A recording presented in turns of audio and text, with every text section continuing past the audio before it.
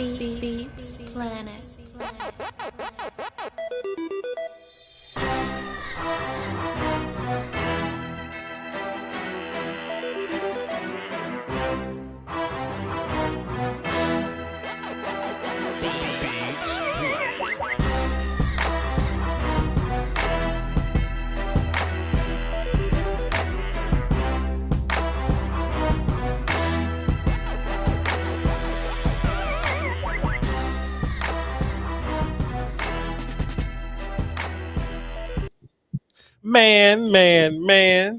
Man. Life is good. We are here with another one. We are here for day 2 reactions to the NFL draft. Let me just give a little war call for just being so comfortable with draft season, bro. Let me just one time. Oh no. Listen, so we're here. This is a all 32 production, you know what I'm saying? So this is more so us recapping what happened yesterday for a little bit, because once that clock gets going, we're going to be moving forward. And just some, general thoughts, answering questions, things like that. Is going to be a very interactive show, like always. So, of course, we got a phone number right there. Tap in, let us know how you feel. 202-926-1127, access code 309104. And, of course, I'll be looking in the chat box, of course, because we will be getting busy over there as well. Just in case y'all can't call in. Y'all may be in the time zone and it may be late at night and y'all can't wake your house up. I'm here for you. You understand? A few housekeeping things. Make sure you hit the like on everything, hit the subscribe on everything. I appreciate everybody that's migrated from the Voch Lombardi channel over to the volume. Live streams will be exclusive on the volume starting in May, so that's in like 2 days or something like that. So Monday through Friday we'll be going live at 3 p.m. Central. Be sure to tap into all of our live shows. Besides, and social media too. Look, the graphics team, the social media team, they've done such a fantastic job through the Twitter and the Instagram. Can we just get flames in the chat for our social media team, for our graphics team, for our editors, man, for holding us down? We got my guy Brum, point guard in the day, so salute to him. Get some flames for him as well. He ain't gonna talk to us today, but it's all good. One more housekeeping thing before we get started. This live stream is brought to you by Manscaped, the leaders in below the belt male grooming. They bring to you the Lawnmower 4.0. It is a wireless electric trimmer. You plug that mug up. No need for going to the store and getting brand new batteries. The heads are replaceable. As soon as they get dull, you pop them off. Go to manscaped.com. They'll send you some more. They have the ultra premium package. This is the collection of wet goods. Body wash, shampoo and conditioner, lip balm is in there. They got this spray on lotion in there, all top 10 stuff. They're trying to elevate your health altogether. Keep them nuts clean, man. If you're going to be inviting people to your man parties, you might as well keep them clean. You hear me? Now, Manscaped is not only trying to help your hygiene, they're trying to help your pockets, okay? Use promo code VOCH20, VOCH20. That is VOCH20 to get 20% off and free shipping. Manscaped.com is holding us down. We appreciate you. Let's get into this full-time work. You hear me? Yeah, hear me? Got flames in the chat, man. Look at the flames and look at all that fire. Y'all gonna burn something down, man. So like I said, man, if y'all want to give any general reactions to what happened yesterday, then cool, do your thing. Once the draft gets started, we're gonna move on. But listen, man, you can be upset at whatever pick that you made yesterday, but to be fair, me just being honest, as I am a Cowboy fan, but I'm draft guy first. I belong to the streets right this second. If we look at, the players that were taken yesterday, we look at some of the teams and how they drafted. The Cowboys weren't at the top in terms of first round production. And I got to be honest, you know what I mean? We wasn't the best. Normally I walk in this thing and I say, you know what, teams draft terribly. We're going to be at the back of the draft. That's what happens when you win football games. It just kind of is what it is, right? You just get the players that's at the bottom of the list. But it was, we weren't the worst team that drafted yesterday. I mean, Cole Strange went to the Patriots yesterday, something like that. Cole Strange was a huge little reach, and I felt like the Cowboys pick taking Tyler Smith also was a reach. But just because you're a reach, just because you're a third round projected player, day 2 projected player, I had him at the end of the second, of course. Just because you're one of those guys doesn't mean you can't be a good player. It's just that It just is what it is, man. It's just that so we just look at my list right now. He's not on my top 10 list. And that is what it is. I'm going to be flat out honest with you. You know what I mean? Like it's he's not one of those guys that I would have felt great about taking in the first round. But he's here. That doesn't mean he's going to be a bad player. We're going to get a player in the second round, the third round, the fourth round that I think could be good players for you. It's just that we were in this weird spot that me and my other draft friends, my draft co-workers, internet people, whoever you want to, y'all in the chat, you may look and say, oh, well, we reached for Tyler Smith, but in real life, if we didn't get him, the team directly behind us was going to get him. And if the Titans didn't get him, the team directly after them was going to get him. That's just the reality of it. And we wanted to go hard on the interior. We wanted to address that early and at least get one of the guys that we felt good about. I'm assuming what in tarnation is going on this TV screen, bro. Regardless of how you feel, we only look at the player evaluation side of it, right? You look at the rest of the league, they value Tyler Smith a little more than the couch scouts, the YouTube social media scouts or whatever. So it is what it is, man. And maybe there was going to be this run on guards that we just didn't anticipate. So that's one thing to look out for today. When guys are gonna go. Now it's a gang of talent on the board left over. Some guys I thought was gonna go first round. We thought Boye Mafe was gonna be there. We thought Arnold Ibikity was gonna be there. We didn't think Nakobe Dean was Nakobe Dean shouldn't be available day 2, but he is available day 2. I don't expect him to be around very long. If he's the 33rd overall pick, it wouldn't surprise me at all. So what I'm looking for today, and this is just from a Cowboys standpoint, because I'm a Cowboys fan. If y'all, whatever team y'all are, you can feel free to ask, and I can answer your question from your team standpoint. But what I'm hoping for is I'm hoping for a run on quarterback. I'm hoping for a run on running backs. I just want these runs to happen. So the draft is not on ABC today, so we don't have the local access. So we had to, find a way to watch the draft a little bit. Perfect. But my TV might be a little behind, but the rules stay the same. Chat. Just do the best you can. By all means, from whatever little fibers is just floating in y'all bodies, please do not spoil the picks for the rest of the people in the chat. Now, once I react to it, that's ball game, because y'all here to watch. The actual show. You're here for my reaction to it, I guess, and my analysis. So if I haven't said it, we're just gonna pretend like it didn't happen. Alex, the Eagles fan, did a fantastic job of this yesterday.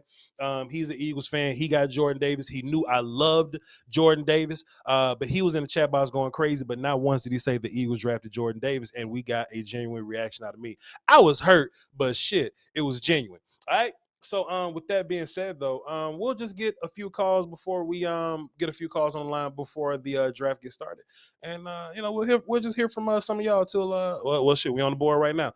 Tampa Bay's on the clock. Interesting. All right, let's get James on the phone while I figure out why the hell Tampa Bay's on the clock. Go ahead, James. Hey, Voch, how's it going, my man? What's good with you, my guy? Day 2, you know how it go.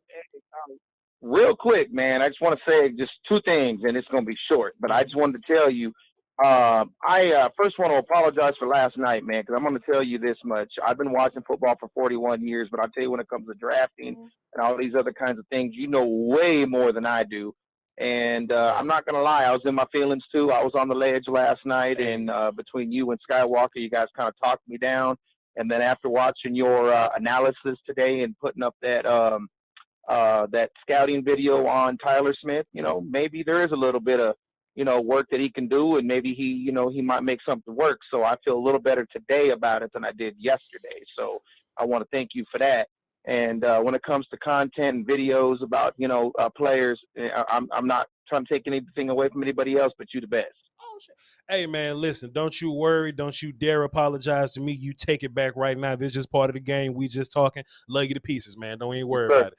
What you think gonna happen? I won't even worry about it if you don't say nothing. But, hey, can I ask you a question? Please. I know you got a lot of guys that got nicknames, and I don't want to make it sound like I'm feeling kind of weird, but I've been a Cowboy fan for like 40 years, and I'm actually a Cowboy in real life, because I do go out and I do ranch work and things like that. Yes, sir. Would you mind maybe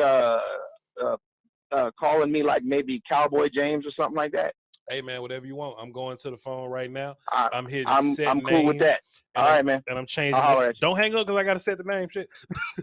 Okay. Sorry. We're changing the name I'm just excited about tonight. I'm just hoping that we can do something tonight, man. I got you, bro. Cowboy James. Appreciate you, man.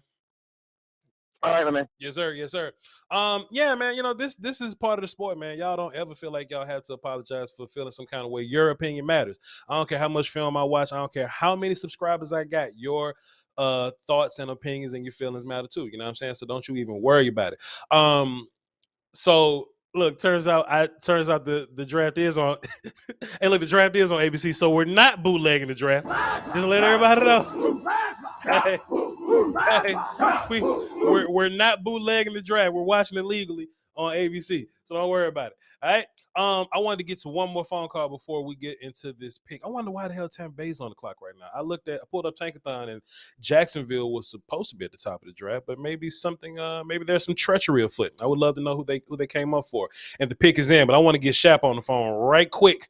Now, Shap, the Buccaneers pick is in, so don't hold us too long. But what you got for me, my guy? What's good with you? Market. Huh? I told you. Huh? Hello? So you're lucky I'm coming at all. I'm tired. Oh, shit. Shap is arguing with somebody at his house. Hey, yo, Shap. What up? What up, dog? Hey, man, who the hell you arguing with, man? I was talking to my wife. Hold on, sorry. Don't put me on hold, dog. The pick is in. Go put me on hold. Sorry, bro. brother. You good? Quickly, go ahead, though. Go ahead. I was talking to my wife about work because I got to go to work, and I'm putting on my work stuff, and they're allowing us to wear a cowboy Shap, the pick is in. work, so I was just telling her. I got you, Shap. She didn't know. Exactly. I got you, Shap. Dude, let's not have no marital arguments on my show. What you got for the show, man? Shap? No, cousin, we good. We're good. Okay. Anyway, what I was going to tell you, yesterday I was there live at the draft, right? Uh-huh. And all that mess, man, I was kind of shocked by the pick. Right. But maybe his skill set and his maybe future upside. Right. Which I can kind of see that, but right. You got to think, Dak, what did he sign? 4-year contract, right? Uh-huh. We're 2 years into his contract. Am I correct? Yep, something like that. Pick is in. Yep, sure is. Okay, so speaking true facts and seeing the crystal ball, as Stephen Jones would like to say, right? We don't have time for 2 to 3 years of development. We sure don't have time. Hey, yo, Shap, hold your comment. Hey, yo, Shap, hold your comment. The Buccaneers pick is in. You're right. We do not have time. Shap is all knowing. The Buccaneers pick. Shap, not going nowhere. The pick is in, and somebody's walking to the podium really slow. Okay, that's old boy. Let's see what we got here.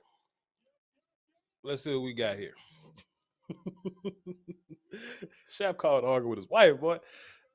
There we go. Oh, Simeon Rice. Simeon Rice lost weight.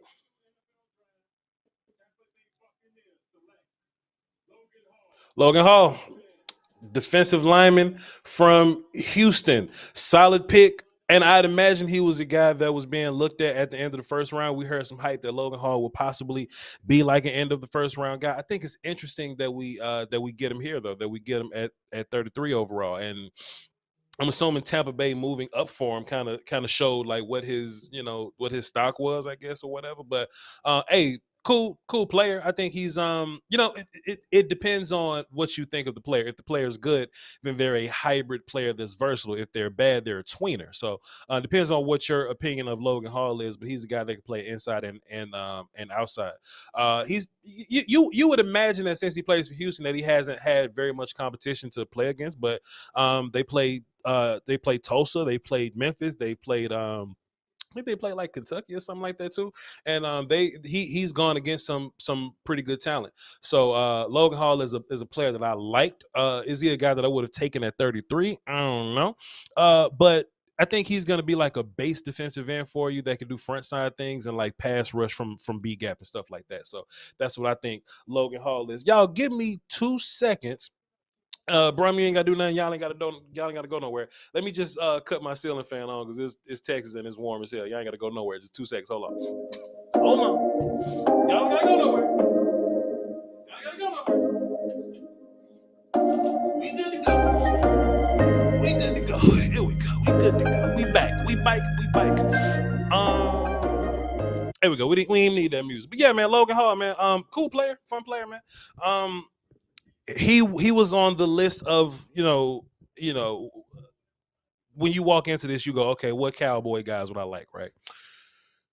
If we get a guy like Sam Williams today, man, Sam Williams from Ole Miss, I'm gonna be upset, man. So I don't know if Sam Williams need to go ahead of us, or if I just need to trust the Cowboys and I reach for Sam Williams. But I need a player in the second round to make me feel better about what happened in the first round, because I'm phony and I will play that game with you. Like if we get George Pickens in the second round, in my mind, what just happened was, oh, we spent the first round pick on George Pickens and the second round on Tyler Smith, and I would feel better, So I would really want for the player that we get right here to really, to really make me feel better about what's going on. We'll quickly get Nick Gasher on the phone, see what he's talking about, because I know he has some insight for us.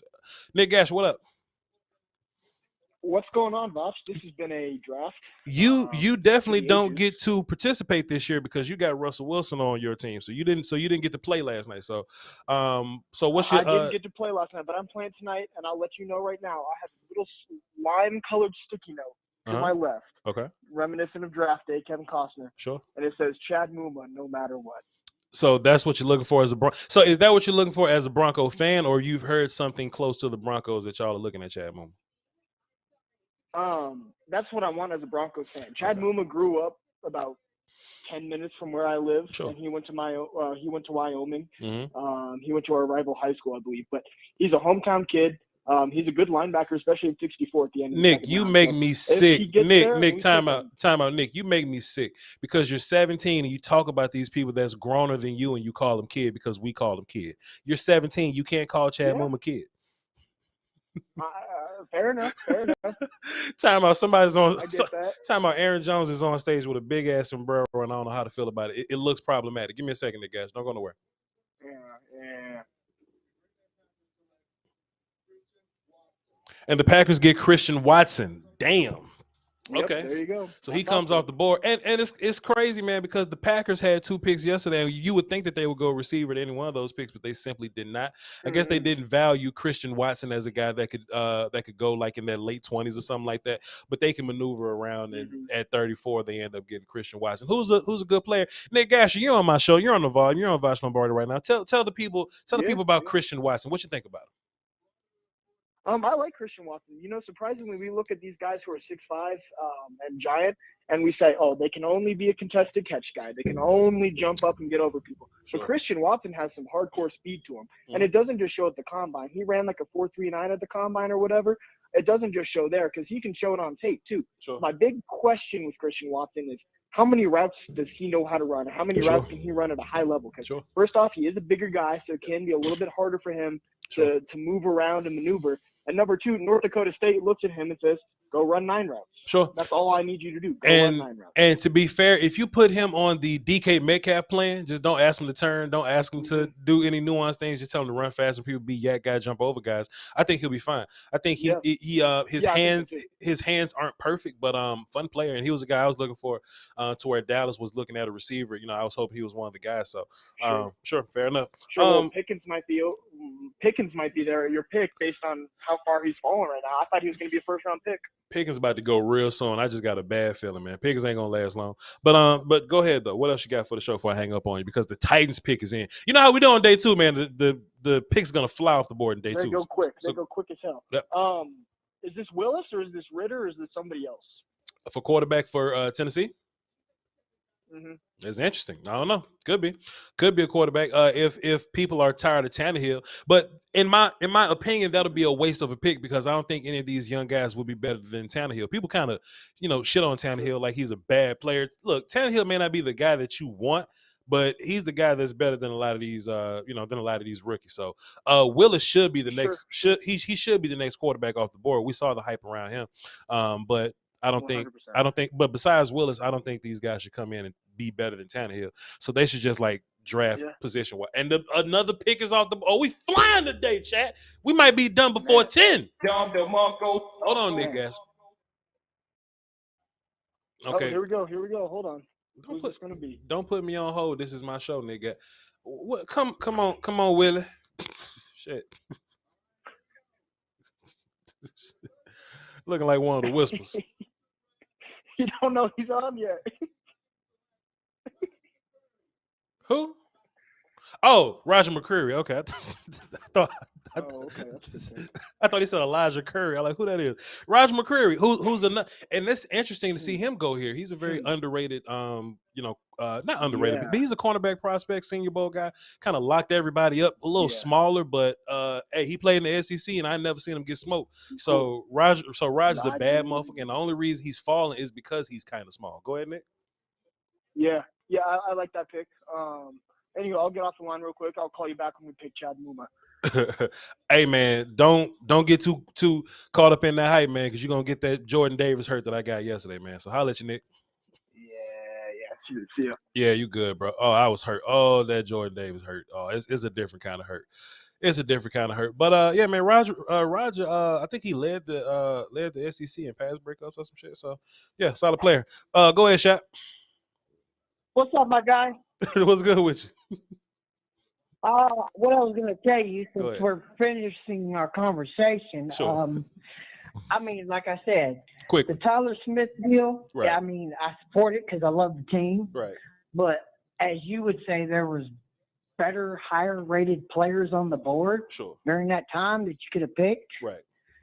But that remains to be seen, like I was saying with the Dak Prescott conversation. Right. I mean, you signed a 4-year contract, but at the same time, you got the 4 years, but you only got 2 more years left. Sure. So doesn't it normally take, 2, 3, maybe a little bit more sometimes, depending on the situation, whether he develops into something?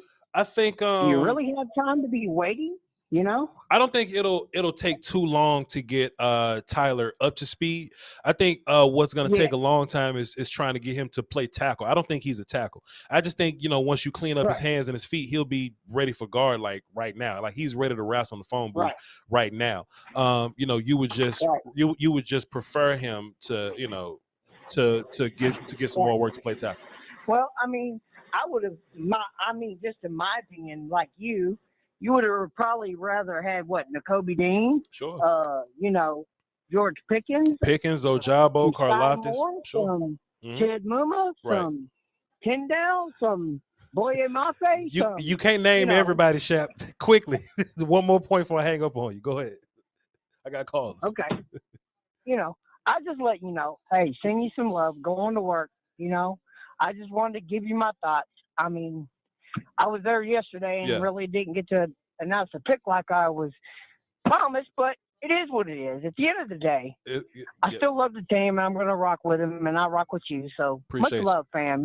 Appreciate That's all I can say. Hopefully we can get things turned around. Yep. Yo, Shaq, appreciate you, man. Have a great day at the job, Doc. Yes, sir.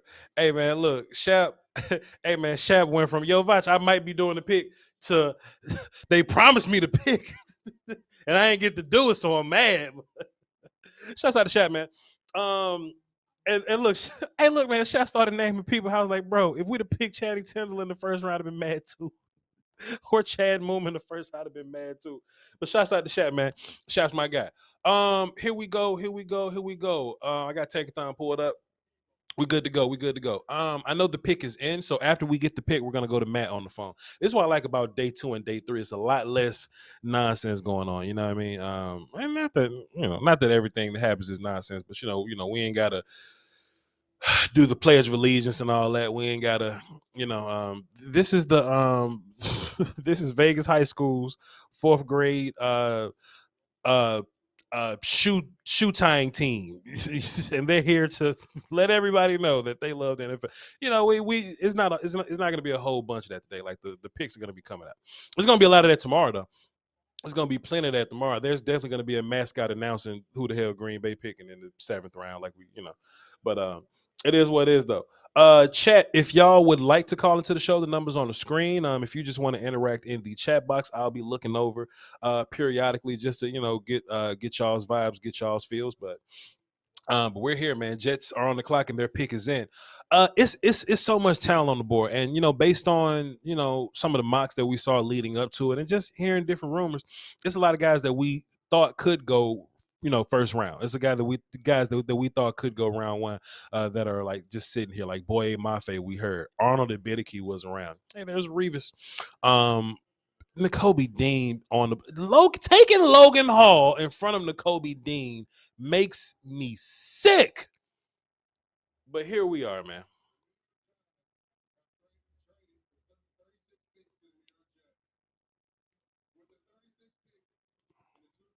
So the Giants traded back.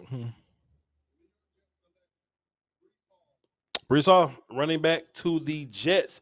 I know we were hearing a lot about Brees Hall going into the process that he was probably going to be like a Buffalo Bill type guy. And we're hearing rumors that Buffalo may go for him in the first round. Shouts out to Buffalo for doing the right thing and not taking a running back in the first round. But Brees Hall, he's my running back too, but he's a lot of people's running back one, in which I understand because he's more of a complete back than Kenneth Walker. I think it's going to be between those two guys of who's going to. Well, to be fair, we don't know who the better guy is going to be. That's going to be like situational stuff. Like whoever the better fantasy football dude is, that's going to be dependent on what team it is. But I looked at Kenneth Walker as the better runner, so that's why he was on my board higher than Brees. But Brees is the more complete guy. So if you want the guy that's the better route runner, the better catcher, blocker, sure, blocker, whatever. And he's a good runner in open space. Keeps his feet moving, kind of like that. Hey man, good pick, good pick. Now this is the funny part, right? And I might take that back. I don't want to take that back. I don't want to take back the idea that I think Brees Hall is a good pick because I think he's a good pick. But if you think that you're the Bills and if you're the Bills or whatever, and you're like a running back away, then maybe you take Brees Hall in the first round. You can like live your life with that. But if you're the Jets, I liked what they had with Michael Carter last year, to be fair. We're just talking about the Jets right now. I like what they had with Michael Carter. And them being a team that I feel they need more shit than a second running back that's just going to come in and crowd their running back room. I don't know, dog. I think this would have been a great time for the Jets to stockpile some other little picks or whatever, to do some other little things, man. But hey, if they wanted to go running back, then that's fine. But I like what they had at running back. Hey, y'all like it, I love it. You know what I mean? Not my team. Me as a Cowboys fan, I love the pick because I need running backs to go. I need linebackers to go. And to be fair, since I know we're not picking guards can go, to be fair. So there we go. But Voch, didn't Jacksonville trade up to the Bucks pick? I think that's why Tampa was at 33. Okay, cool. Appreciate you, Sparky. Hey man, look, to be fair, like when the draft is going on, I don't process the draft very well. You know what I mean? Because what happens is like when the picks are happening, I'm thinking about the fit. I'm thinking about the player that's coming off the board. I'm thinking about like the large picture in terms of like who's available, who's things like that. That's what I'm thinking about when the picks come out.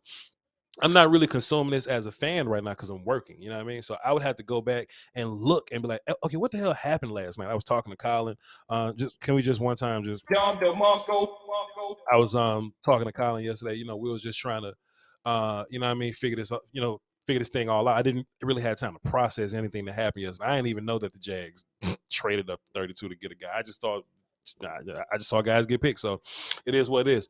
But Jalen Petrie from Baylor, we were talking about what makes defenses fun. We were talking about the Washington defense, the Houston defense, and there's the Baylor defense. We was talking about what makes these defenses fun, and I think whenever you have corners that can hit, that's the product of a fun defense, right? Now if the Jets would have taken Petrie, I'd have been like, bravo Jets. They took a running back. So but with the whole Petrie thing, man, if you what you want to be is you want to be lucid in how your personnel situation is, right? Yeah, I'm Jalen Petrie.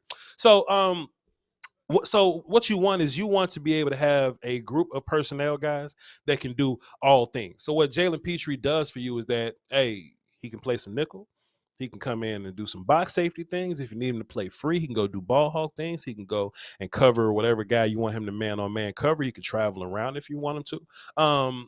He can come down and hit. I don't want to play linebacker too much, but he can run around and play linebacker, man. Jalen Petrie's fun.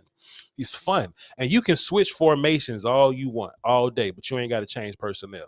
That's what's so fire about Jalen Petrie. And it's just this is where safeties normally go. So I expect for there to be a run on safeties. To be fair, you can actually add that to the list of what we want to run. We want safeties to run. We want running backs to run. We want guards and quarterbacks to run. Let's get Matt on the phone and see what he's talking about while we got a little break while the Falcons are on the clock. Go ahead, Matt. Hey, Voch. I just wanted to call. Congratulations, first of all, on getting onto the volume. I'm happy for you, man. You really deserve it. Appreciate you. One of the things that I guess that, I mean, they came and picked you up at the right time, draft season your bag, but I think what they're going to really see now is all the additional work you put before the start of the season, getting film sessions on and stuff like that for all these players. They're not just a talking head that they could have in their company, so that'll be good for them. Man, let them know, man. Let the volume know, Matt. Come on, man. Let the volume know we've been putting in work before they sign me, dog. Come on, man. Appreciate you. Okay, cool. And I was actually going to bring up a couple of the things that you talked about. I was going to say the same thing. Well, earlier with Michael Carter, I was like, I thought he was doing good at the end of last year, but I guess the Jets decided they wanted to make that running back room a little bit more crowded. So madness. They want to do. Sure. And then, I was also your talk earlier about us getting like George Pickens or another good pick that could have went in the first round. Yeah. In the second, I think that's exactly true. I was on the same boat last night. I was like, well, worst case scenario, teams suck at drafting and it'll come back around us. It looks like some of these teams, hopefully there'll be a run on, the rest of the linemen. Maybe they'll think, oh, we're running out of linemen. We need to take them now. Why is Roger Goodell holding this woman's hand like that? That's fast. Okay, my bad. I'm listening. Is this Matt Owen? No, it's all good. Yo, Matt. So, yeah. What's up? Okay, don't worry about it. You ain't Matt Owen. All right, cool. My bad, bro. But yeah, I'm with you on that, man. Like, I feel like if we get Pickens, man, like everything else just kind of like I would feel much better about what happened yesterday if we were to get Pickens today. You feel me? Yeah, hopefully, I don't know. The Giants are drafting way too. They must be snacking off somebody's draft board. So if they're getting onto yours, Nakobe Dean, I don't know. He's short, man. Just avoid him. Draft somebody else. There's plenty of good players out there. Just avoid Nakobe Dean. Fair enough, man. Fair enough. Yo, Matt, the Falcons are about to announce the pick. I appreciate you for calling in. Call back and give you a Cowboy stars when we do Cowboy things. Appreciate you. All right, cool. Talk to you later, man. Bye. Is there?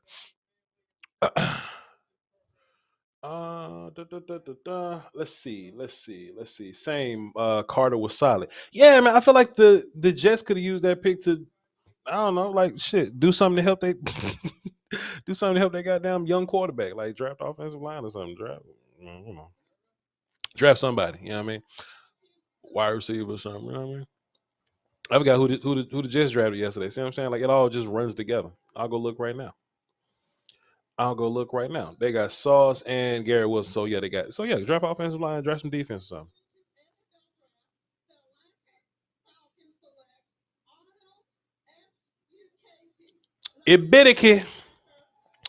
Arnold Ibidiki. So we knew that the Falcons were going to be in the pass rush sweepstakes at some point.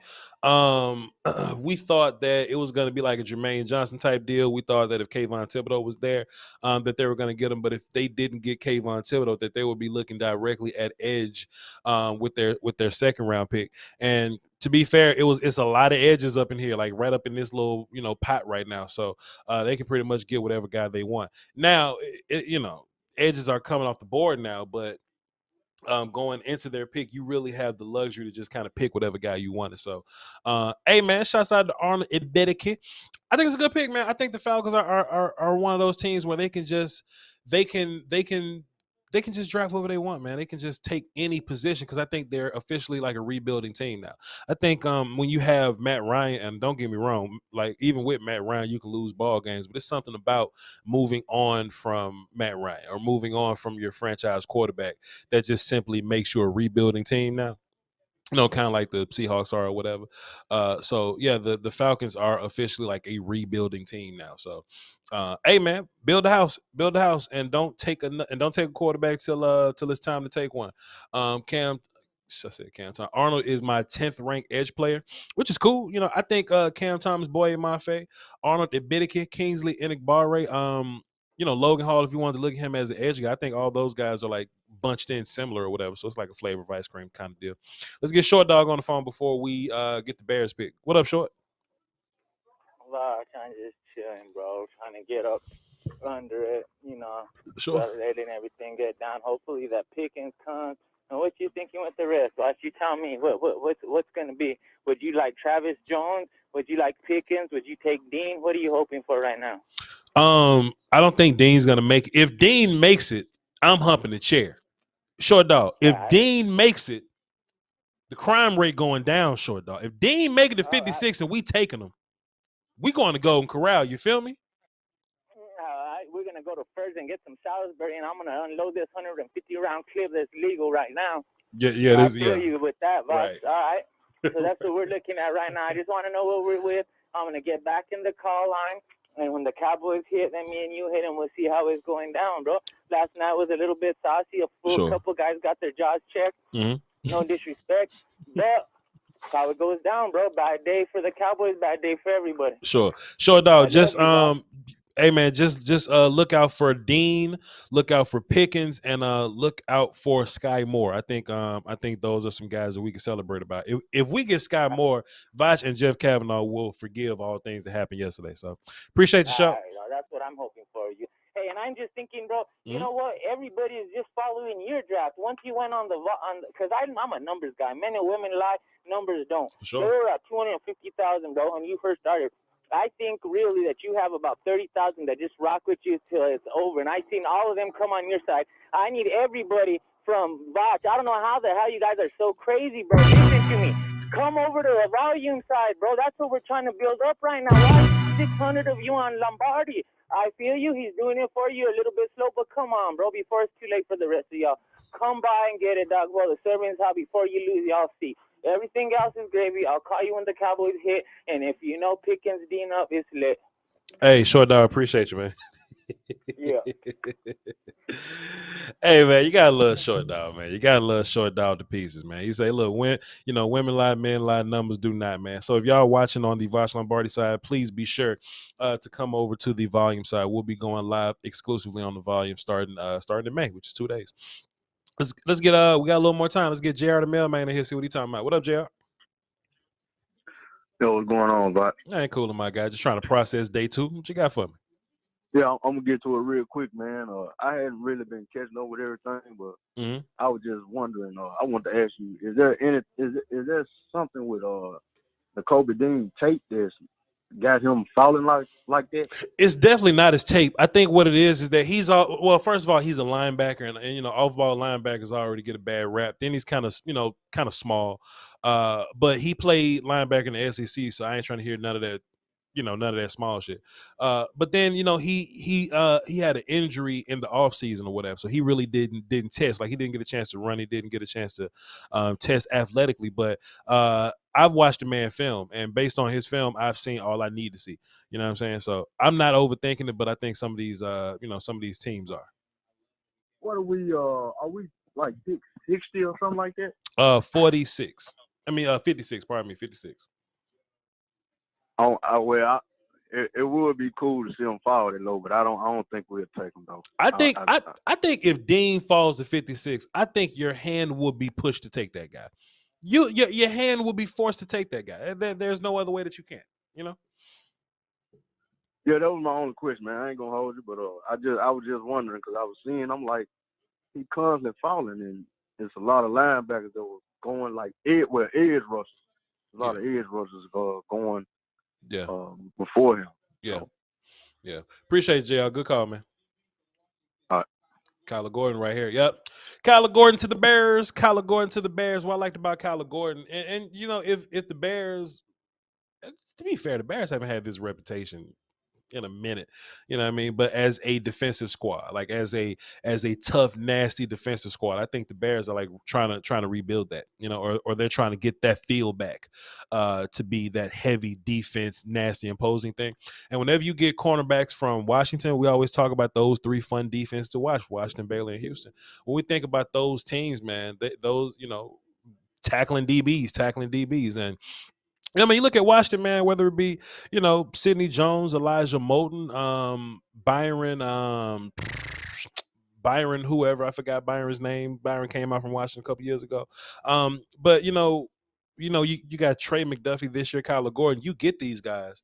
Kyler was in Vegas. That's crazy. You get these guys that tackle, like they hit, like these tackling cornerbacks. Like that's how you build a foundation of your defense, man. Like, we all know that linebackers hit, your front line's gonna hit. But if you get if you get corners that come up and tackle, man, like that's setting tones for your defenses, bro.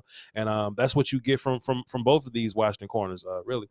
Now, Trent McDuffie, I feel like Trent McDuffie was the better of the two. Trent McDuffie was the more versatile corner. Like he can do man and zone kind of things. I think Kyler Gordon is like purely like a cover 3 kind of guy. Like, can you coach him to do other things? Sure. But just based on his film that we saw in Washington, he's a cover 3 guy. But tackling. That's what we got from him. So shouts out to the Bears taking Kyler Gordon. Good pick. Keep letting Nakobe Dean fall. I ain't going to say nothing to you. Trey from Shreveport on the phone. What up, Trey? With advice, what you got going with that? Man, cooling, my guy, man. Just at work, chilling, Yeah. I was on the clock yesterday when the draft came on and shit. Sure. But I just wanted to ask you, man, what we got out of our draft, the dude we picked yesterday, because I don't really know too much like about college anyway. So Tyler. See, like, so especially offensive line, I know there's you all the way, so I know. Straight up. What you think about it? Straight up. So this is what I want you to do, Trey. Voch says this. After we have this call, I want you to go on YouTube, right? Type in The Volume. Right. Once you type in The Volume, Voch put out a film session this morning on Tyler Smith. It wasn't on the Voch Lombardi channel, but it's on The Volume channel. For everybody listening right now, if y'all wanted like a film session on Tyler Smith, it's over on The Volume. So go over there, check it out. The Volume on YouTube. Right. But he played tackle at Tulsa, and I don't think he'll play tackle very well in the league because he's just kind of stiff in the hips. He doesn't his footwork isn't refined. His hands aren't perfect. He's really a wild man. But if you just put them in guard, you can not worry about some of those things. Sometimes when guys miss with their hands, it's because they're thinking and they're anticipating, right? So when you're on that island, you may go kick, you punch, you may miss. If you're at guard, it's more so like kick, punch, because it happens so much faster in there. So you can get away with wrestling guys inside.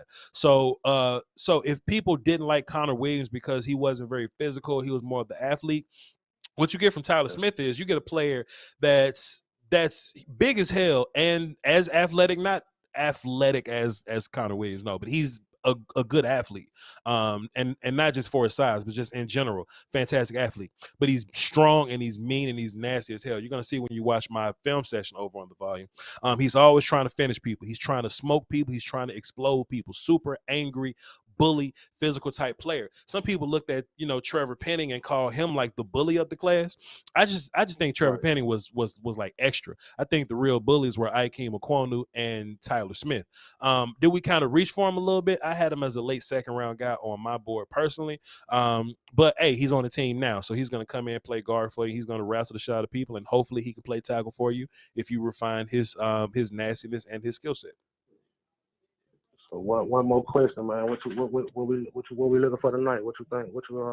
Something good. I'm looking for I'm looking for wide receiver mostly, but I'm looking for names, right? So if we don't get Sky Moore or George Pickens, then your wide receiver board kind of looks a little different, and you don't want to just reach for a receiver for the hell of reaching for a receiver. Both of them wide receivers, Sky Moore, George Pickens. Sure, 100%. If they there. But like Nakobe Dean is there. We end up with a guy like Boye Mafe at 56. I'm fine with that if you want to go pass rush or something like that. I think that's the Georgia linebacker. I heard his name. Georgia linebacker. Yeah. Okay. Which number? Shit, 17, something like that. I think 17. Yeah, okay. 19. Because Georgia, they had a deep little defense.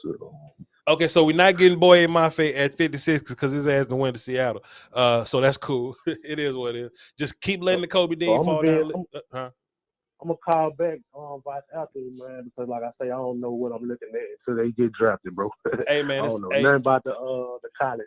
Yo, Trey, don't worry about it. That's why I'm here, man. You hear me? That's why I'm here, Trey. Don't worry about it. That's why I follow you, my guy. Appreciate you, man. Talk to you later. All right. Hey, yo, chat, man. I ain't saying nothing, but so 41, 42, 43, 50, 51, 52, 53, 54. Yo, chat. Hey, man, we got a long way to go, but it's looking all right, man. It's looking okay, man. I'm about to take a sip of my tea. Can I get my wide receiver board on the screen, brother Brun, please, just so I can see what my wide receivers looking like. See what we got left over here. I know that Pickens was the guy that we're looking for, and I know Sky Moore is the guy that we're looking for. The rest of these guys are kind of gone. Khalil Shakir is more so of a third round guy. Mechie is more so of a fourth, possibly third. Calvin Austin could be a third, possibly fourth. Jalen Tolbert is another guy that could be third, possibly fourth. So we got wide receiver options, man. We got wide receiver options. Alec Pierce is a guy that you'd be fine with, but he's not in my top 15, so that is what that is. If y'all want to call into the show, the numbers on the screen, and I'll give y'all an opportunity to do that. 202-926-1127, access code 309-104. Let's get this call in, see what they're talking about. 480. What's up? Who this?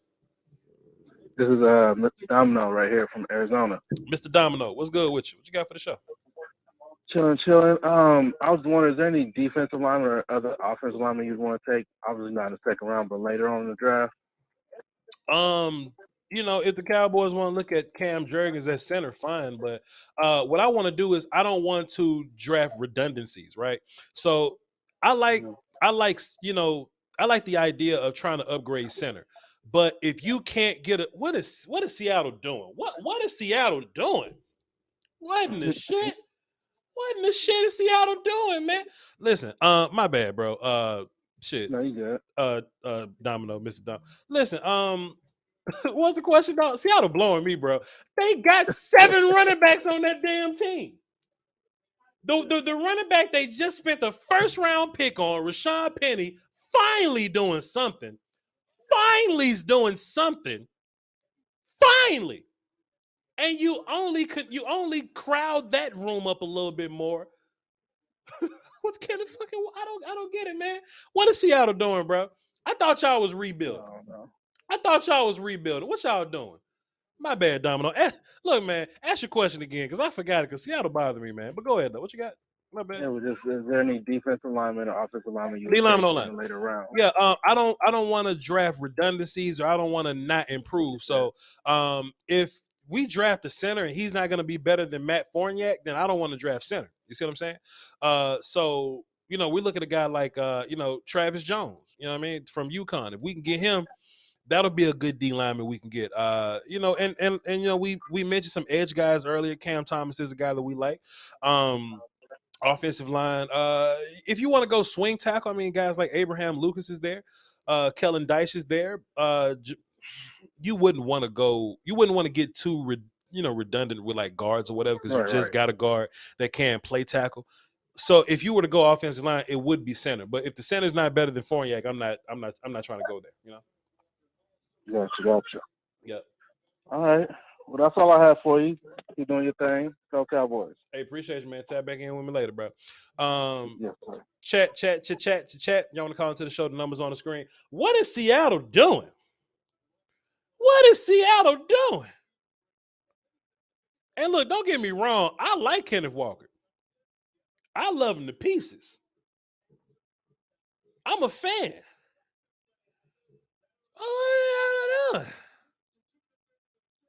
I'm just gonna take a sip. I'm just gonna take a sip of my tea, man.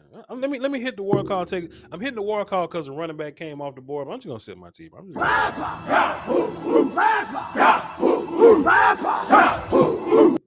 I don't know what incarnation the Seahawks are doing, bro. But you know what, chat? It ain't my team. It ain't my business. You feel me? Let's see if we can tap in with Fuster King. We were supposed to talk to Fuster King last night, but we never got a chance to. And the Volume mentioned me on their story. Let's see what they're talking about.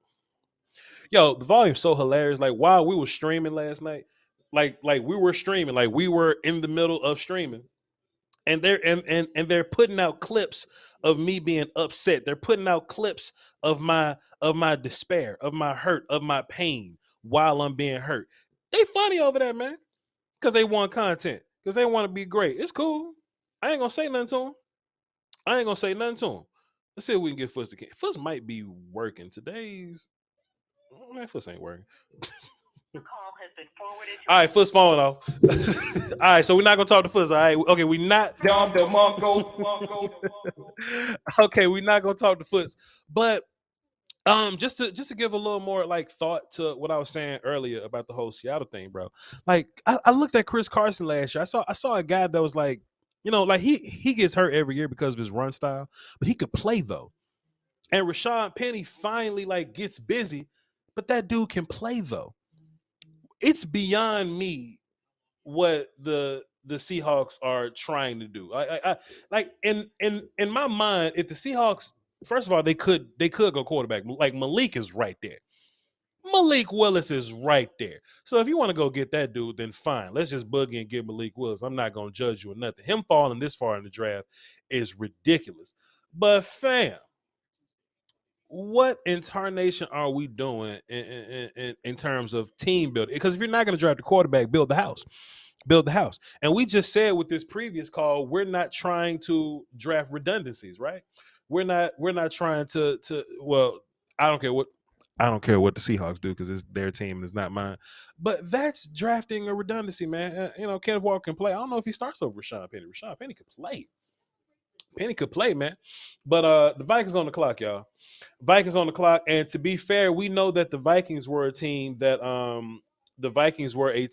we were looking at that was in the quarterback conversation, right? And they've been linked to Malik Willis. So we'll just kind of see what's going on.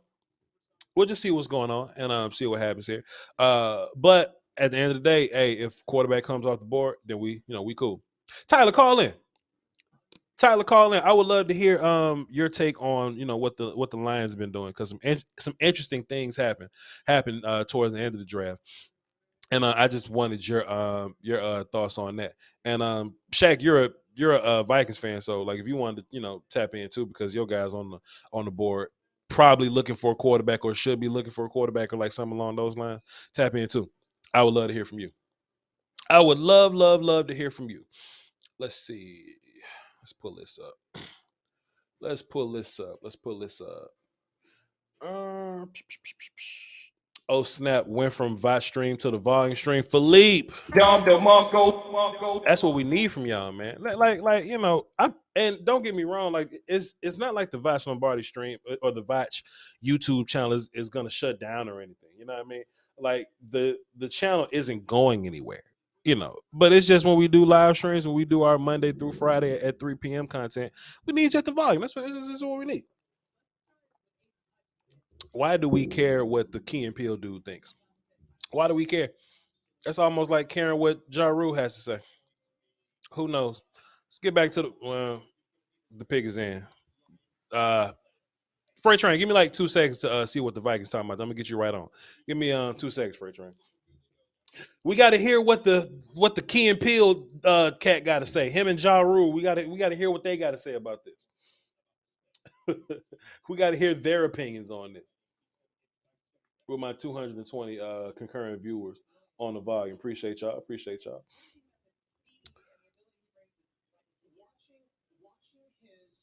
Are we really asking the Key and Peele dude what we think about prospects? Are we really asking the Key and Peele dude? The Vikings pick is in, and we was doing such a fantastic job of moving at a the lady holding the microphone is appalled. She don't even want to be there no more.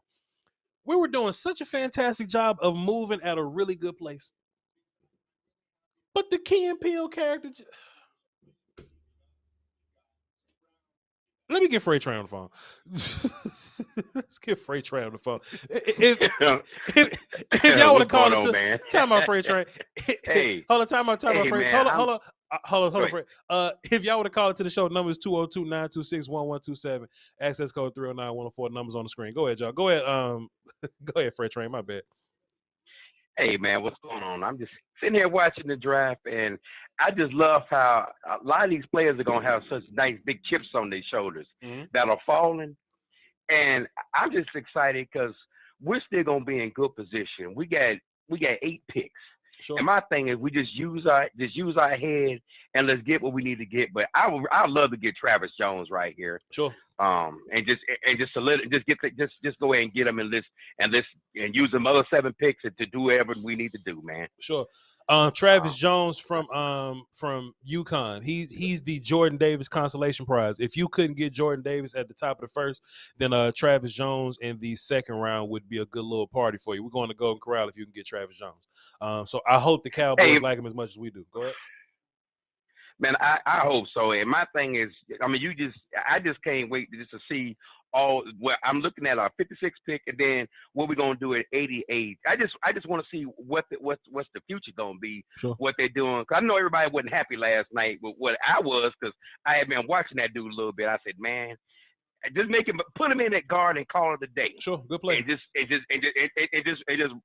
let this maul, man. But I'm gonna let other callers get in. But man, I'll call back later on, man. You just hold it down, man, and stay safe. Appreciate you, Freight Train. Yes, sir. Yes, sir. Yes, sir. And there go y'all's guy, Andrew Booth from Clemson. Now, who is this lady jumping all in front of the camera? Sit down, woman. Who is this lady Who is this woman? Woman, get out what is y'all get out the way? What y'all doing while Andrew getting drafted in front of the TV? What's going on over there?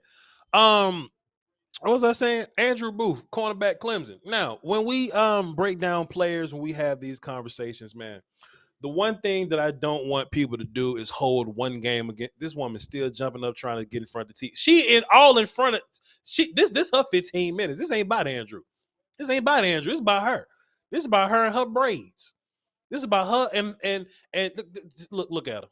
Look at her. All in front of Andrew. Sit down. What was I saying? Andrew Booth. I don't want people to get too caught up in like one performance. You know what I mean? I don't want people to get caught up in one game and they make an assessment on a player. They're not gonna show it on this because it's the highlight reel. But when Andrew Booth played against Ohio State, when Clemson played against Ohio State, Chris Olave just kept running past him. Chris Olave could not help himself. Every time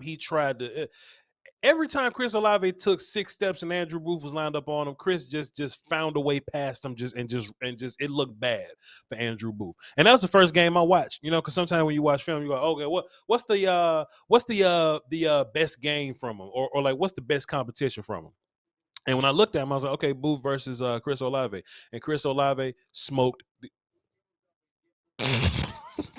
Oh no. Chris, we gonna touch on the Giants pick in a hot little second. You feel me? We're gonna touch on the Giants pick in a hot little. Basically, fuck them. Oh, no. We gonna laugh at the Giants in a minute. But what was I talking about? So look, I don't want anybody to hold that one game against Booth, man. Booth is a really good high floor player. He's a really good, solid, high floor pick that you could just kind of plug in and just roll. You know what I mean? Physical, relatively, I think he comes down and he tries to make tackles. I don't think he's the best tackler, but I think he's a very willing tackler. Great size. I think he'll be great as a cover 3 guy. Y'all tell me what the hell the vibes are over there, system wise or whatnot. But Andrew Booth, just as a player, just as a size guy, just as a run around guy, hey man, fun player. I like the player. He wasn't in my top 50, and he wasn't in my top corners list. But just because you don't make those lists, it doesn't mean that I hate you as a player. It just means you just didn't make that list respectfully, right?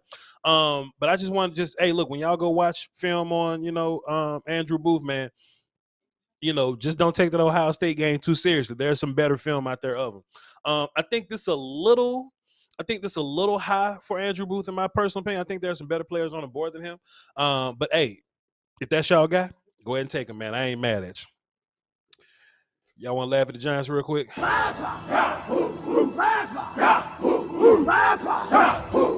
See, the Giants had good players yesterday, but those are all players that just kind of fall in your lap. When I was talking to Colin Cowherd yesterday, when I was talking to Colin Cowherd yesterday, I explained to him that sometimes when you're in these top picks or whatever, the picks pick themselves. So if you're the Giants and Kayvon Thibodeau falls to you, or your favorite offensive lineman kind of falls to you, it doesn't take skill. It doesn't take skill to The Texans are on the clock. Did they trade or something? I don't know. It doesn't take skill to draft Kayvon Thibodeau if he fell to you.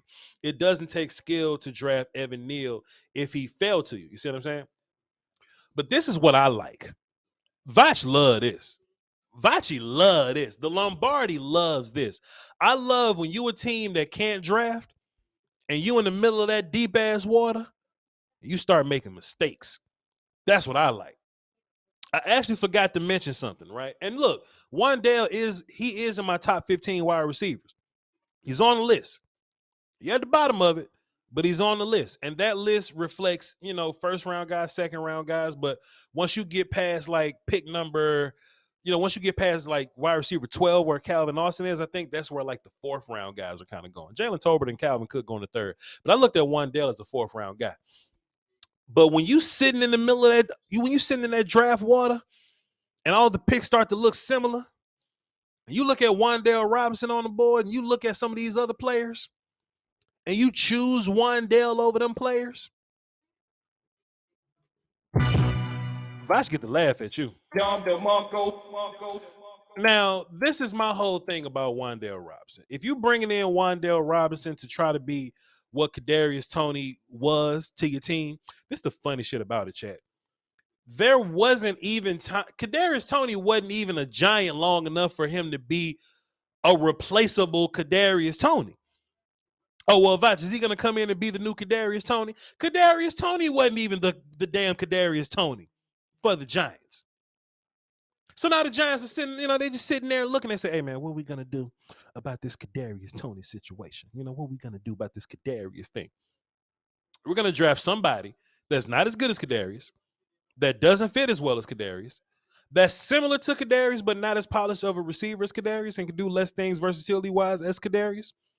And not only are we going to take that guy, but we're going to take him at the top of the second round. I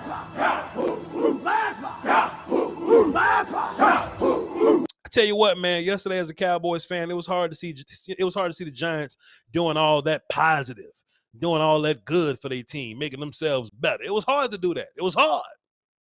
It was hard to watch as a Cowboys fan, seeing them do all that better for their team.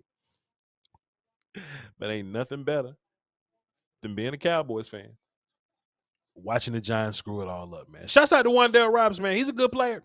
But you draft Kadarius Toney with the hope that Kadarius Toney could one day be like a number one guy for you. And to be fair, for one whole game, I think versus the Cowboys, I think it was. It probably wasn't. I don't know who the hell it was.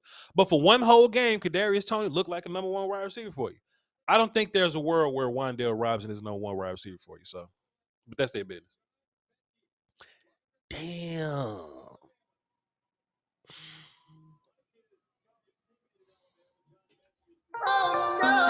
So it's kind of like another one of them picks, right? This is another, but this is a little weirder, right? I'm a little more upset about this. I think John Mechie at 44 is kind of reaching too.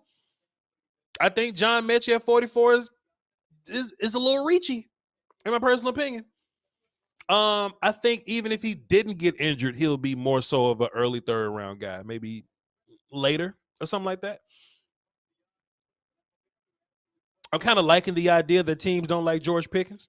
Just keep letting him fall to 56. I ain't gonna say nothing to you. Cowboys like to take chances on, players like that at 56. Let's take a chance on, let's just not even touch George Pickens till the Cowboys gonna clock. I ain't gonna say nothing to you. I'm not gonna judge you. But John Mechie's a player that I was looking for as a Cowboy fan. I was looking for John Mechie in the sense of if he's injured, I was hoping he could fall so that my team can get him in the fourth. I like John Mechie, but as a third round guy. But John, but John Mechie right here. But that's what happens. Now, yesterday, if you the Houston Texans, and you at number 3, and you take Derek Stingley, you can't miss. You take Derek Stingley, you don't miss. Hey, man, but when you the Texans and you in the middle of this draft water, you got to make them picks, buddy. When you in the middle of this draft water, you got to make them picks. And you got to make them properly, man. I like John Mechie, bro. I thought it was going to be a late second guy.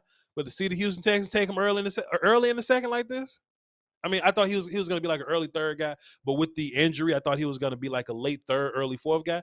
But with them taking them at 44. Blessings to him. Cornelius Edwards, appreciate you, bro. He dropped a diamond super chat. Says Big Voch moving on up like elevators. Me and you like Tony.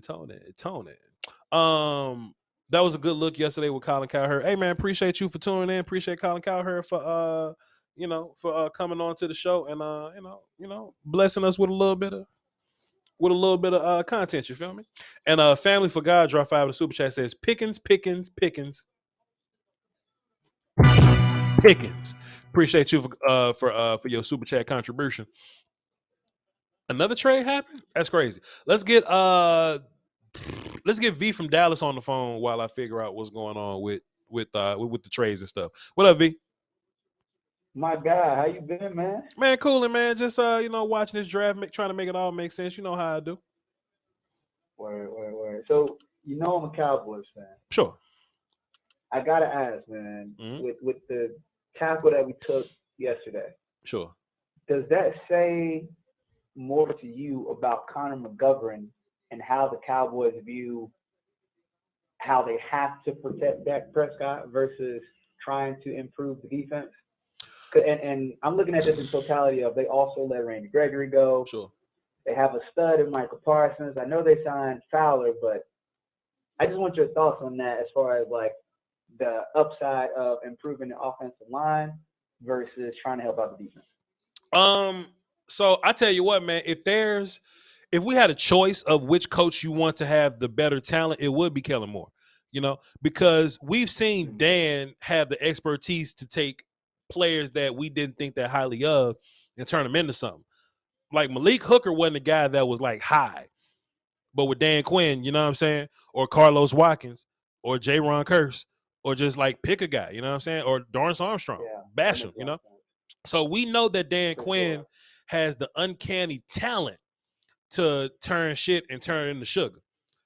Kellen Moore can turn sugar and turn it into shit. You feel me? So if I want anybody to have the more talent, I would want Kellen Moore to have the more talent. So I'm perfectly fine with that. Gotcha. The only other question I had, I'll let you go and maybe call back later, man, was George Pickens. I know I've heard you talk about him or Sky Moore. George Pickens or Sky Moore? Right. I think I got George Pickens over Sky Moore. But if we end up with either, we going to Golden Corral, dog. You feel me? I appreciate you, man. Stay up, brother. Appreciate you, man. Yo, man, the Ravens just, you know what I mean? The Ravens just, they get richer every year, bro. I think the Ravens are really tuned into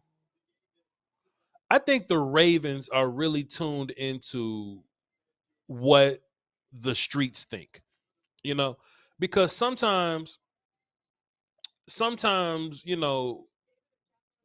the scouts are always different. Scouts think different than what than what we think. And ultimately, if the scouts think different, then the teams ultimately think different. When we watch the Ravens draft, bro, it's always in line with who we like. David Ojabo may not be able to play for you this year, but the upside of that dude to be future guy, to be excellent pass rusher of the future guy, it's irreplaceable. The Ravens walked away from this thing with Kyle Hamilton, Tyler Linderbaum, and effing David Ojabo.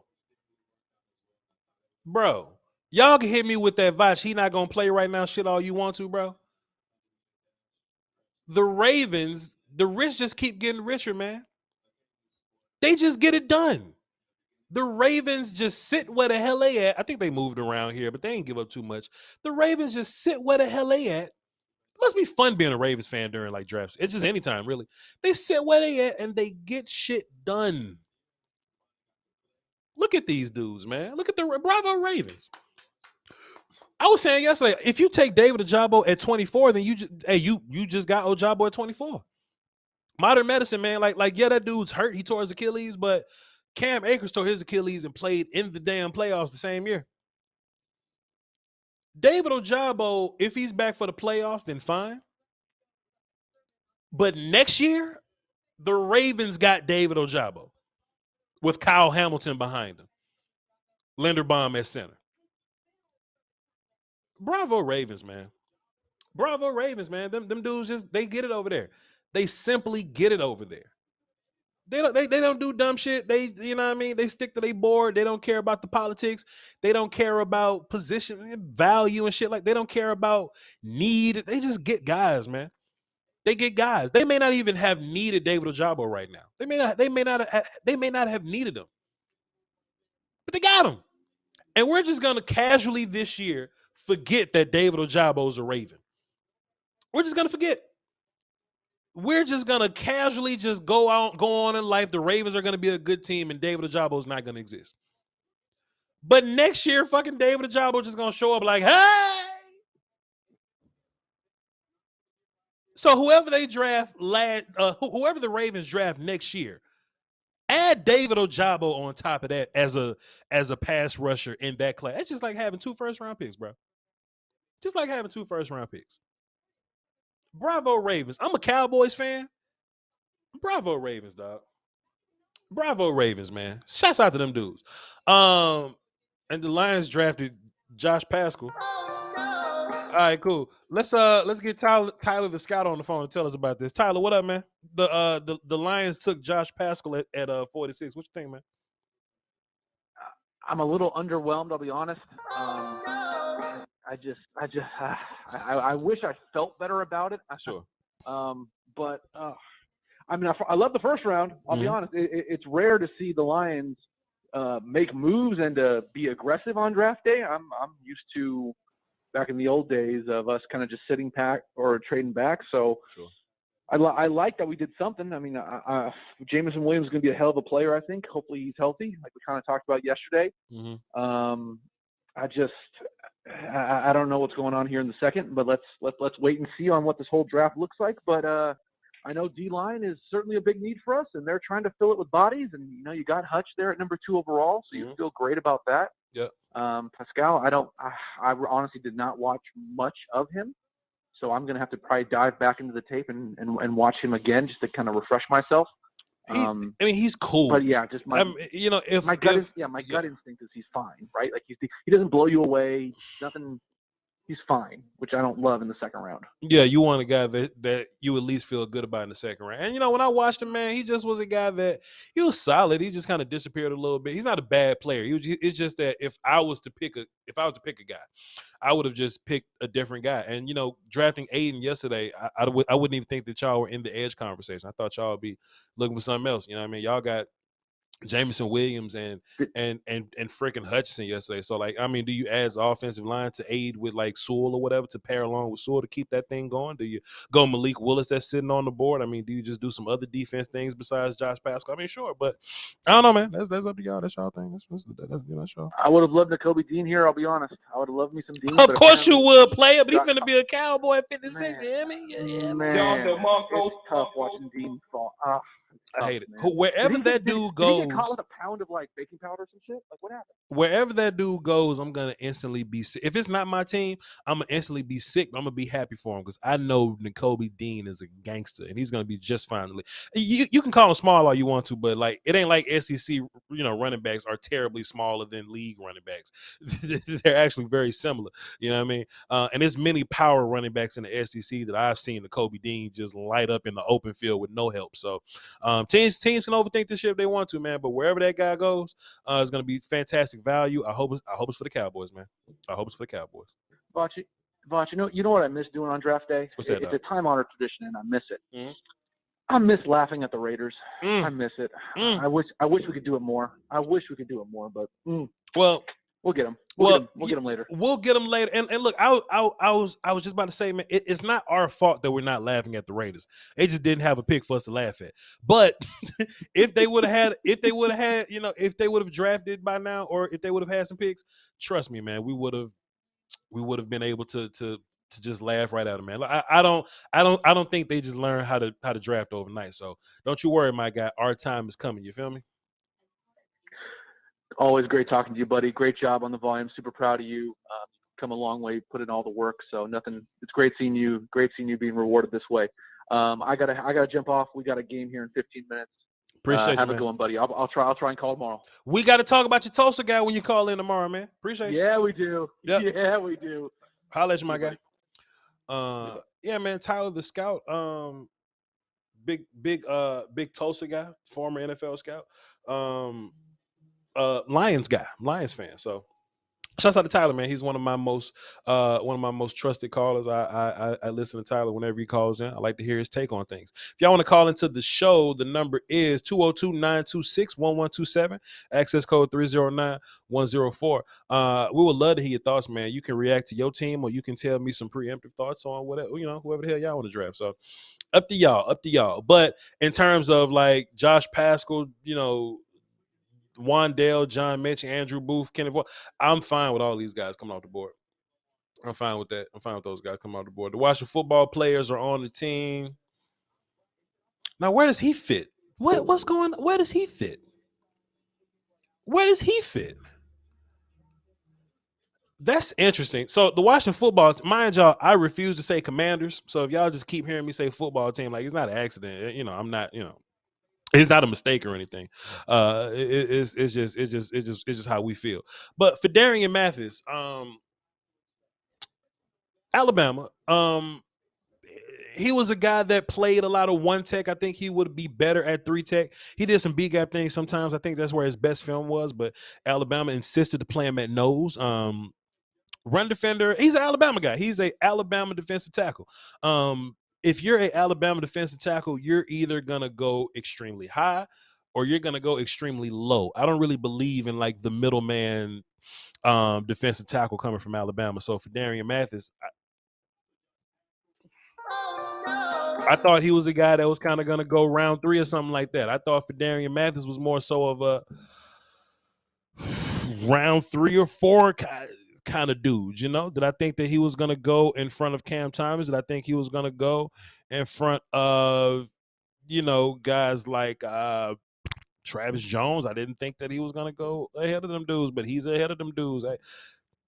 So listen, bro, when you the Washington football team, dog, and who they get in the first round? Let me see what they got in the first round. It's they traded back Jahan Dotson. You can make comments about Jahan Dotson at 16 if you want to, but I don't hate the pick relatively, Jahan Dotson. But that's what I like about day 2 the most. It's really good to build your team in day 2 because it's that deep water, man. These teams are in that deep ass water and they just start picking dudes. Now, if you're the Washington characters and you get for Darian Mathis, you just drafted a rotational defensive tackle in the second round at 47. Like, we know they got Deron Payne and Jonathan Allen and all that, you know what I mean? So I don't know where Fidarian Mathis would fit in that equation, but it's y'all team. It ain't mine. You know what I mean? And I'm just thinking about these picks, bro, and it's just my favorite players ain't really flying off the board like that. Y'all got it though. Y'all can draft who y'all want. Hey, Voch ain't picky. Voch ain't picky. It ain't no fun if the homies can't have none. Voch ain't picky. If y'all want to draft the way y'all want to draft, fine. Don't touch Sky Moore. Don't touch Nakobe Dean. Don't touch George Pickens. Don't touch Travis Jones. Any one of them characters fall to my team. I'm picking 3 random people in the chat box, and y'all know where we going. Where my goddamn glasses at? If we pick any one of them 4 people, I may not hump the chair. I may not climb on top of the chair. I may not go to jail. Nakobe Dean, Sky Moore, George Pickens, Travis Jones. Any one of them. Is that the dude from the Hot Sauce Show? Is that the dude from the YouTube Hot One Show? Hey, Jaquan Brisker. Hey, if y'all want to go safety, by all means. Nakobe Dean, George Pickens, Sky Moore, Travis Jones. If any of those characters end up in Dallas, I'm picking 3 random people from the chat, and y'all know where we going. You know where we going. Saints, Kansas City, Eagles. I really feel like Kansas City may be looking at wide receiver, but we got a note from a little birdie yesterday that Kansas City really values wide receiver, or they value Jameson Williams. They super value Jameson Williams. I don't know what their secondary wide receiver market's looking like. We know that they value right tackle.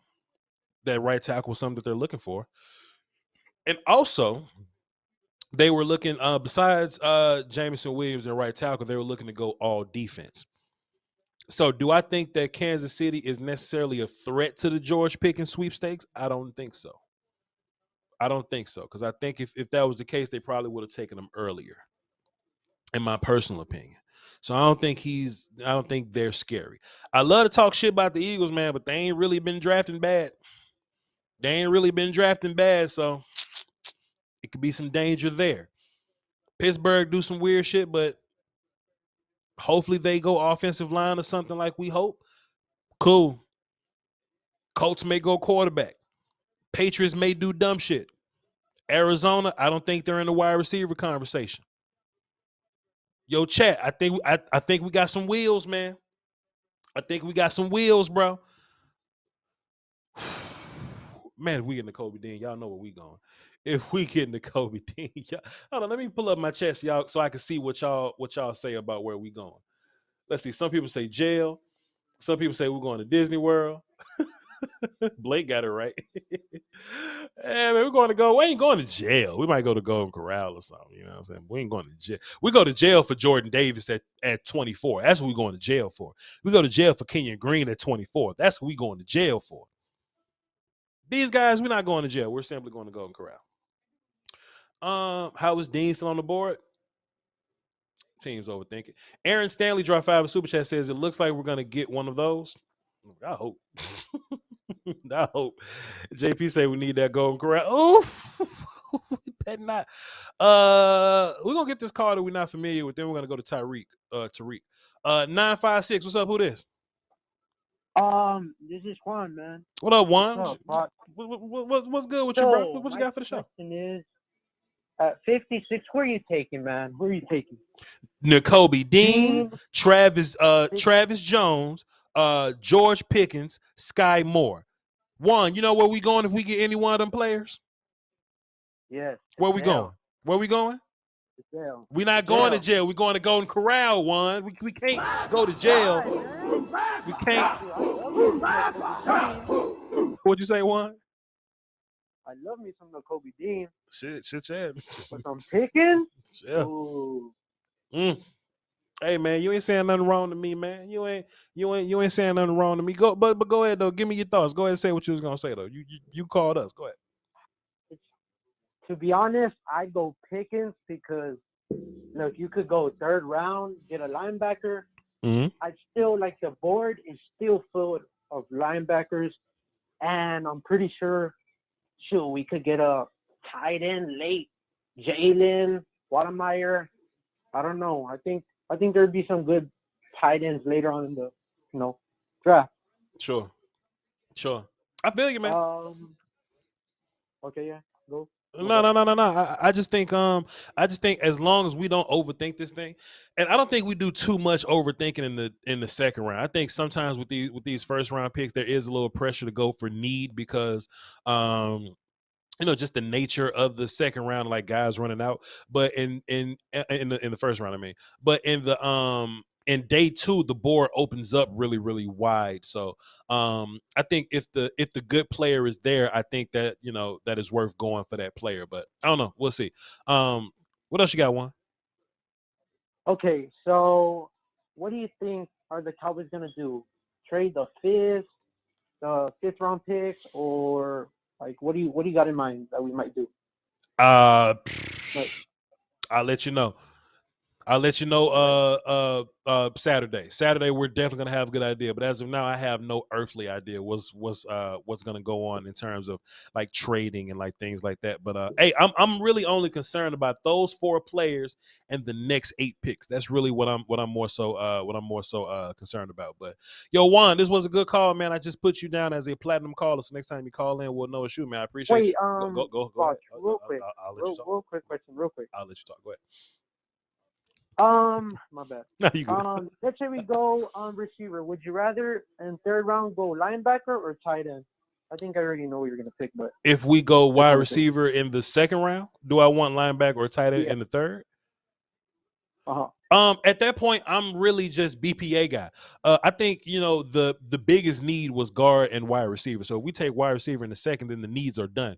So if it's really the best linebacker versus the best tight end versus the best defensive tackle versus the best safety. You see what I'm saying? And you can just kind of pick whoever you want. You feel me? All right, Voch. Well, have a good day and shoot, peace, man. Appreciate you, Juan. Next time you call in, I will know it's you. You're platinum now. Congratulate yourself, man. Peace. Yes, sir. There's a move to button. What's this move to button on my phone lines? What's this? To main room. Oh, we got rooms now in the phone system. That's interesting. We got quarterbacks sitting around waiting to be picked, and that's something that I didn't even think about in terms of like quarterback, for New Orleans. So hopefully this could be quarterback. So let's go see. Well, let's figure this out. Let's see what's going on here. Let's see what's happening.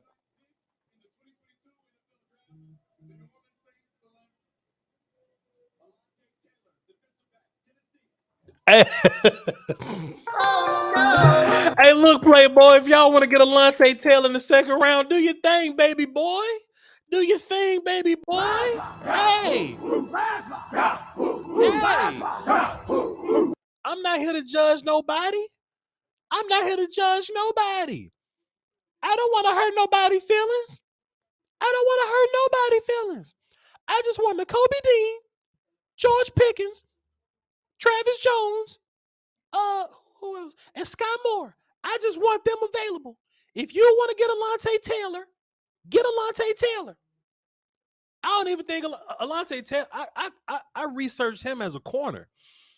I guess they're making him play safety now. But when I did the film on him, I thought he was a corner or something. But hey, he's a hitter. He tackles. But at 49, do your thing, man. Hey, do y'all thing, man. Do y'all thing. Shouts out to the homie Alan Ducati, man. The homeboy Rick. Appreciate you, dog. Drop the dime in the super chat. Salute. Hey, man. Listen, bro. Listen, man. Just. Who is this? Who is this? Swiss Beats? Who is this? Why do we care what this young man thinks? Get him off the screen, man. Oh chat, boy. See, I'm not getting nervous, but that's just what the second round does. This second round energy, man. It just gets that way, and I don't want to be that guy, man. I don't want to be the guy to be like, I don't want to be the guy that's like, okay, these are my 4 players or bust. But I just legitimately think they're the best players left on the board. Brumley, can I get my 1 through 25 and then quickly after that my 26 through 50, just to kind of get a feel of my board and who's available on my board and if I got any more ranked guys left? I know David Ajabo was one of my last ones, and Arnold Debicki was a guy, that was up out of here. But Brum probably busy. We'll go to Tariq real fast, see what Tariq talking about. Check out Tariq. What up, Tariq? Hey, what's going on, Voch, man? What's going on, Cowboy Nation? Cool, Yo, I'm on the edge of my seats, man. These damn Patriots just traded with Kansas City, man. The hell is going on here, man? The Patriots, I'm actually fine with this because in my mind, the Patriots are about to come up and do something that's not smart. Now, in my mind, they're jumping in front of Philly. So I guess if you got an idea of what Philly wants, then you would have an idea of what the Patriots are moving up for. I don't think they would trade up for no reason. So man, they might get. I hope they don't get old boy out of Connecticut, man. You know what I'm saying? They better not. I ain't gonna hold you, man. My thing is, man, if we can get somebody, if that dude's sitting in our face, man, and Nakobe is, I hate to say this, off the board, and the Cowboys better go ahead and pick him, man. Let's get somebody to slow all this damn running down on us, man. Sure. That and the linebacker will open up everything for us, man. My thing is get a premium pick right now, and if we got a chance to trade back into the bottom of the second, or the beginning of the third, they need to do that, man. They gotta. I think they gotta shake a move in this draft. Like, right, if this is about to be the meat of the picks, they got to shake a move, man. I don't want us sitting back and just letting all our picks fall to us. You know what I mean? Yeah. I'm praying that we go ahead and get something real good right now. That'll make me a little bit happy. That'll make me happy. Yeah. But it will make me even happy if they get a little bit aggressive with that third pick. Yeah. You know what I'm saying? Yeah. And trade back in, depending on which way they're going with it. Sure.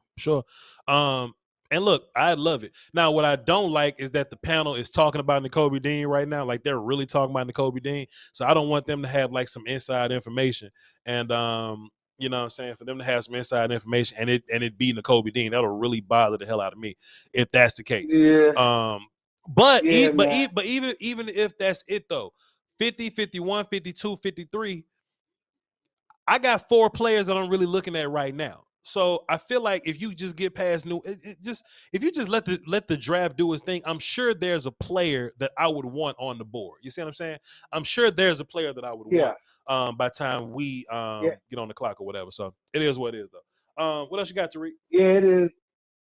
Other than that, man, like I was saying last night, man, about the kid out of Tulsa, I like his attitude. Sure. He's a hometown kid, and he's really happy. He's really happy that he's a Cowboy. Sure. And my thing is like this: the only other player I've seen like that we drafted like that last year was Michael Parsons, the young Lion. Sure. He was happy to be a Cowboy. Sure. You know what I'm saying? Yeah. We need those type of players on this team. Yeah. People that's gonna give their all and leave it on the field. You know what I'm saying? Yeah. And they gonna just be like, oh, I'm injured, so I'm gonna sit out. A person like that they pride is involved into this, and Sure. they family rooted into this. Sure. Like that is like it's a Texas like he is. Yep. That dude, I think he's gonna give his all, man. And they coach him up right, like y'all been saying. They coach him up right. Sure. Polish him up. A couple years, we might have something, man. Sure. I'm You with know? you, man. I'm with you. Yep. But I'm gonna get off this phone, man. Appreciate everything that you do, Voch, man. Cowboy Nation. Let's put our heads together and bow our heads a little bit and pray that we get somebody that we all can be appreciated and get up off of maybe Nuts Jones a little bit. Dear God, all right. Make me a bird so I can fly far away from here. Appreciate it, Tariq. Let's see who the Patriots get. Appreciate you, bro. Let's see who the Patriots get right here.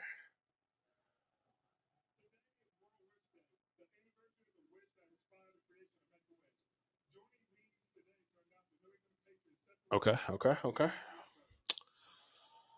Whew. Don't take one of my guys, man. Do not take one of my guys. You know what's so weird about being older? I remember being 20 years old and I thought I was like grown as hell at like 20 years old. Nowadays, I look at 20-year-olds and be like, man, y'all are kids, man. Y'all are kids, man. I just know I'm getting old. We got 2 callers on the phone. Don't y'all go nowhere. I want to see what the Patriots are doing, and then we're gonna get busy and all that. Let's see.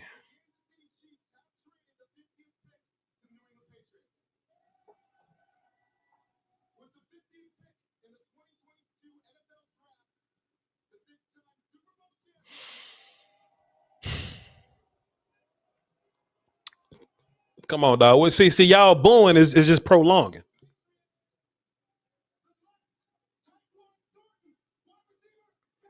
Hey, man, let me tell y'all something, dog. Hey, man, let me tell you something, man. I like Tyquan Thornton. I like him. Fun player. Super fast. Can come in and do some gadgety things for you. Can probably do some 9-route stuff. You know what I mean? Some underneath things. 4.3 speed. All that kind of stuff. But, hey, yo, Playboy. It's something different when they put you in that water. Let me tell you something. Let me just tell y'all something. We getting close to... I'm sorry, hold on. 54. Hold on. Time out. Give me a second. Hold on, time out. Hold on, time out. Ain't the Cowboys picking at 54? Did they trade or something? Hold on. Wait. Oh, the Cowboys picking at 56. My bad. Okay, back to what I was saying. Hey, yo, listen, man. Let me tell y'all something, bro. I just want to tell y'all something, bro. Hey, when you in that first round, when you doing first round picks, it's easy when the picks fall to you. You know? If Garrett Wilson falls to you, it's easy to get Garrett Wilson. You know? It's easy to get Kenyon Green. It's easy to get Jordan Davis. The Patriots getting Cole Strange and shit, so apparently it wasn't easy for them neither. But listen, when we get into that second round water, it get hard for some of these teams, man. It get hard for some of these guys, man.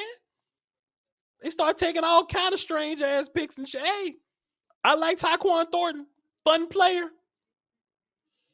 Thought he had like a 4th round grade on him, maybe late 3rd. I ain't gonna say nothing. That's y'all business. That's for Patriots fans and shit.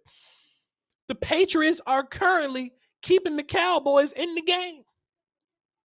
The Patriots are keeping the Cowboys in the game.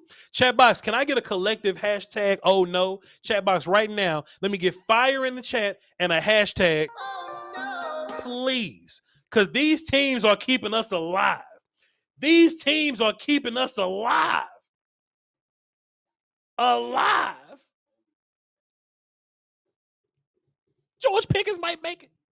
Nakobe Dean might make it, man. And my grandma just texted me and said, wish you success tonight. Boy, I love my grandma, man. Can we get flames in the chat for my grandma, man? I know I just said old nose. Drop your old nose too, but let's also get some flames in the chat for my grandmother, man. She just learned how to text last year. You know what I mean? Love my grandma. Love you, grandma. If you listen, you probably listen. You was on the phone yesterday, listen. I love you, grandma. Love you to pieces. Let's get into the phones and see what y'all talking about. I hope my grandma ain't heard me cussing nobody out. I don't want to hear that part. 516. What's up? Who this? What's up? What's up? What's good? What's up, Voch? It's Kevin. What up, Kev? What you got for the show? Yeah. I was looking at this linebacker from Montana. Troy Anderson. Troy Anderson, Montana State. Yeah. Yeah. If he there if we just sit there and he's there, would you be mad if they took him? Or I mean, that's the guy I'm looking at. At what pick? Or the wide receiver from Memphis, Calvin Austin. At what pick? Looks like wide receiver going. At what pick? At 2. Shit, I'd be mad as hell. That's too early, you think? I'd be mad as hell. We got Troy Anderson in the 2nd round with Nakobe Dean on the board. I'd be sick if we got Calvin Austin in the 2nd round with George Pickens and Sky Moore on the board. I'm cussing somebody uncle out. You hear me? I'd be mad as hell. I like the linebacker because I like his coverage skills.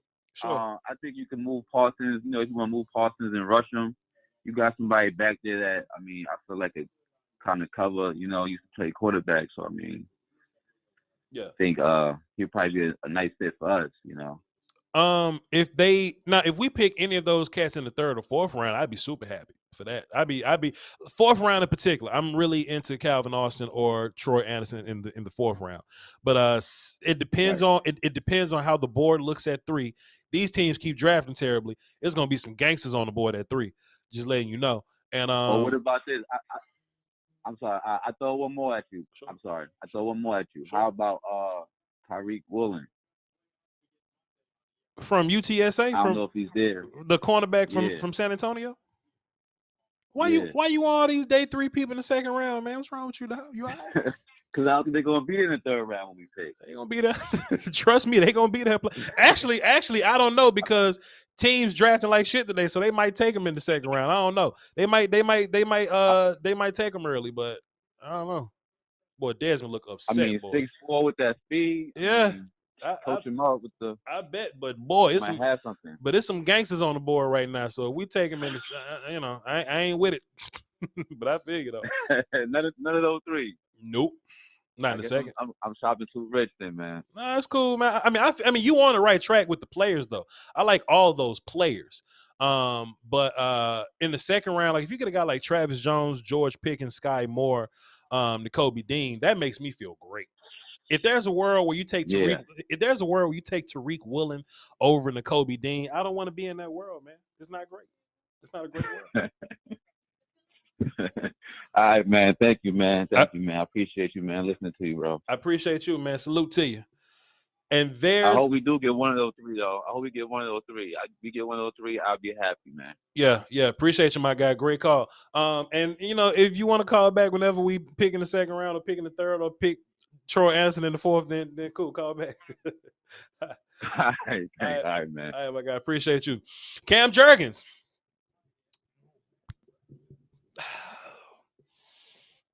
Let me tell you something, man. Let me tell you something, bro. I like Cam Jurgens, though. Don't get me wrong. I like Cam Jurgens. Cam Jurgens at 51, though. I don't know. But don't get me wrong. I like Cam Jurgens. Don't get me mistaken. I like Cam Jurgens. Give him an internet hug. Wakanda forever. I rock with Cam Jurgens. Cam Jurgens right here. Oh no.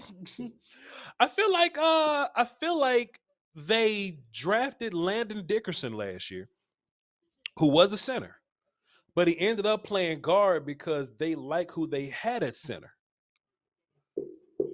So not only do I think that, let me go, I'll go to our lads or something. So not only do I think that Jurgens is kind of overdrafted, but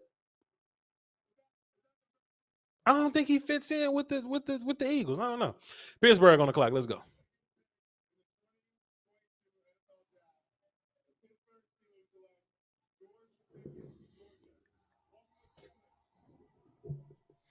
Hold on. Let me put my glass back on for this. Hold on. Let me put my glass.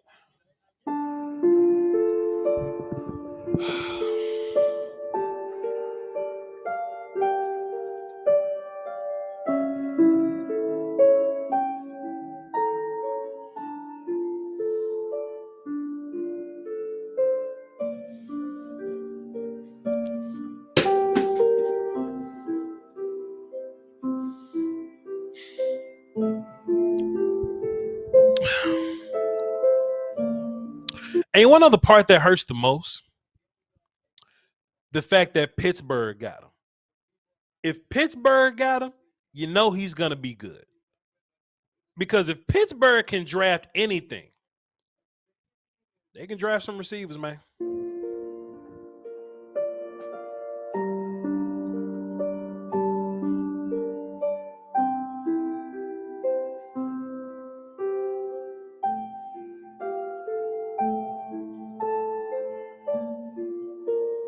It's like I'm not sad. I'm sad. Let's see what the Colts doing, bro.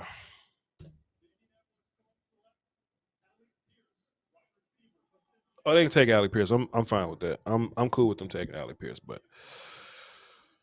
George Pickens, bro. Oh, I'm such a fan of George Pickens. I wanted to do it on my team so bad, man. George Pickens was the number 5 receiver for me. Definitely on my top 50 board. Big fan of George Pickens, man. That dude, for his size, being able to move the way that he moves, man, what a dude. What a dude that dude is, man. You know, just a big sudden dude, big route running guy. I'm just a fan of George. I'm a fan of Alec Pierce also. But you know, if this is where the run on receivers, you know, starts or whatever, Arizona just spent a first round pick on Hollywood Brown, so I doubt they go receiver. Kansas City could start a whole nother run. If Kansas City goes Sky Moore here, I'm going to be sick. If Kansas City goes Sky Moore here. Sky Moore is the last receiver in my top 10 since George Pickens comes off the board, man. But I like Alec Pierce, man. What I really like about him the most is, you know, his movement for a taller guy. Or at least he plays tall. Can somebody give me an official measurement on Alec Pierce? Alec Pierce always feels tall. Like he's super jump ball guy. He's vertical guy. He's catch radius guy. So he feels tall. He feels long. But I don't have the official like, you know, like measurement on him or whatever. So Kansas City's on the board. I think Kansas City is a barrier for your Sky Moore selection or whatever. So or at least it's a hurdle or like a roadblock or whatever. If we don't get Sky Moore, I don't expect him to be there in the 3rd round for us. So that's one thing. But Travis Jones is available, Nakobe Dean is available, and with the Eagles off the board, I don't think that they'll take. I don't think that Nakobe Dean is in much danger unless. Okay, and we know Kansas City wants to draft defense, so there could be danger here. Arizona could be dangerous. Arizona could be in the one tech market. I don't think they'll be in the linebacker market, but they got Zaven Collins last year, and pairing Zaven Collins with Nakobe Dean is a hell of a is a hell of a task. Just like pairing Nakobe Dean with Micah Parsons would be a hell of a task. So I don't want to look at the chat because y'all like to spoil, and I don't want to, I don't want y'all to spoil nothing for me. My dad just sent me a text and says, I'm watching you live on TV. Salute, Pops. Are we doing good in the draft? We did solid yesterday. We did relatively solid.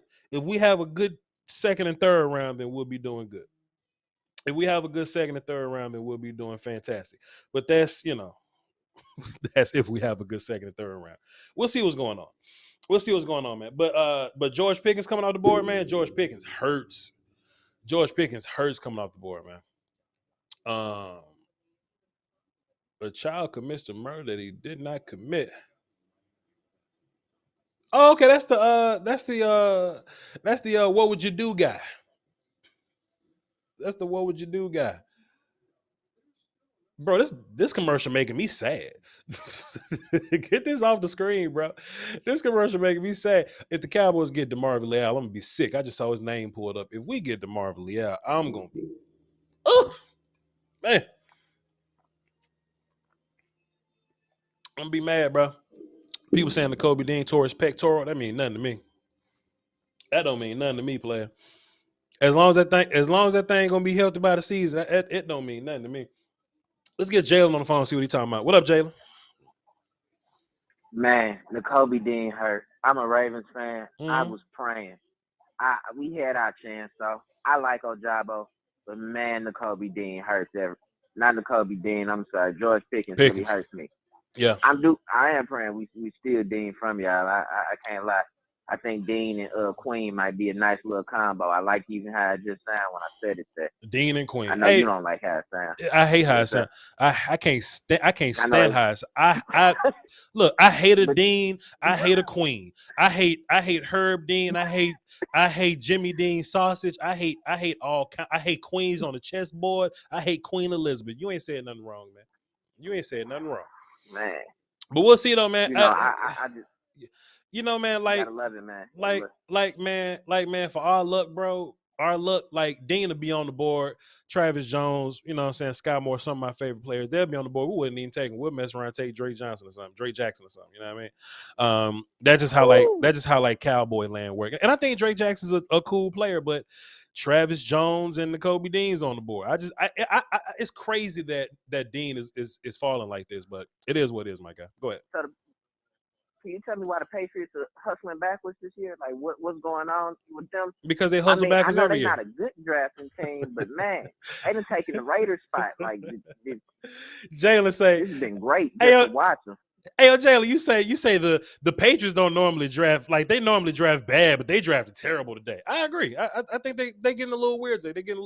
I don't even think they getting cute. I just think that they board built bad. Man, where's my boy Stove guy, man? They ain't step on it. They got it bad, man. They Usher Raymond.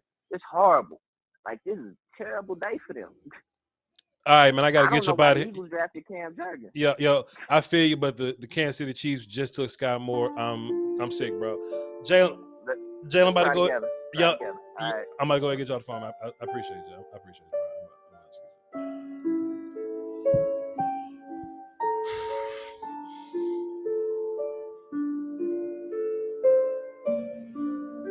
Like, I don't ask for much, And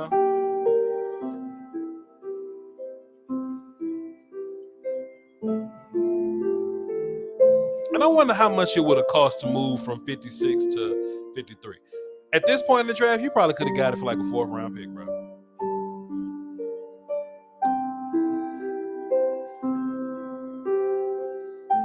That dude's so good, man. We don't deserve this, bro.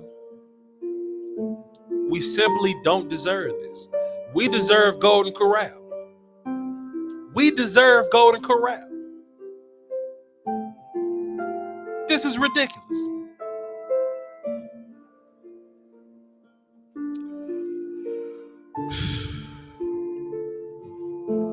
Brumley, can I get my list of wide receivers on the board? Because I don't even know who we got left. Khalil Shakir is all we got left. It's all we got left.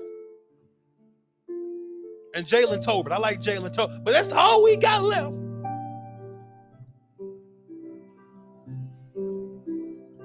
Who the Cardinals picking, man?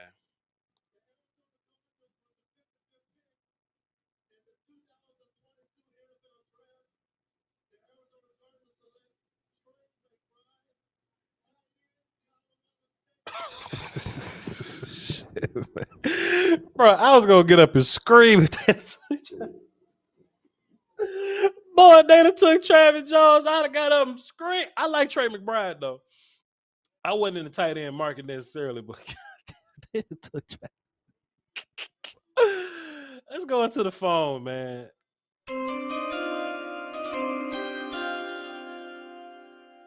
Damn, they took Sky Moore, bro. My bad, bro. Let's get 682 on the phone. See what he's talking about. What's up, 682?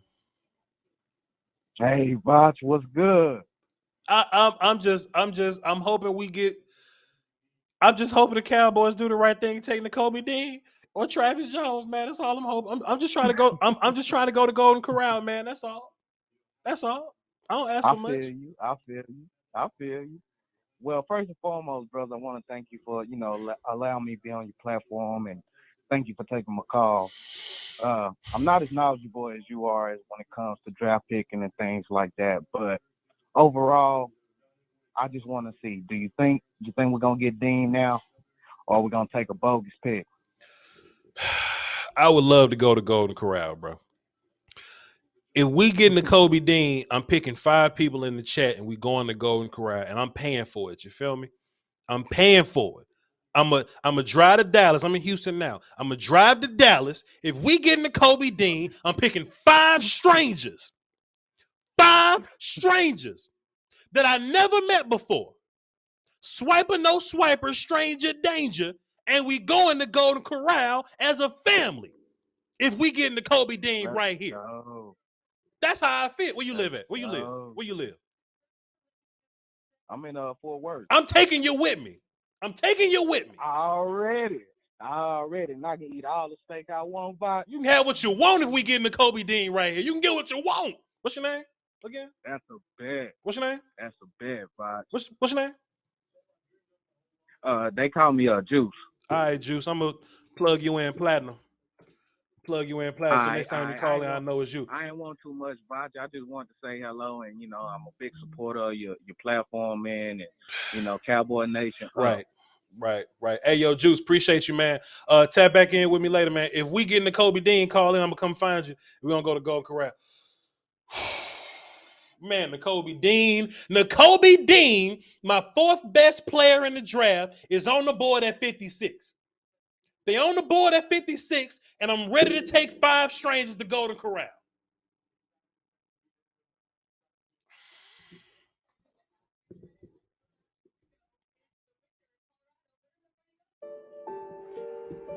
Oh, no.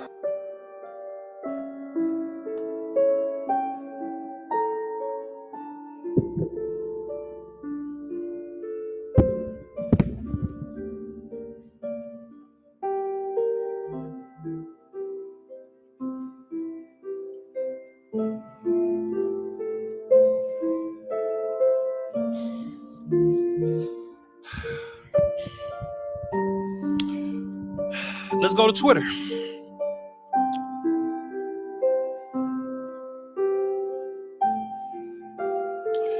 I hate it here.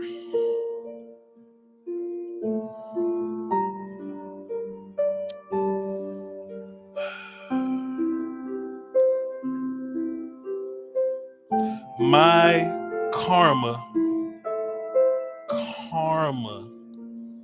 can't be this bad.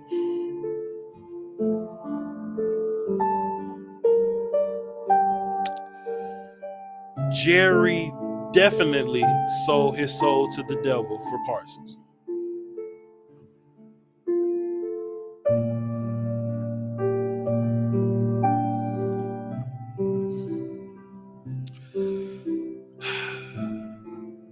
This is how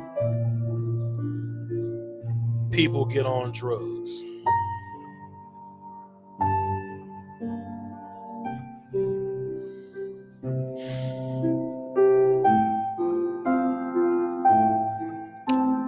Unfortunately, it's too early to go to bed.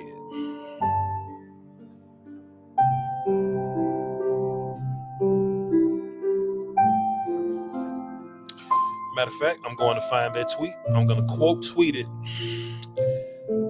No, it's not. I'm going to bed.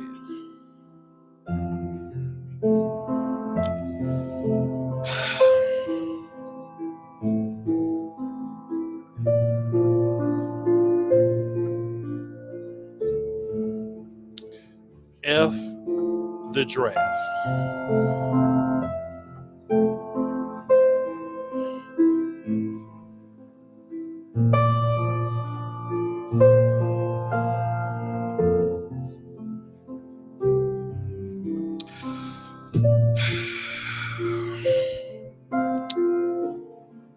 How y'all feeling, chat?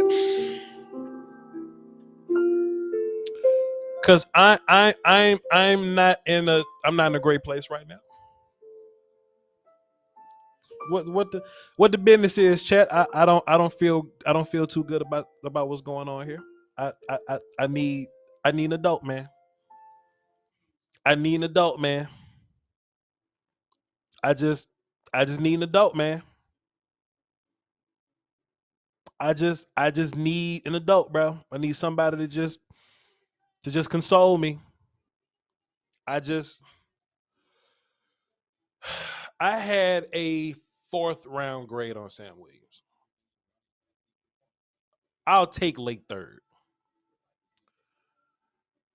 I had Sam Williams around the same place I had Tyler Smith, to be fair. JR say, I'm about to snort a line. Good night. I'm with you, bro.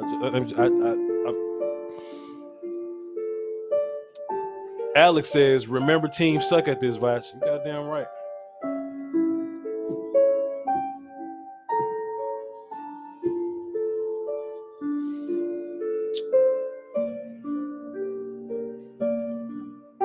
Voch, Ravens got room on the bandwagon. They're more fun to cover.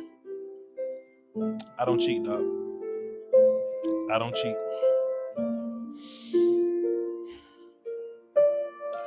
Airborne Bully says, he dropped a dub in the super chat, says, this is Dan Quinn's pick. I believe it will be okay. But why couldn't Dan Quinn pick a better player? Why couldn't Dan Quinn just put his work into a better player? Buccaneers on the pick, man. Paradox Gaming says, I love you, Voch, but I'm done with this draft. Let's see who the Bucs pick.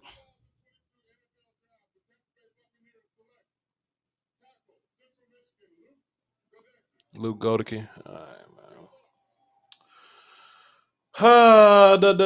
man. Let's get set it off. Chris on the phone. Man, God damn, man.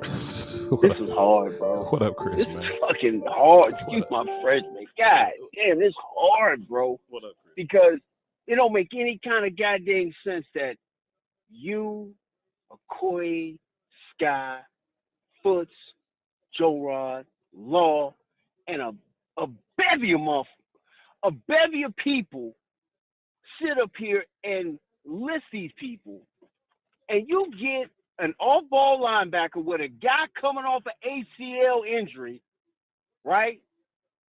An ACL injury, you could have went and plugged this dude in right here.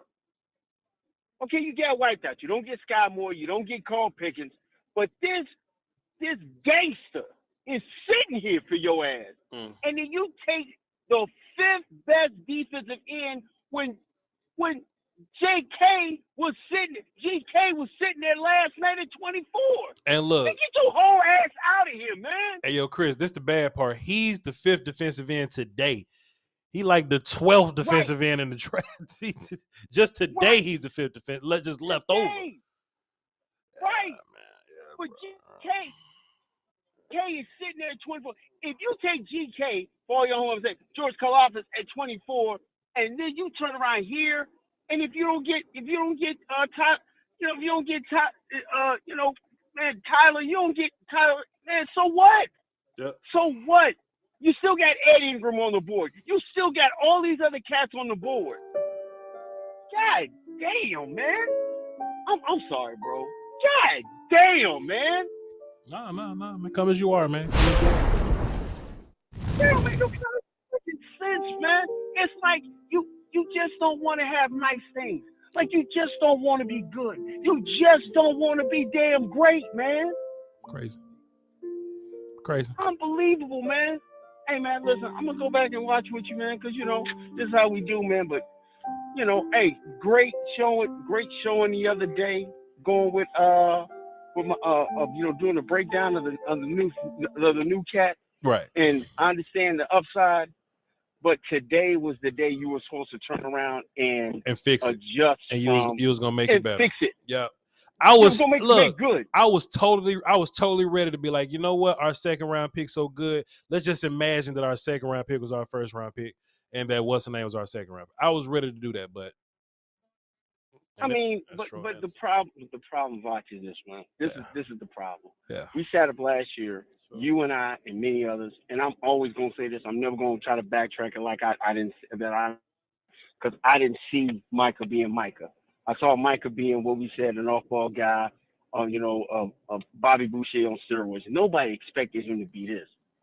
But now you turn around and now you're gonna shovel this to me again. When you know right now in your linebacking room, where's the fit? This guy, Sam Williams, where does he fit? So you're looking right now, you got DeMarcus Lawrence, Chauncey Golston, Dante Fowler, and Dorrance Armstrong, who you just paid money.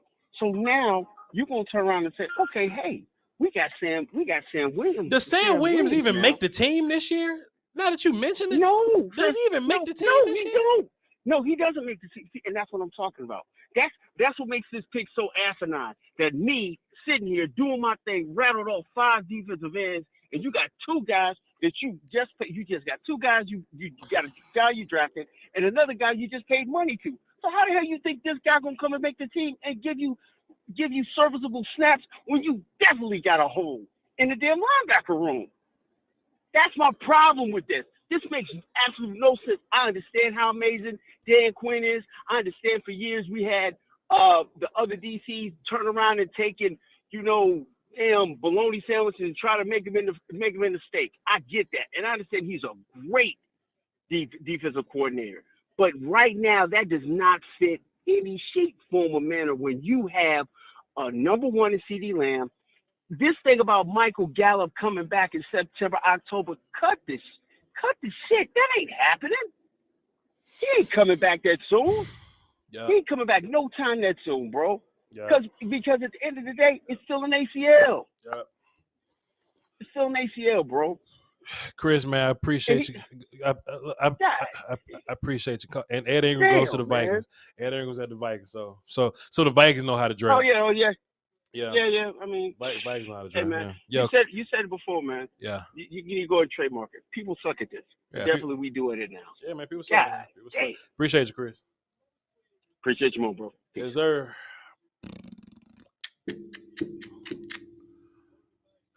Let's go, Danny Savage. Let's see what he's talking about. What up, Danny? Boy, everybody gonna call in with that deep ass breath. Look, when everybody call in, it's gonna be a deep breath at the beginning. I just know, Danny. I just know. I just know. You know what is, Voch? It's sad when 6 million Cowboy fans called this draft pick 6 weeks ago when we saw Sam Williams working with Dan Quinn. Yeah. Didn't we draft enough last year on defense?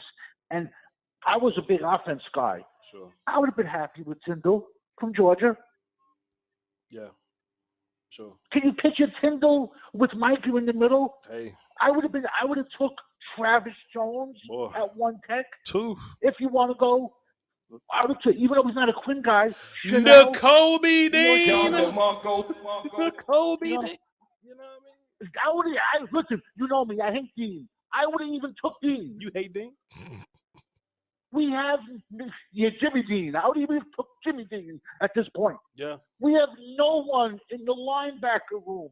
Listen, and this is going to sound so bad, Sam Williams, Alvin Mack from the program sounds smart compared to Sam Williams. If you see Sam Williams give an interview, you know what I'm trying to say? At this point, it's like, come on, man. Yeah.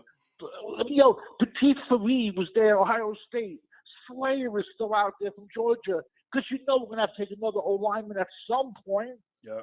But this guy, come on. And you know what? My dad's 80. I told my dad last night, don't worry about it. We're going to take a defensive end today out of Ole Miss, who sucks. Sure. It's just, come on, man. Our linebacker room, we have no depth. So just for clarity, I just want everybody to know the differences between what's going on right now. I feel like Tyler Smith. I felt like he was a reach, but I still at least feel like he's a good player. I feel like Sam Williams is a 4th round pick, bro. I wasn't even really a fan of him when I watched his film. He just kind of wasn't a guy. He just didn't do much on film for me at all. I like Tyler Smith a lot, but I'd have been better off right now with Lloyd. And now I could have took Ingram. I could have took Slayer. I could have took 10 other offensive linemen. And I knew this was going to happen. It's just so frustrating, But you see, now if the thing with Randy would have worked out, we don't make this pick. So look, signed Randy. So look, this is my thing, right? I'm no GM, but we walked away with Tyler Smith and Sam Williams. I'm no GM, but Voch was gonna draft Karlaftis yesterday, and I probably would have took like Ed Ingram. No, that's a lie. I would have took Dean right here. And all the guards we've been talking about, they look like they gonna be available in the 3rd round. So the excuse I gave the Cowboys, right? I kind of gave them the excuse like, oh well, maybe they went Tyler Smith. I keep mixing those two up. My bad. Maybe they took Tyler Smith because they feel like, oh well, all the guards are gonna run out. Salyer and Kennard and Ingram are all gonna go early. All the guards we want were available. You mean to tell me we even could have took George Pickens if we wanted it, and we could have just picked, and we could have picked any. Man, I'm hurt, bro. I'm hurt, Danny. Go ahead and give us one more comment before we move on. The phones have blown up, and I'm sure they upset. Go ahead. I'm ready to start sniffing glue. Danny Savage is ready. Really Danny Savage is ready to start sniffing blow, ladies. I'm with you, Danny. Actually, no. No, sniffing glue. Sniffing glue. That's worse because that's a worse product and a little less. That's a little less healthy for you. All right, Danny. Appreciate you. I'm afraid what's coming in the 3rd. Oh shit! I don't even want to know what's happening. Appreciate you, Danny. Let's get Uncle Charlie on the phone and see what he's talking about. What up, Unc? See, I'm gonna say this, Voch, and man, Voch, your hard work is not going unnoticed. We appreciate you. We love you for the work you do. Yeah, but I'm gonna say this. Right. This is what you call ass on top of ass. I keep saying it. I said it for the last 3 years. Right. I was talking about the Cowboys so bad last year. I got all kinds of Uncle Charles on drugs, Uncle Charles drinking that wild-ass road, Uncle Charles needs to go to rehab, all that. So I want to ask the people that made those statements, what rehab I'm in now? Because if I'm not in rehab, then who's the one crazy? Yeah. This is the very thing I talk about the Dallas Cowboys. That they do dumb, excuse me, I got to say this, excuse me, they do dumb shit. Mm-hmm. It's what it is. This is why, and the Eagles don't got better. They ain't got worse. They don't got better. Okay? They looking good over there right now. We don't have we don't have a number 1 receiver. You find out you got rid of him when he started to speak up and say, hey, I need to get the ball more. What did you do? You got rid of him. Dez spoke up. You got rid of him. Terrell Owens spoke up. You got rid of him. You get rid of everybody that stand up for themselves. And you're going to find out that Mike McCarthy will be gone after this year because we might not make the playoffs. I don't know. I'm not going to say that. I don't know. We don't know what the future holds. We're not going to say it. But what I am going to say is, and I'm going to get off this phone because my pressure don't went up through the roof. What I am going to say is, I'm gonna close my goddamn curtain, Voch, because I come in there and I have my underwear on, goddamn, and I'm finna get to watch the draft, and I look in the damn window. It's a dude looking inside the goddamn window. Hey man, you watching the draft? No, get your ass away from there. Somebody else out watching the draft. Now I know I'm gonna watch your ass go to jail. You don't get away from you, and that's all I gotta say, man. Appreciate you, for the uplifting words, man. Salute. Yes, sir. Man. Uncle Charlie, ladies and gentlemen. Let's see what the Bengals do. They probably take Dean here.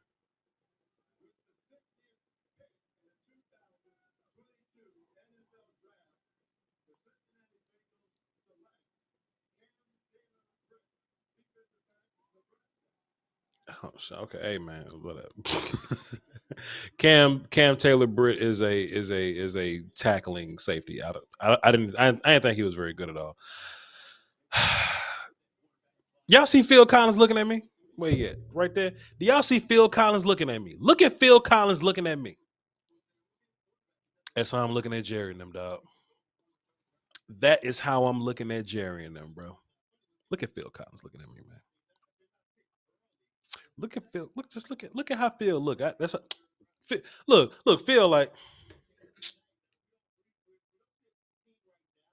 That's how Phil looking, man. Look at Phil Collins. Phil Collins is all us.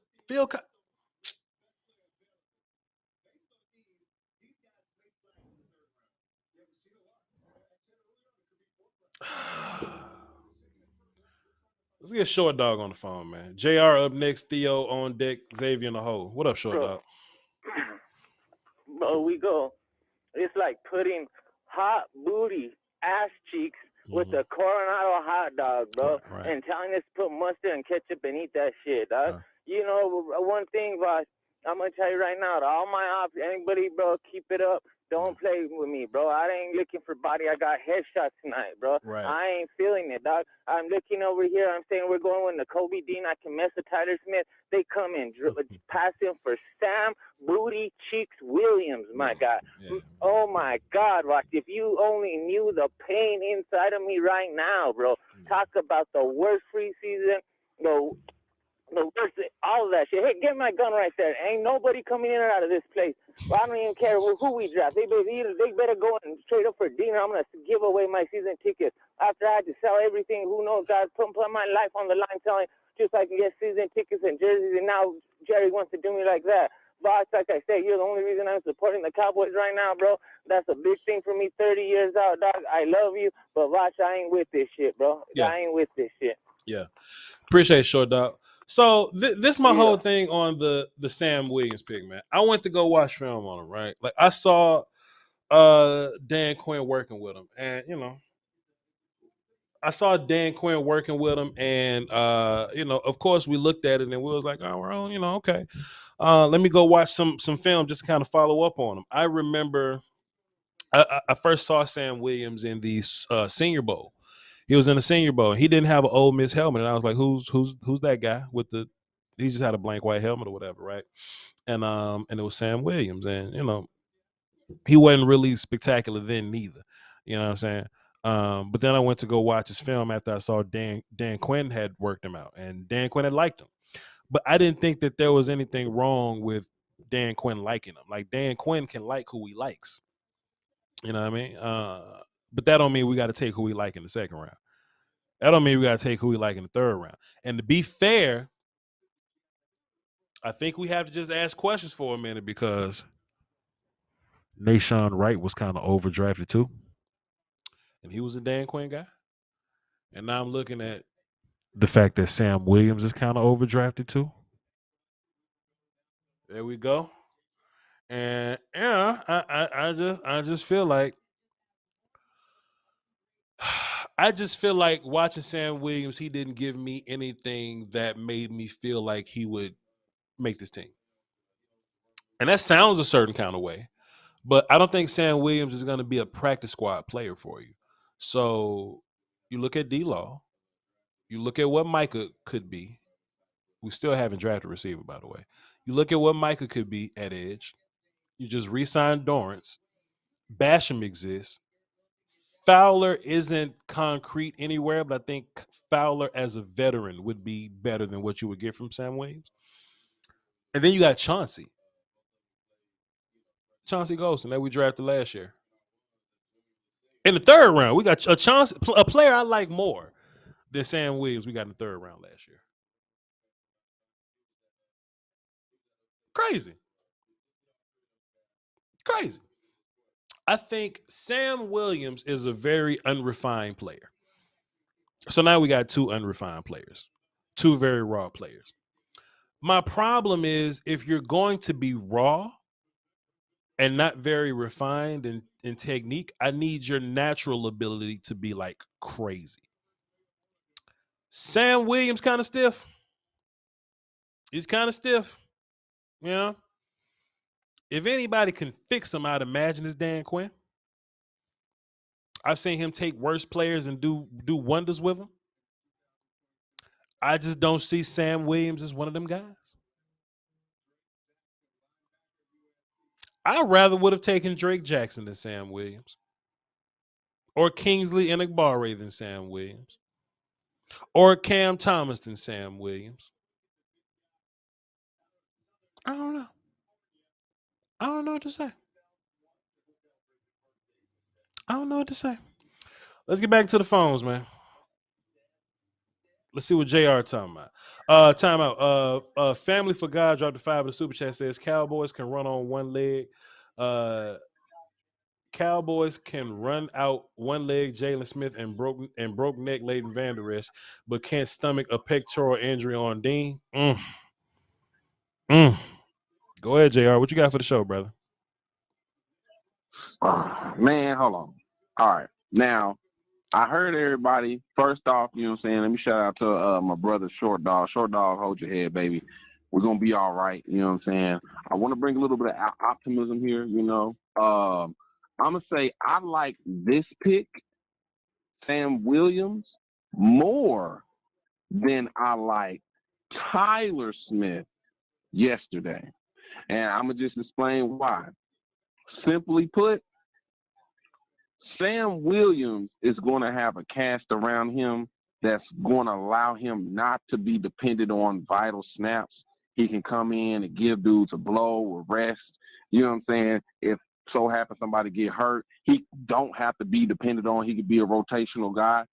Tyler Smith, however, we're going to look for him to come in, compete day one, hopefully take one of them starting jobs at guard, you know, or take the starting job at guard or something like that, you know. And I feel that that's a bigger climb, a bigger hill to climb than for Tyler Williams and then for Tyler Smith and Sam Williams, you know. So honestly, I think I mean, of course, we had better players there, but I think what we're doing, when I look at this, we are addressing need. I think these first 3 picks are going to be solely on need. Sure. And that's going to make that, and it's going to look bad. You know what I'm saying? Sure. But I like the pick because he doesn't have to come in day one, sure, and we're not relying on him to be Randy Gregory replacement. We got other people for that, you know, who got a year, who got the peanut butter like you talk about, Voch. Sure. You know what I'm saying? Who been a year in Dan Quinn's system. You know what I'm saying? So, yeah, I feel you. Hey, good call, JR. Listen, let me Yes, say sir. this for the chat box too, though. Y'all don't have to agree with a thing that I'm saying. I encourage everybody to watch your own film.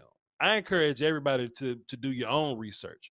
Y'all have heard me say this millions of times. So just because I think something don't mean y'all got to think something. You see what I'm saying? There's a lot of reasons why I'm not a fan of Sam Williams. You could be a fan of Sam Williams. If you like raw football players, like if you like raw, long football players with production, then that's fine. Production don't bother me. I seen Ewan Price lead the nation in sacks. I seen it happen. That doesn't mean it's going to translate. I'm making projections here. I'm making translations here. I don't see Sam Williams as a guy that translates. You see what I'm saying?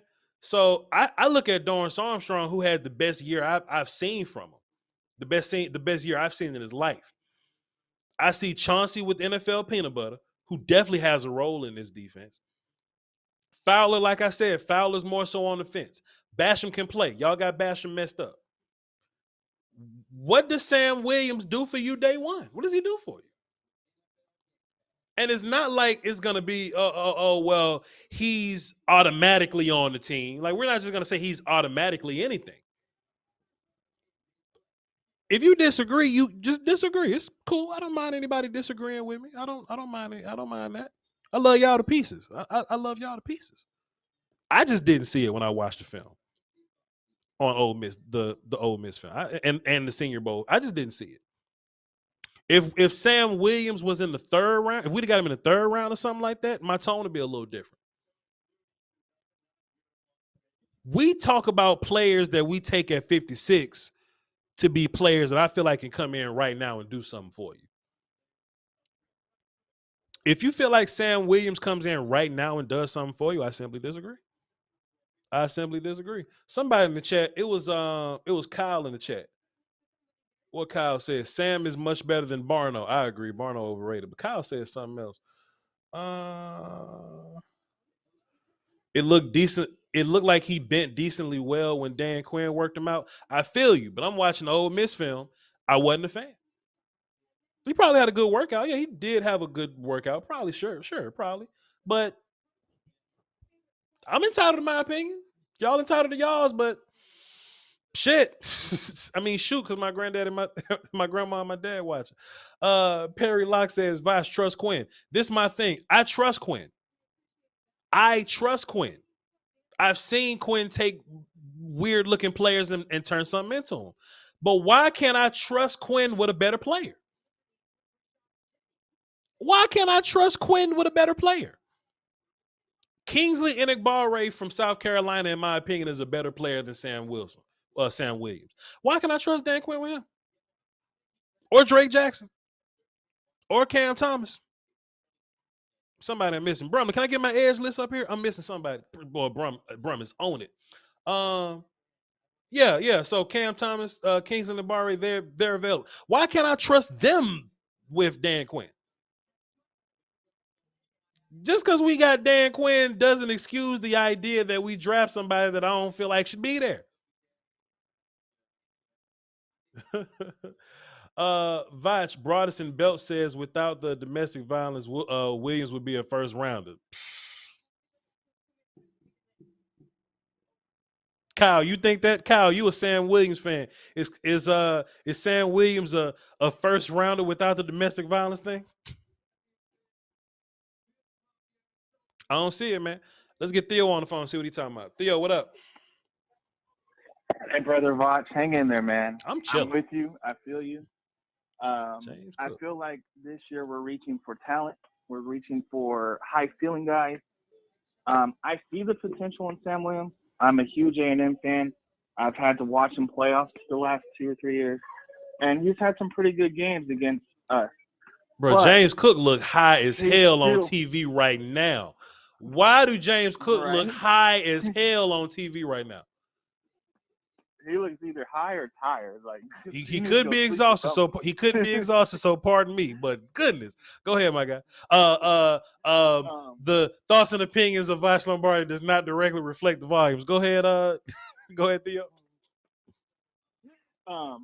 I really feel like this is the 2017 draft all over again. Sure. We got so high with everything we hit in 2016, and then 2017 came around and we just plummeted. I feel like we got so high and so lucky last year with our 2021 draft, and this year it just seems like it's plummeting. It's like we overinflated our success last year, and now we're trying to apply it to this year, and we're trying to reach for guys that are super talented, but they're refined. They're fraud, like you said. Sure. Smith in the second round is better than he is in the first round.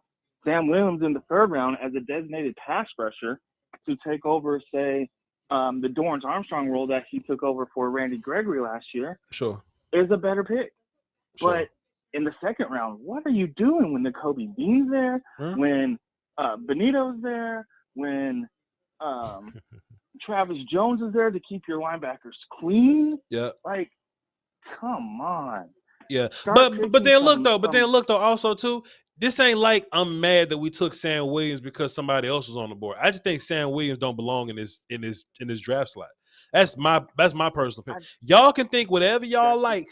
Y'all can think I would have took Nick Bonito over Sam Williams. I forgot about. I'd have took Nick Bonito over Sam Williams. Because Bonito can play the middle linebacker position, so we can keep Parsons moving around. Now we got to force Parsons to stay in the middle and not let him do what he does best and float around. Like, we just, I don't understand this draft this year. I just don't get it. Yeah. And I really think it's that whole ceiling versus floor conversation. Me, you, and a lot of us that are want to be a talent evaluator, we like to have some sense of a floor that we know they can come in and do something and produce something without having to try to overcoach it out of them. And it seems like this year they're just going, oh, no, we're not going to do that this year. We did that last year with Chauncey Golston, and we did that last year with Micah Parsons. Sure. We did that last year with Deron Kearse and all these other guys. But, this year we're just going to go for all these really super high talented, high ceiling guys that don't fit the draft spot. Sure. Appreciate you, man. That's how I feel it is this year. Appreciate you, Theo. Love you, man. Be safe. Yes, sir. Great call, man. And you know what? To be fair, I'm kind of tired of drafting dudes with the whole domestic violence background. I wasn't, I was just going to keep it about the player. But, we did the whole Josh Ball thing last year. I'm not, that's just a weird thing to even talk about just off the rip.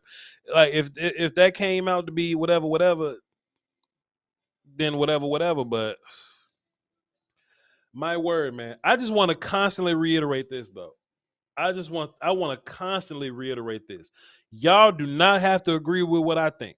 I know a lot of y'all trust my opinion. I'm grateful for that. I appreciate you for that. I appreciate y'all for watching and trusting Voch's opinion. So look, shake my hand, fist bump. Appreciate you. But we don't have to think alike. And if y'all disagree with me, I still love you. I still love you to pieces. Shucks. Y'all look at my grandma watching. What up, Sam?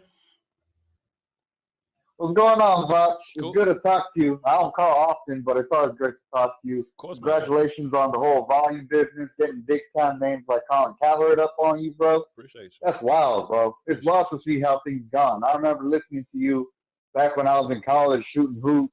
Wow. And right after you got fired from the hospital, right? Mm-hmm. And you're just like, man, just wait. I'm about to go off. Man. And hey, you're a man of your word, man. You're coming up. Wow. You're coming up. You're a big time dude, man. So big respect to you, Voch. Hey, appreciate you, man. That means the world to me. Appreciate you. Yeah. Yep. Now, to get into Sam Williams. Yeah. I'm a Sam fan because that's my name, not because of the player. Sure. And I'm not gonna lie, I don't watch film. I listen to y'all. I listen to what everybody else saying. But it's not encouraging, man. It's not encouraging. If you want to take a raw prospect or hey, Dan Quinn is that dude. He could turn anybody into a player. Yeah. I get that, but save that for the fourth round. If you're saying, okay, Sam Williams, he's gonna sit, and then once we let all these other guys go and get paid, then it'll be his time to ball. Why do that in the second round? Do that with the fourth. If he's going to be a Dorrance Armstrong type of player, at least that kind of career path to where he's just a backup player for a couple of years, and then he gets in, and then we really see what he could do. Well, why do that in the second round? Why do that when you got all sorts of players ahead of him? Why do that when you got Nakobe Dean right there? We have no problem taking injury guys. Sure. We have no problem taking gun under the feet guys. Right. What's the deal? Right. What's the deal? Do that in the fourth like Dorrance Armstrong was. Do that with a player like Chauncey Golston or anything like that. Yeah. It just doesn't make any sense. Both of the players that we've taken. Sure. Tyler Smith, I get it. Okay, let him develop and all sorts of that. So I'm just gonna wait and see when it comes to Tyler Smith, right? Sure. But for two players in a row, it's just what's going on here? What is going on here, man? Yeah. Hey, man, I would love for Sam Williams to come out and prove me wrong, but ain't looking good. Appreciate you, Sam, for coming on and almost defending Sam. Appreciate you, my guy. Hell no. All right, bro. And then even my whole thing with Nakobe, bro, like even if he's injured, man, like that's not enough. That's not enough, bro. Like, how bad you got to be hurt to be like, yo, we're just gonna skip over Dean 2 whole rounds. That's crazy to me, bro. That's ridiculous to me. Let's get Xavier on the phone. Xavier up next, 318 on deck, 323 in the hole. What's up, Xavier? What's up, bud? Now, Xavier, because some people in the chat think I'm tripping.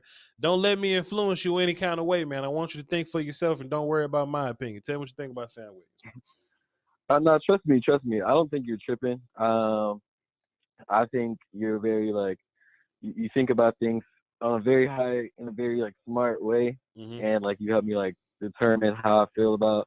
And not that you influence me, because I have my own opinions, obviously. Sure. But at the same time, I understand. I kind of understand the Tyler Smith, cool, you want someone physical, because the fans were talking about physical throughout the whole year. And when we got to San Francisco, people were talking about physical. So they're thinking about, ceiling or whatever, which leaves them not really thinking about floor. But at the same time, I also think, and I don't want no one to combat me for saying this, but I don't think no one wants to.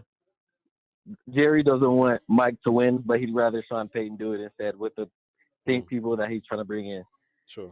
And I think that's what they're trying to do. That's my personal opinion. It only makes sense. If Nakobe's on the board twice, George Pickens is on the board once, Sky Moore's on the board.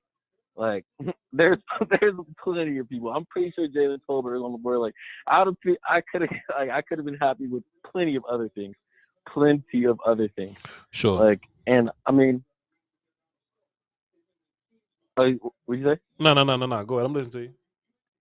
Oh yeah, but yeah, I definitely could have been happy with plenty of things, and that's what I'm thinking. I don't think they really want Mike there as much anymore. I think that everybody's asked for Sean, and they're just trying to seem smart. And also, I mean, they might be smart. You never know. You never know till you get there. Yeah. But also, I do know that Jerry's talking about trading up, and Jerry's talking about that he wants us to be better and all this stuff, but he's passing on the best players possible. Yeah.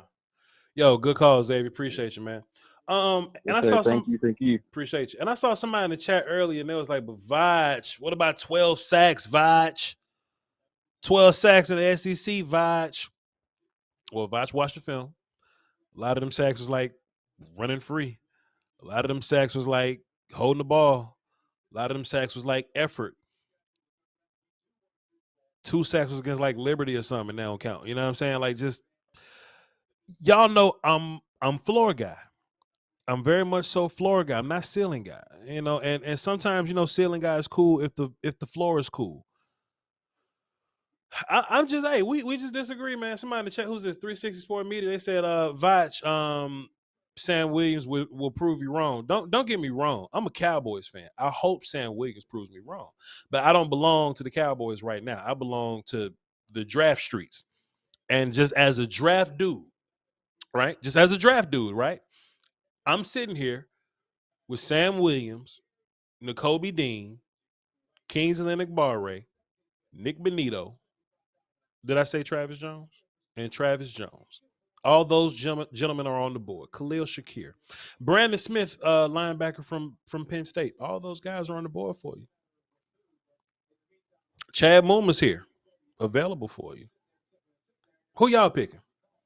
Out of those players I just named, who y'all picking? Just curious. Just curious who y'all draft. And I'll just look down both chat box and get y'all opinions, right? I don't want y'all to think I'm mad for no reason. I ain't mad for no reason. I don't like to get mad. Cam Thomas is there. I ain't getting mad for no reason. Josh Ezwudu, he was one of the Cowboys 30 visits. He was a guard from North Carolina. I definitely thought he was a day 3 guy. But hey, what does Voch know? Hey, look, somebody was like, that's why you behind a microphone and not in Dallas. Fair. That ain't gonna make me like Sam Williams. Scrub. The views of Voch Lombardi are not those of the volume. So and then look, something else too. I'm kind of out on Dean at this point, and I'll tell you why. The same thing with the whole like Marvin Wilson, Ardarius Washington thing last year. Sometimes you have a player that you like so much, and you want to lean on the film, but if nobody in the league has them on their board because of injury or because of size or the position that you play, then I think Nakobe Dean is probably going straight to priority free agency. He's either going to be an early 4th round guy because that's where hurt guys go, gun under the sea guys, trouble guys go, or he's going to be a priority free agent. Because that same thing happened to Ardarius and Marvin Wilson last year.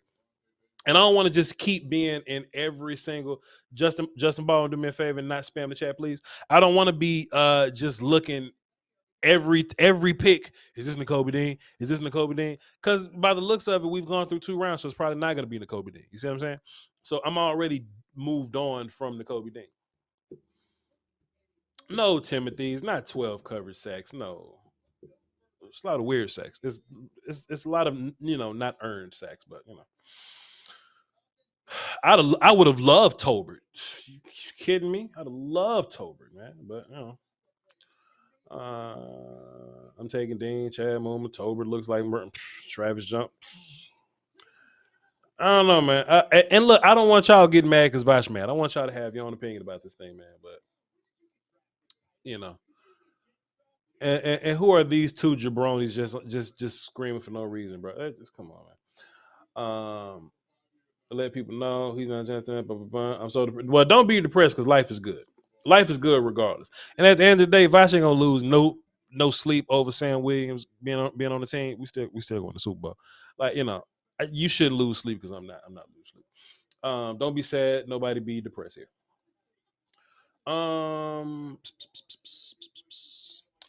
The same people that didn't like Parsons last year, I wanted Rashawn Slater, but that's a different conversation. And I don't think this is a Parsons situation. This clearly ain't a Parsons situation. Let's get 318 on the phone. 318 up next, 323 on deck. Then we'll go Vic in the hole. 318, who this? This is greatness, boss. How are you, man? What's good with you? Nothing much, man. I appreciate you stealing my thunder right before you let me on. Oh, man, I apologize, man. But go ahead and say it again, and we're going to act like I ain't say it. Go ahead. Yeah.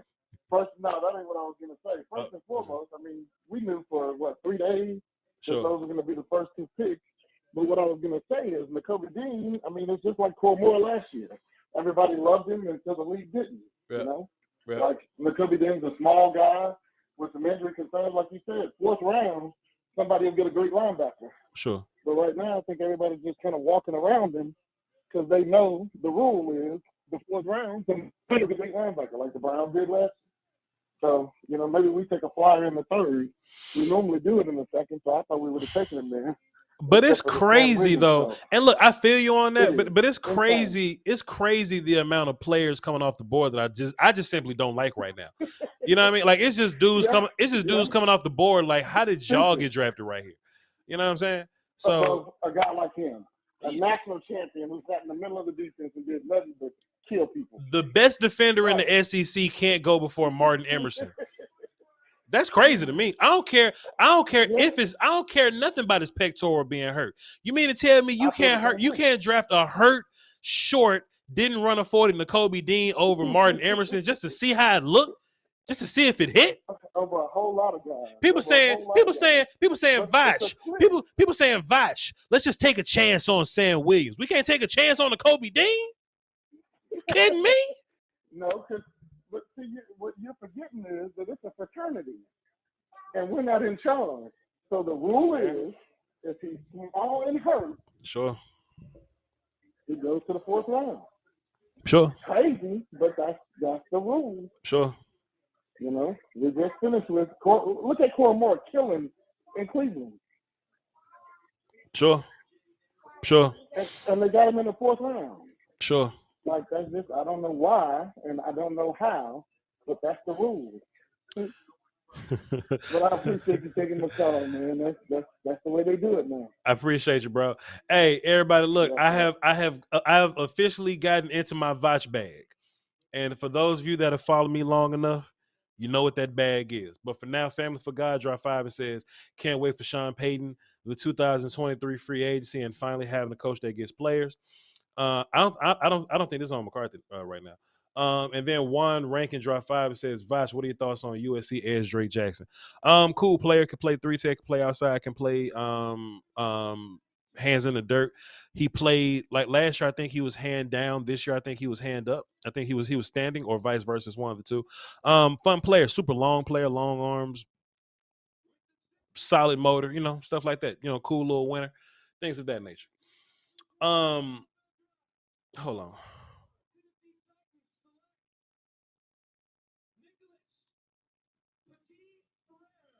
There go Nick, little brother. Going to the Titans. Fantastic pick. Shouts out to Nick, little brother. I've officially gotten into my Voch bag. And for those of you that don't know what my Voch bag is, it's when I have a thought on a player, and it's when I have a thought on a player, right? And somebody go, Voch, you tripping. He's a good player. I respond to you with, tell me what film I need to watch. I put a lot of people on blast with that one. So I'm on a Twitter machine right now. Somebody just hit me up. Voch, you tripping. Sam is a beast. And I will immediately follow up with, what film should I watch? What I say? Let me see exactly what I said. I want to see exactly what I said, because I want to see what you've seen. What film you watching? Just tell me what film you watching. You can basically disagree, but tell me what game I need to watch. Honestly, I've heard a lot of people, including the Bengals, say he's got first round talent without the charges. He would have went there. He looks nice on tape. I don't know about first round, but the talent is there. Even if the talent is there, I like at least 10 players better. He's not trash. Here go Fuss the King here. Yo, Fuss, I tried to call you earlier, man. Your phone wasn't even on. Hey, bro. Yeah. I've been doing so much work. How you feel about him? How I feel about the drive, or like how I feel about life? Because God is good and life is good, and I can't complain about nothing, brother Brad. You know what I'm saying? So like I'm just blessed. I got 10 fingers, 10 toes, 2 lungs.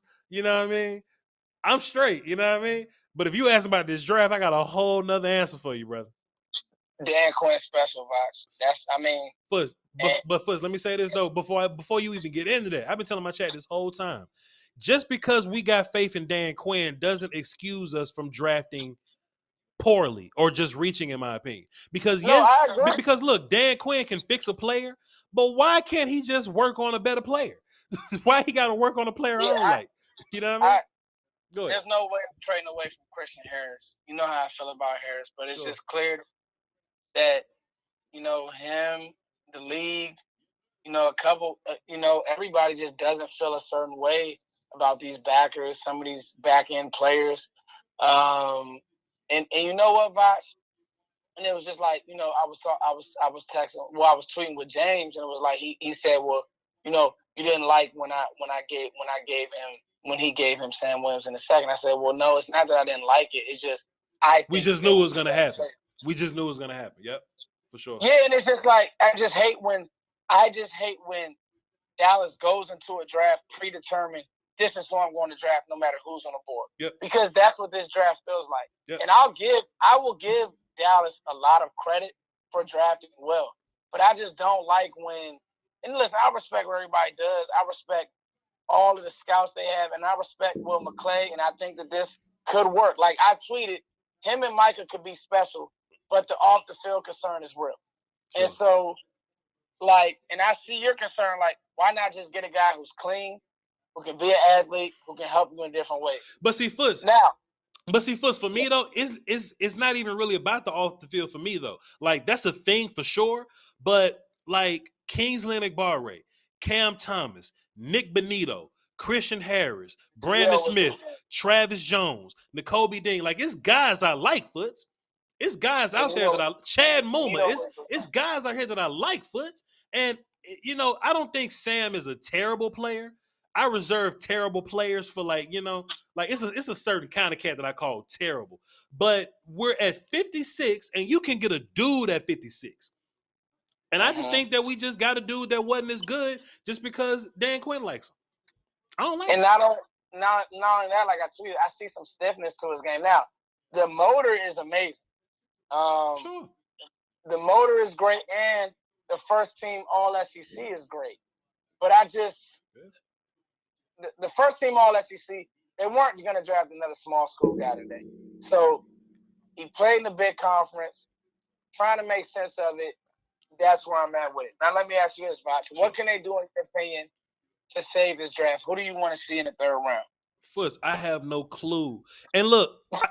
I'm kind of the same way. Cause look, Foots, I walked into this saying, you know what? If we get a gangster in the second round, I'm just gonna go in my mind and be like, okay, well, Nakobe Dean was my first round pick, and Tyler Smith is just my second round pick, and we just had to do this to get it like that. I was gonna be that guy, Foots. But I just don't have. And then, Foots, the bad thing about it, all the teams in front of us started drafting bad. I was like, this shit's shaping up to be something nice, Foots. Yeah. This shaping up to be something nice. But we got Sam Williams, a guy. Okay, Foots, prior to him being a Cowboy, and look, we're not talking about that we knew that they liked Sam Williams. What was your grade on Sam Williams? And, like, just give me two players that he's between. A player that's better than him and a player that's not better than him in terms of, like, ranking and stuff. I had a 2-3 on Williams. Ranking, I did have Nick Benito over him, but it's kind of weird because I see Sam Williams as just a true end, like hand in their end. Sure. And I mean his hand can be out there, but he's not gonna spot drop or anything like that. Sure. I did have him over Cam Thomas, so I guess if you like the Thomas pick, I get it. I mean if you liked him over Thomas, I get it. But then, I had a 2-3 on him. So, I mean, I guess now there are people out there who say, hey, first round talent. No. I don't see that at all. I don't know where that come from. Because, look, like, you can say first round talent, but you put that dude film next to, like, Karlaftis film, it doesn't add up. It don't add up at all. Or Boye Mafe's film or Arnold Ibidiki's film. It don't add up. Sam Williams is a so you had him as a 2-3 guy. He's a 3-4 guy to me, Foots. He's a 3-4 guy to me. And you're not wrong. And I even take it a step further, bro. It's like when it comes to like, all right, so Dallas must love these receivers that they have on his roster. Because they letting them fall too, boy. They letting these guys just go. I guess. But look, this is my thing though, Fuzz. We just can't run guys out there because the only guys that we got healthy is James Washington, Semi, and like CD. Like we ain't even got guys. So we gotta draft somebody. It just look like it's gonna be like a day 3 guy, it looks like, or whatever we do in the third round. Unless you go tight end, I thought, Trey McBride could have been an option. Sure. But it just goes back to what you're saying, like the strategy here is weird. But again, gonna let it play out. I would have went receiver, linebacker. I'm actually good with the ends on this roster. Like I thought that these ends could have got it done. So Foots, I'm not cutting you off, Foots. I'm not cutting you off. But I've been fussing with my chat box for a minute, Foots. So D-Law, Micah, Dorrance, of course. I think Chauncey's better than him. That's just my personal opinion. Nobody else got to agree. I think Basham is better than him. That's my personal opinion. Y'all ain't got to agree. I think the fight is like him and Fowler or something. You know what I mean? But if it goes that far down the list, you picking that dude at 56? You picking? Yeah, like how does he get on the field this year? That's what I asked my chat box, but they say I'm crazy, Fuzz. I don't know. Maybe they can call you crazy too. Fuzz the King. Fuzz the King said he don't know how he gets on the field neither. Go ahead, Fuzz, because the chat say I'm bugging. Go ahead, Fuzz. Go ahead. Well, who's he better than right now? Like who is Sam better? Who is he better than on your roster DN right now? If you want to make an argument and say Fowler, I won't fight you. But that's still 5 people down, man. That's 5 people down, bro. I don't know. Yeah, and I guess I can tap back in, Voch, after we get the third round pick and really go in. I'm gonna get some work done. Yeah. But I'll tap back in with you, Voch, after we get the third round pick in to just see how do we round out. Now, I will say this. My rationale for Tyler Smith, and you turned me on to Tyler Smith, so sure. I hope you didn't go crazy. I know you may have liked other players, but sure. It makes sense because you really got me liking his film, Voch. So yeah. I was on the island loving Smith by myself, and then I took a lot of heat for that. Yeah. But I liked it. I liked it. Tyler wasn't the best player for me neither, but I do like, what we have in him. You know what I mean? I think that he was a guy that if we would have took him he wasn't going to be there at 56 because the Titans would have drafted him directly after us. So he wouldn't have been there. But I could at least see the fit and I at least like the player. I'll at least say that. You know what I'm saying? And then first also too, man, people in my chat box, they saying that I'm capping again. First of all, if we just say we disagree because Voch don't cap. They in here telling they showing me like his athletic numbers, Foots. Did you see like a stiff player when you watched? Like he was just kind of stiff to me, like he didn't really have tools in his tool belt. Like he wasn't the most bendy guy. In the drill work. Sure. In the drill work. The hips. I just saw no flex in the hips. But the film is not bad. Like, and I know you're gonna find some good film. Yeah. So I'm just really, really interested. I'll say that. I'm really, really interested. Sure. Film is not bad at all. I agree. He has some good productive film. Shouts out to Shaquem making the pick and all that. He got good film, man, but it's just taking him at 56 is weird to me. He's a very raw player. He's a dude that you're gonna have to develop. If anybody can do it, Dan can do it. But damn, I'd rather develop a dude that's better at being developed, like Kingsley Enagbari or something. I don't know. There you go. That's it. That's all. And that was my only. That's my only thing. But let's let it play out again. Sure. I feel like we have to live in that world now. And what I'll do is, Voch, I'll call after we make our third because I know you got a lot of work on your hands. Hey, and I just want to say this on a public platform. You are a GOAT. Sky's a GOAT. Everybody covering James is a GOAT. Law's a GOAT. All you guys are GOATs doing this, man. Keep it Joe's a GOAT. Like all y'all keep doing this stuff. And you, bro, having the Cowherd situation. Major, bro. I just had to say that. Yo, Foots. I'm giving everybody flowers in this world. Yo, Foots, I'm grateful. I appreciate you, but don't you dare keep your name out that list now, brother Brad. You know better than that now. You know what I'm saying? And you know what I mean? You humble cat and you ain't gonna hype yourself up. But dog, you one of them ones too, man. And you and Will still did some fantastic work yesterday. I tuned into your show. It was late as hell at night, but I wanted to hear what y'all had to say, man. So you one of them dudes too, man. You a legend also, bro. Tap in with me later after we get this third round pick. All right, homie. Yes, sir. Now, chat. I just also want to say this because I know there's some brand new people at the volume that don't know how Voch get down, and that's fine. But if y'all disagree with Voch, don't just say in the chat that you disagree with Voch. I would love for you to call into the show and tell me how you feel. Abraham Lucas to the.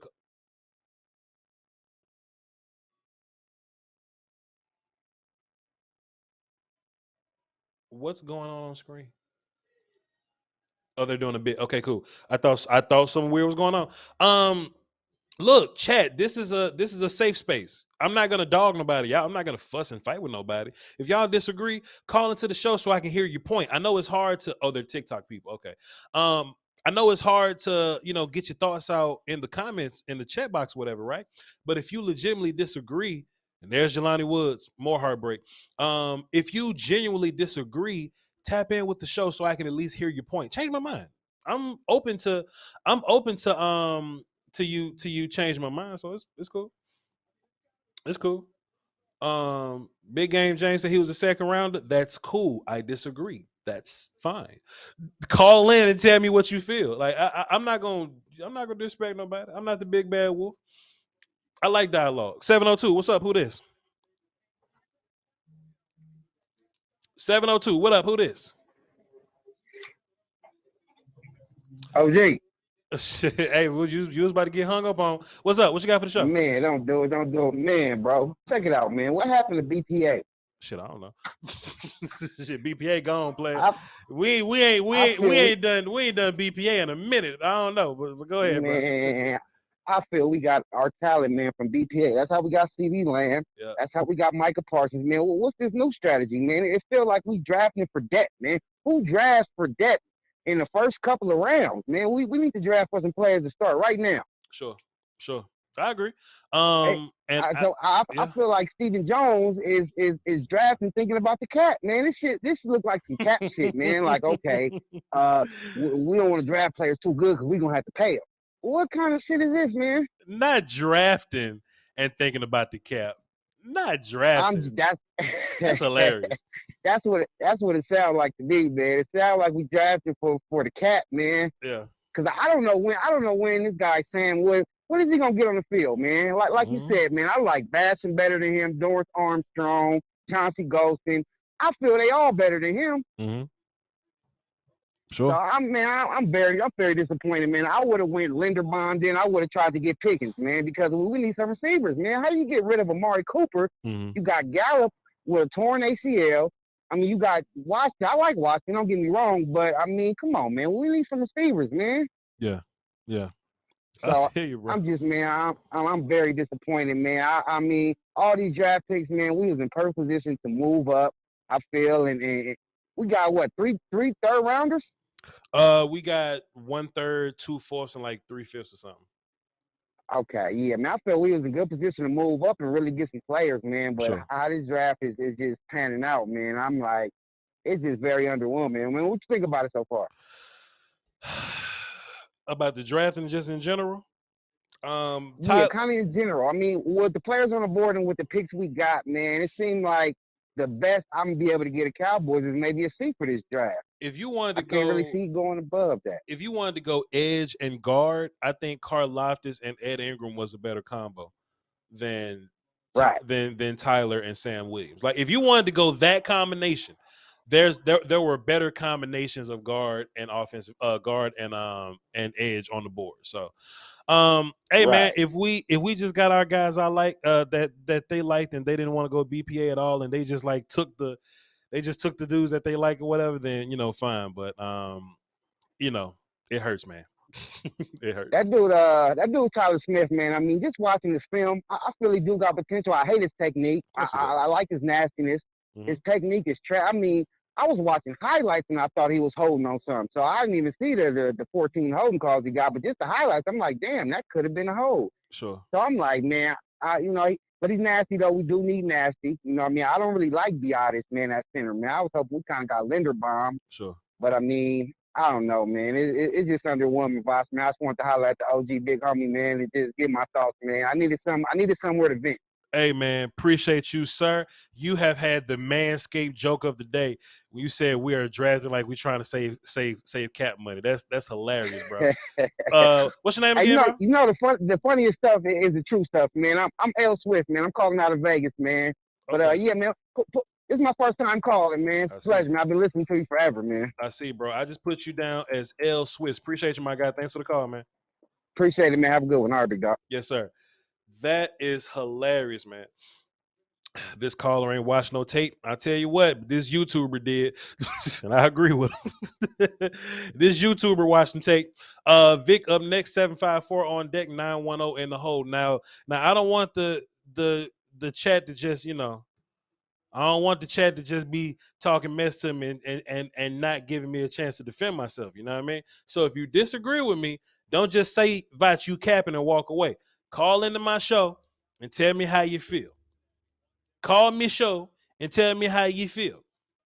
And let's just recap the draft for a second, because I've been fussing for the past like 20 minutes or something like that. And Brumley, you could just like hit the scroll up, but there you go, help the people out. Appreciate you, my guy. So since we drafted, what's the name? And I got upset. Sam Williams, edge from Ole Miss. Luke Goedeke. He played on the opposite side of Bernard. Luke Goedeke got drafted before Bernard Raymond. Am I missing something? Did Luke Goedeke really get drafted? Did he really get drafted before Bernard Raymond? That's crazy. Chad, make sure I'm not missing nothing. Make sure I'm not missing Bernard Raymond. But there's that. Then Troy Anderson, the special teams player of the decade. He went 58. Ed Ingram went 59. Hurt. Cam Taylor-Britt, think that's a bit of a reach. Drake Jackson, like the player, goes to San Francisco at 61. Brian Cook, I have no clue how we got here with Brian Cook, free safety kind of guy. At 62, James Cook, in which I think he's a fantastic running back. He goes 63. And Nick Benito, who I like more than Sam Williams, goes 64. Let's see at the top of the third round. I haven't even cleared up the whole third round thing. It's refreshing right now, so I'll let the third round joint refresh while I have a conversation. Foster King's guy, Christian Harris, just came off the board, linebacker from Alabama. Foster King probably a little hurt right now because he loved Christian Harris. The way he feels about Christian Harris, that's the way I feel about Brandon Smith from Penn State. So that's one thing. Set it off. Chris texts me, and he's a bit upset. He's a bit upset. Luke Fortner, pretty good player from Kentucky, pretty good center. One of the guys I like. Brian Asamoah, pretty overrated in my opinion. Goes to Minnesota, but cool. Josh Izudike, Cowboy 30 visit guy. I think it's a little early for him. He's probably going to play a little guard. Could possibly do some tackle stuff for you. Martin Emerson wasn't a fan of the player at all, but Nick's little brother, Nicholas Petit-Frere, from Ohio State, offensive lineman. He ended up going to the Tennessee Titans. Big fan of him. Chad Muma. I'm a fan of him. I'm a fan of his at 70. I know there's some people talking about taking him at 56, in which I would have taken Chad Muma at 56 over Sam Williams, but he's tapped in at 70. Shouts out to him. Velus Jones from Tennessee. I think it's a bit early for him. Abraham Lucas, who I am a fan of, Senior Bowl guy, goes to Seattle. Seattle makes 2 good offensive line picks, and it's interesting that Russell Wilson had to leave for them to get 2 good offensive line picks. Interesting. Jelani Woods, the guy that we was looking for, but hey, we said he was going to go in the third round. There we go. Desmond Ridder, quarterback for the Atlanta Falcons. He's going to come in and compete early. And then we got Christian Harris, linebacker from Alabama. Player, super athletic. Feel like he had some problems with mental processing and stuff like that. He just didn't see it as well, but he's athletic enough to get busy. So that's all I got to say about that. All right. Now, chat, I got the same numbers.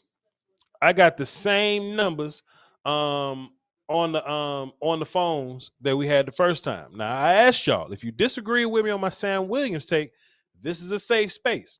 You can call in. I'm gonna love on you, and we gonna disagree, and we gonna dialogue.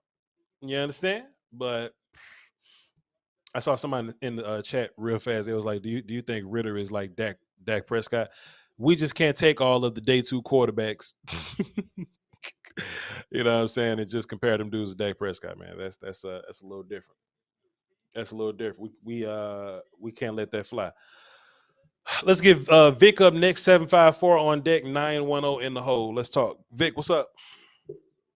What's up, Voch? Coolin', my guy. Trying to figure it all out. What you got for the show? Just chilling. First of all, I want to say shout out to you for the whole volume, John. Appreciate you, bro. Dope. Appreciate you, bro. I really appreciate, like, you always been like the same person since day one. A lot of people got to switch up. A lot of people got to, pretend they was cool to get views and all that. And you're one of the most genuine day ones that show that, you know, you can stay true to yourself and still make it in this shit. So sure. That's dope as hell to me. Sure. I want to get on this Appreciate you, Williams man. pick. Appreciate you, bro. Go ahead. Appreciate you. Third round grade on him. Oh, also, like, maybe a little less than 2 years ago, you started making me want to like watch film a little bit. Okay. Not on everybody, but the people that the Cowboys were like interested in, kind of. So I know what we get into. So I did watch a little bit on Williams. Third round grade on him. Really stiff player. Sure. Not good bend. Sure. He plays too high. Sure. Very raw. He relies on his motor and his strength way too much. He don't really have good technique. And I don't mean to knock him or anything like that, because I'm not that type of person, but this is what I see when I was watching film with him. Sure. Not really good at reading the plays, misdirections and stuff like that. Get lost a lot in the traffic. Yeah, it's just a reach pick. I like the day 1 pick with Smith way more now. Sure. Because at least if everything goes right, he's going to be contributing day 1 at guard. Right. If it goes right, Right. With this guy, he's not even going to be touching the field like that. And with a round 2 pick, you want someone that's going to be contributing. day one, and there's a lot of players on the board that could have been contributing day one. Sure. I got a question. What's up?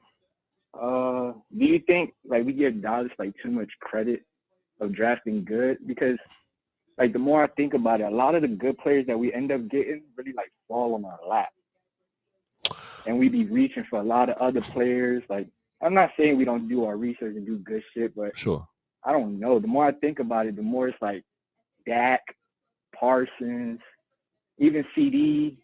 Like yeah, we could have fucked that pickup, but it's way easier not fucking up than fucking it up. So what do you think on that? You think we give us them too much credit?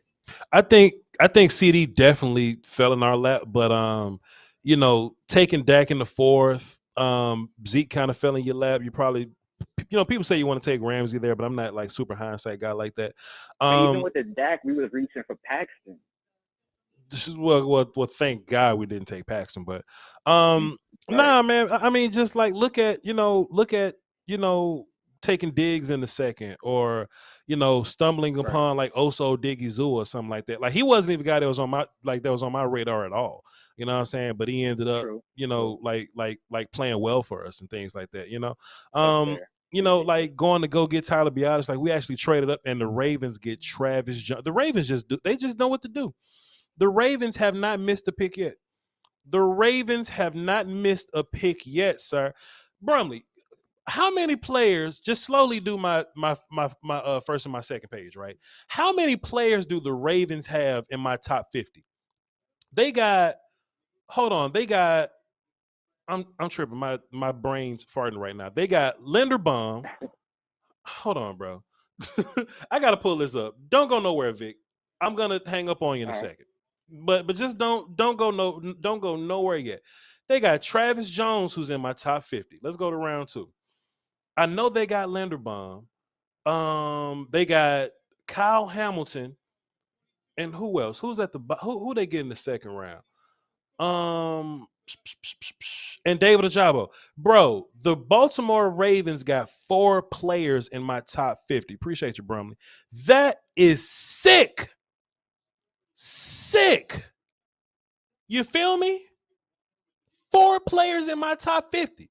But y'all say I'm bugging because we got Sam Williams at 56.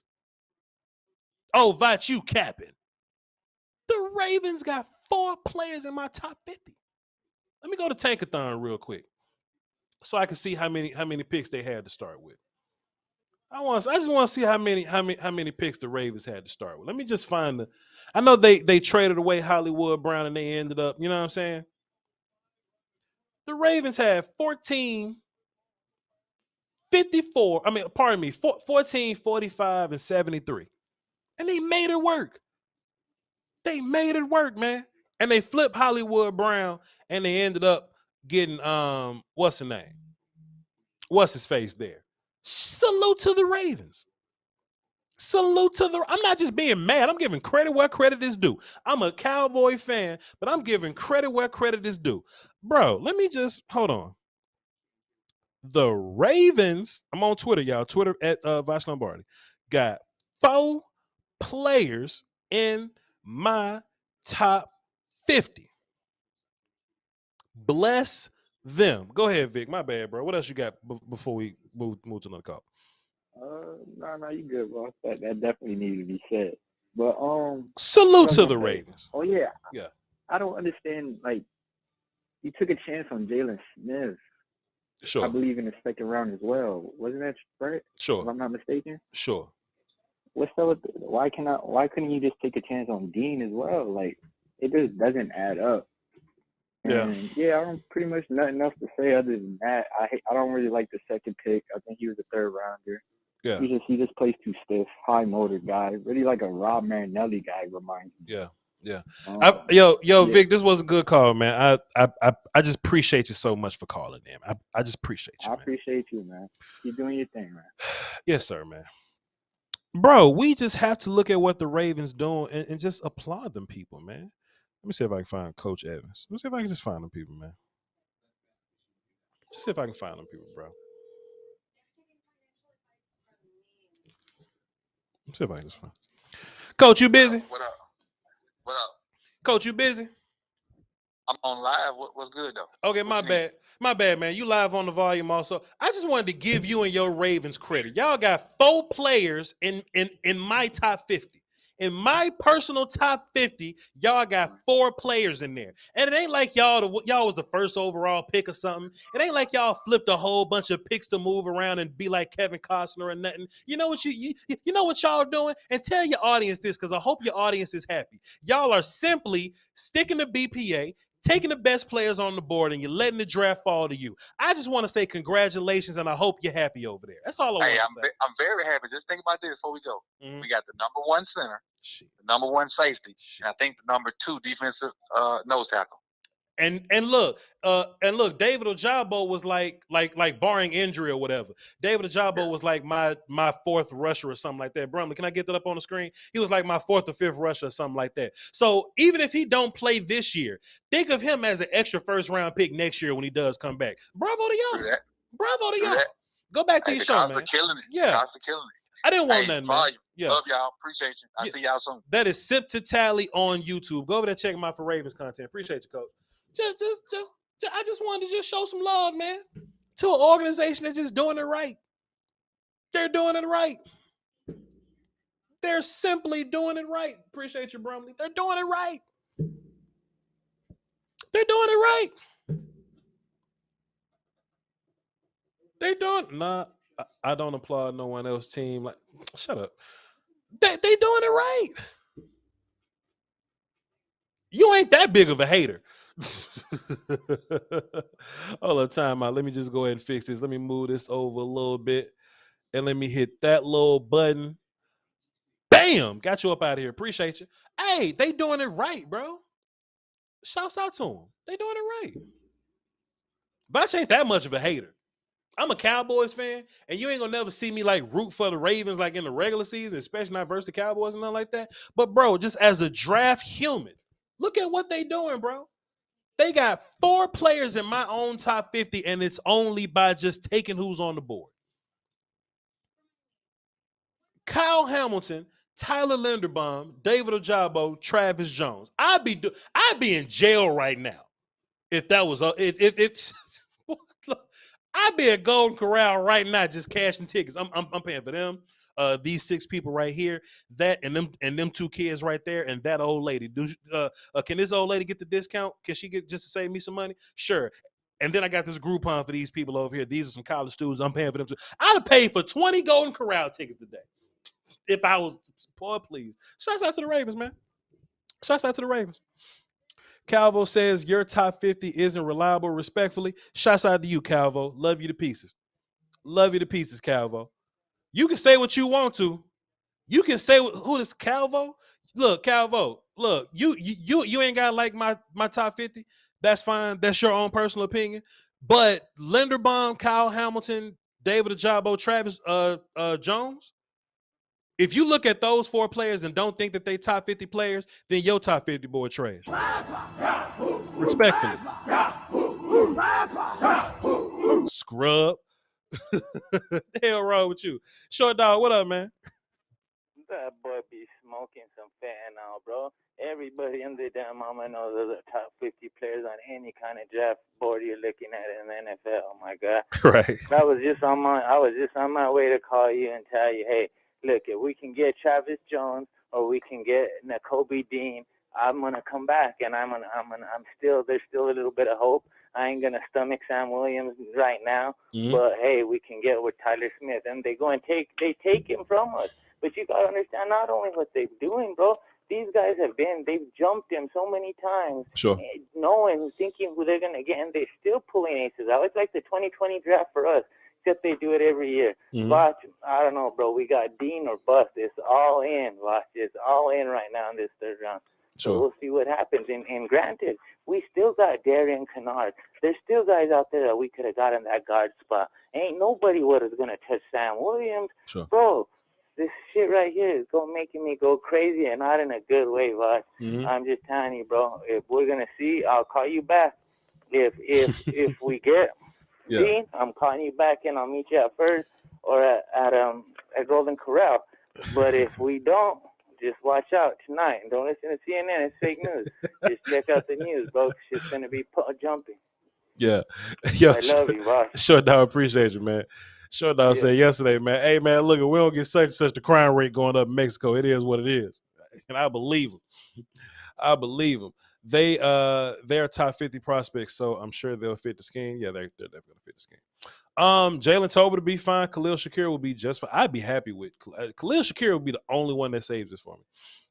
The only one that saves this for me. The only one. And yeah, somebody said Calvo call in. Look, if y'all disagree, please call in. We just talking, man. We just discussing. Family for God dropped another 5 and says, take Willis since we have no cap space and an expanding salary cap.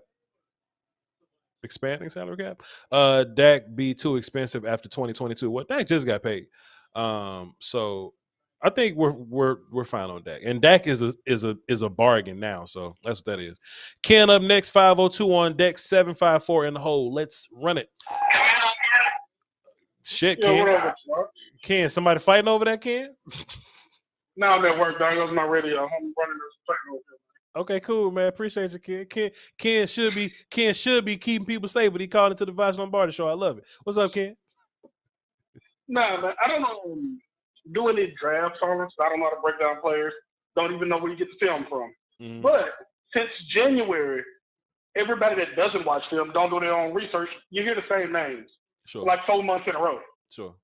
So if your team ain't get one of the 4 names that you didn't heard about from forever, everybody gonna be mad. I mean, can we get some coverage on these later round guys so people like me would know who the hell is he going? Yep. Because I've only heard about one tight end this entire offseason. That was Jermaine Willis. The rest of them I've never heard of. Sure. So you all see us talking about, hey, you disagree? Show me what to watch film, bro. 98% of us ain't got no film to back up nothing. Sure. But you know what though? Even though I'm sure like a lot of people don't watch film and they just craft their opinions, I don't think it's my place to like dog somebody because of that. You know what I mean? Because people consume football how they want to, and I think it'll be arrogant of me to be like, you don't watch film. I think everybody has access to YouTube, and y'all ain't got to be like football experts to have an opinion on somebody. Like you can watch a game on YouTube and like have an opinion. So I try not to discourage anybody from having an opinion. I just don't want anybody to think that I'm capping just because I haven't said what your favorite media dude has said. That's my whole thing. Yeah, I got you. You was hitting with that Okoye, prove it with the film. Like, hey, bro, I heard of Sam Williams like last week because it was Monta. That's the only reason why I know him. And I went to Mississippi State, so I should know at least our rivals, good players. Sure. Never heard of them beforehand. Yeah. Fair enough. What else you got? Oh, that's all. I put it on Twitter for you and Sus, but I know y'all busy. It just went on through, so I figured I'd call in, put it out there. Yep. Appreciate you, bro. Great call. Appreciate you, boss man. Yep. The kid DJ L dropped a dime in the super chat, says, I have some people that work for the NFL at headquarters and they're saying this Malik Willis situation is a shitstorm behind the scenes. 30 for 30. What's your thoughts on his slide? Well, the kid DJ L, if you got some sources, why don't you tell us? Why don't you tell us what's going on with Malik Willis? I don't know what's going on. Douglas Bowers, you don't know football. All right, Calvo in here telling people he don't know football. Calvo, call in, man. Calvo, call in so we can hear your opinion. You know what I mean? So we can hear your thoughts, so we can know like exactly what you disagree with, and you can, verbalize, your answers or whatever. You know what I mean? Like this is we don't bite here, man. Calvo, call in. The number's on the screen. What if 202-926-1127, access code 309-104. Yo, Calvo is safe here, man. Call in. We'll rock with you. We'll rock with you. I would love to hear what you got to say, because it feels like you think strongly of what you think and you're disagreeing. You know what I mean? It ain't like some other people will call in and like disagree. Like you just feel like I'm just flat out capping. So just call in and we'll talk about it. It's safe here. Let's go 502. See what you're talking about. 502. What's up? Hey man, how's it going? Coolin', my guy. What you got for the show? Man, so I'm actually a Ravens fan listening in. Sir, I just want to tell you how proud I am of your organization. I bet you're happy over there. Tell us how excited you are to be a Ravens fan during this draft right now. Go ahead, brother. Dude, absolutely. So, like, as a Ravens fan, the first 3 picks at some point within the offseason, all 3 of those guys were people that we were considering taking at 14. Sure. Kyle Hamilton, like, he was the absolute reach. We're talking about if we had to trade up, if we're talking about all these forces that EDC has gotten, we're thinking maybe he's going to package up some force, a potential, like, 2nd or 3rd from next year or something with the first. Sure. Try to trade up, get Kyle Hamilton. But then we see Marcus Williams get signed. So we don't even think about safety being an option anymore. Sure. Then we think about David Ajabo because we absolutely have a deficit at edge rusher because Tyus Bowser's injured. Adafe Owe had flashes, but, like, after those 2, there's really nobody else on the roster that we can really rely on. So we think about David Ajabo, and then we think about the McDonald hire for defensive coordinator. Sure. Perfect fit with David Ajabo, but he tears his Achilles. So don't even think about that. Yep. We're also thinking about Jordan Davis. And Jump us, and pardon me. And if David Ajabo didn't get hurt, he would be a candidate to get picked at 12. So shit, or at 14. Absolutely, my bad. He would have been in that conversation. Linderbaum would have been. Everybody y'all picked except Travis Jones, like the first 3 guys. If Linderbaum, David Ajabo, pre-Achilles, and Kyle Hamilton, if they would have gone 14, we would have been like, that's a good pick right there for the Ravens. And they got all 3 of them. Every single one of them would have been a good pick. And then the crazy part is the person that we got jumped for, because I'm sure that the Ravens would have picked up Jordan Davis if the Eagles had not jumped us. Sure. We got the great value Jordan Davis with Travis. They just picked up in the 3rd round. So I'm happy. They're about to try to stack this defense. They're about to go crazy. And they got Mike, it's either Mike McDonald or I can't remember his name, but he's brand new. Sure. McDonald just played with Jim Harbaugh. Gets to play with John. It's about to be a nice season for the defense, man. I'm excited, but I need to see them go out and get receiver because I'm still wondering what the hell they did with Hollywood. I'm still very confused. We need a receiver, but I'm excited about the defense. Sure. Hey, man, great call, bro. Appreciate you, man. Appreciate you. Man, hey, man, look, bro, like, you know, and this ain't about me jumping ship or just being a fan of somebody else's team or nothing like that. I'm draft guy first. You know what I mean? I am a Cowboy fan, but during draft season, I'm draft guy first.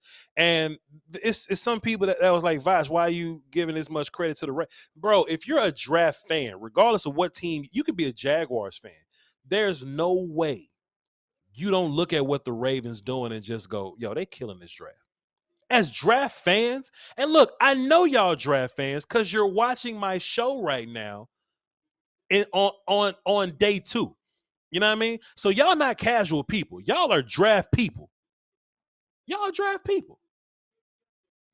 12.5. Hey, Joe. Hey, I don't like them kind of. Hey, gotta get you up out of here, Joe. Yo, Joe. I just, bro. Like, I don't know how y'all feel. I don't know how y'all can't look at just from a draft standpoint, right? Y'all like look, y'all didn't see the comment or whatever, right? But it was all like, we got somebody that got 12 sacks in the SEC, and all you doing is just like D-riding the Ravens or whatever. And that's so stupid to say, bro. Like, you can't be that much of a hater, bro. You can't be that much of a hater, bro. You know what I'm saying? I don't care what team you are. You can't look at the Ravens draft and be like, man, Voch being extra. Voch doing too much. Man, please. Here we go. What up, Justin? Justin? 9-1. Yo. What up, Justin? Hello. What up? Talk to me, Voch. How you doing, baby? Carolina. What's good with you, my guy? Hey, so what you feel about Bell, man? How you feel about him? Bell who? David Bell? David Bell from Purdue. Not a fan. I think he's kind of slow, not very explosive. Yeah. He finds a way to get it done though. Like, shouts out to him.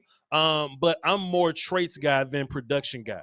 So David Bell got it done, but he doesn't project really well to me. You see what I'm saying? But hey, if he goes to the league and figures out how to get it done, then shouts out to him. But I just don't see it happening because he's not very sudden. He doesn't move very well. You feel me? So, but check this out. Mm-hmm. So, like, we take Dean here, that's a reach. What you thinking? Like, where you want to go with this? I know you ain't really got, like... Cowboys? If the Cowboys take Dean in the third round?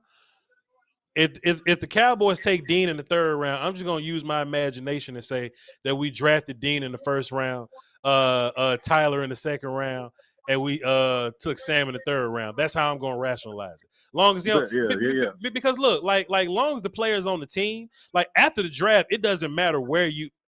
Well, don't worry about it because the Eagles got Nakobe Dean, so don't worry about it. God damn. Time out, bro. Hold on. Just my bad. Just hold on, bro. Just wait. Just hold on. Time out, bro. Just wait. Man, that shit fucking slow.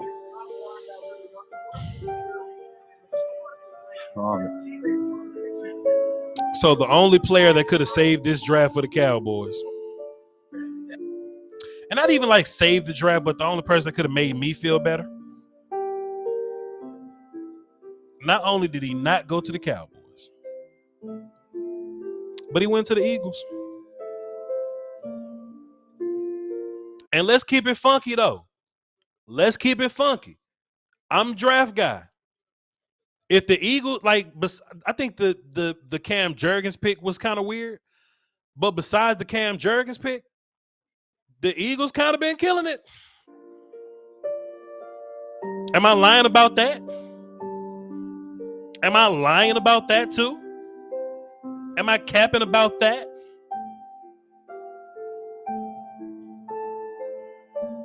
Am I capping about that?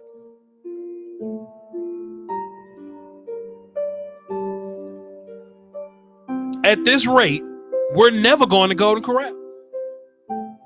Never. At this rate, we never going to Golden Corral. Damn.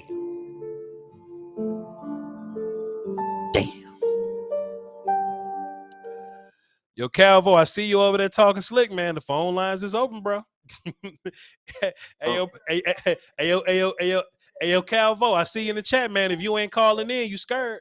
Go ahead, Justin. I hear you. Man, so what you feel about Justin Ross?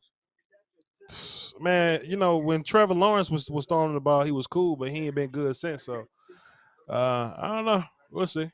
We'll see what happens, man. But yeah, I appreciate the love, man. Say my number is Baldwin, BALDWIN, man. I have you on one of my TV. I'll be having 6 TVs going. You be up there on one of those screens, man. I'll be watching. Appreciate the love, bro. 6 TVs. What, you got a barbershop at your house? What you got a Buffalo Wild Wings at your house or something? Shit, damn near. You know what I mean? People just give away TVs. I just take them and just watch football on Sundays, man. I have a high ass light bill, but fuck with me, man. All right, then, Ballin'. Appreciate you, man. I bet. Damn.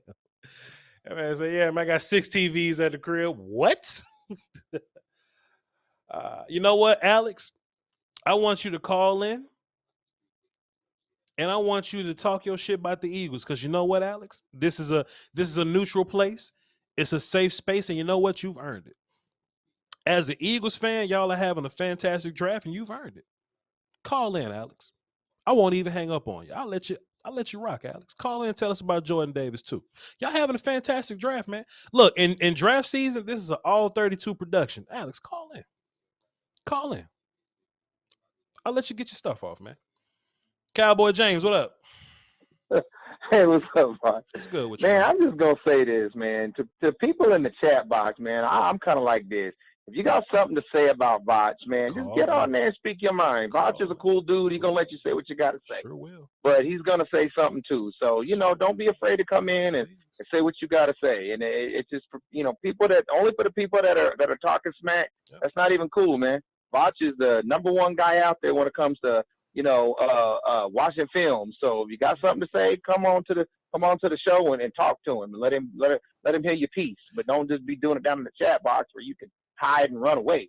I don't like that. That's crazy. Now, Cal, I was just trying to stick up for you, Voch, because you're cool, man. I don't think that's fair to you that they got to do that. They can only talk to you down there. They can't get on your show and you talking mano a mano. That's not cool. I don't like that. That's just life, man. People gonna have their opinions. They're gonna be a little fearful to come up and speaking. You know what I mean? Mm-hmm. But it's cool. It is. It's crazy. I mean, if you got something to say, you ain't gonna bite nobody. You ain't gonna pinch them or something. Just come on the show and talk. I'm not gonna whoop nobody. you always give everybody that chance. But anyway, yes, I keep you were saying, you know what I'm saying? Yes, I keep a sharp knife on my desk, but I ain't gonna hurt nobody. You know what I'm saying? Like I ain't gonna you ain't like that, Voch. I know. But no, you know what I was kind of wondering? You know, two things I was kind of wondering. This is the reason I called back. Sure. Is it possible that maybe the Cowboys, I don't really think they are, but just as a question to give them a little bit of courtesy, do you think maybe that we've been trying to trade up or whatever, and maybe people with teams are just blocking us because they just don't want to trade with us? Because it seems like everybody else has been jumping all around the board, but not the Cowboys. Everybody else has been doing it, though. I don't know, man. I just think I just think the Cowboys I think they just sticking to their guns. And to be fair, if they are taking the approach that they're just going to take their guys and they're not really concerned about who's on the board, then if you don't really have any worries of whether, you know, Tyler is going to be there at 24, or if you don't have any, well, nobody's going to take Sam Williams from him, so we're not going to jump up and take Sam. You know what I mean? I don't think I wouldn't have took him right there either. I definitely wouldn't have took him right there. Yeah. So you know that is what maybe that is. Third round or whatever. But my next thing is I guess everybody's probably maybe going to do this, but I'm going to ask you. So who would you take right now? Well, hell, who do you think the Cowboys would take? Because right now I don't think it really matters who we want, because they just taking people that you got to question yourself, like, what? Brother James. So I don't know. What you think? Brother James, I have no earthly idea who the Cowboys are thinking about. That's why I'm asking you, leaning on you, because I don't know. No clue. I don't know what we're doing, man, but it's definitely eyebrow raising. And I wonder if this has anything to do with, like you said, this tankathon, where maybe Coach McCarthy's out of this year because we want to bring in Sean Payton. I don't know if that has anything to do with it. Sure. I mean, wide receiver's bound to be next. It got to be next. But then again, but I have no clue. Maybe we don't go wide receiver till tomorrow. You know, maybe we just take another guy that we like. So we won't. I don't know, man. Hopefully, once it's all said and done and all the smoke clears, maybe we can, you know, polish it up a little bit. Maybe it'll look a little bit nicer than it does right now. But right now, man, it looks sick. I have no problem saying I'm wrong when I'm wrong, man. And if Sam Williams turns out to be a stud, then, you know, I'll give y'all that. But like you did with Micah Parsons, you apologize because you didn't realize I think you didn't really realize what you was getting until you got him, and then, you know, you apologize, you know, in front of everybody. So that's cool. Sure. And I'm willing to do the same thing, but I just don't know if I would have chosen him right there. But hey, you know, it is what it is. Yeah, I feel you, my guy. James, appreciate you, man. All right, man. Well, just like for everybody else, man, just keep your head up, your chin up, Voch. You know, out there with all these other YouTubers, man, that provide us with content. You know, you the best as far as I'm concerned, and you know, I appreciate you. And if I always got something to say or something to ask you, I'll come to you. I ain't gonna be down there in the box being fair weather like that. That's crazy. Damn, Calvo. Yo, James, appreciate you, man. Salute. Oh, you're welcome. Yes, and I appreciate you for what you do, and keep up the good work, Voch. Cowboy James, ladies and gentlemen. Yeah, man. Hey, I encourage dialogue with anybody. I'm not just gonna text Foster King, but like, man, this is dude Calvo on my chat box talking crazy. No, I'm just if I disagree, I'm gonna let you know, player. Or if I disagree and I feel like I need to let you know, then I'll let you know. But it is what it is, though. It is what it is. We all can disagree, man. It's all some fantastic little dialogue here. Who am I looking for at this point? Linebacker would be fun. Wide receiver would be fun. So who are my linebackers left over? If I want a linebacker, I would like for it to be Brandon Smith from Penn State. Super athlete dude. You know, good size, running hit, good coverage guy. Channing Tindall's a guy that I like for sure.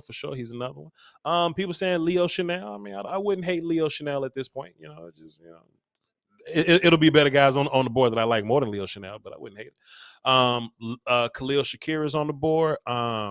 Calvin Austin the third is on the board, but he's probably like a tomorrow guy.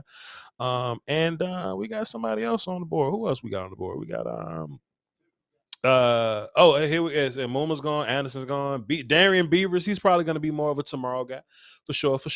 Hey, Khalil Shakir can make me feel pretty good, man. Khalil Shakir, Jalen Tolbert, they'll have me feeling a little better about this. They'll have me feeling just a little bit better about this. That lady looks like she owns the team. What did Alex say his area code was? Maybe he ain't call in. 951. Don't have 951. All right, cool. So hold on, give me a second.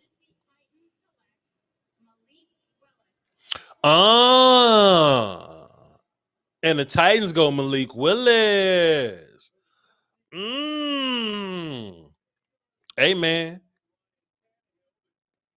Ooh, and that young man looks motivated, too. That young man looks motivated. He looks pissed off. Let's go, bro. Let's go, bro. Shouts out to Malik Willis, man. I think that dude's gonna do great things in the league, and he just gets to hand the ball off to Derrick Henry and just figure it out. He gets a Traylon Burks to throw to. Oh goodness, man, give him some more help. Give him some more help too. Draft some more help for him. Shouts out to Malik Willis, man. Shouts out to Shaq, the Vikings fan. Drop 5 in the super chat. Appreciate you, sir. I haven't called in yet. Waiting on the Cowboys to pick first. Hey, you know how content work. Appreciate you. This what we're gonna do. Yo, don't nobody go anywhere. Bromley, can you put the screen on the Voch's waiting screen? Voch got to run to the bathroom real fast. Y'all give me like a minute and 30 seconds. I'll be right back. Bromley, put us on the intro screen, please.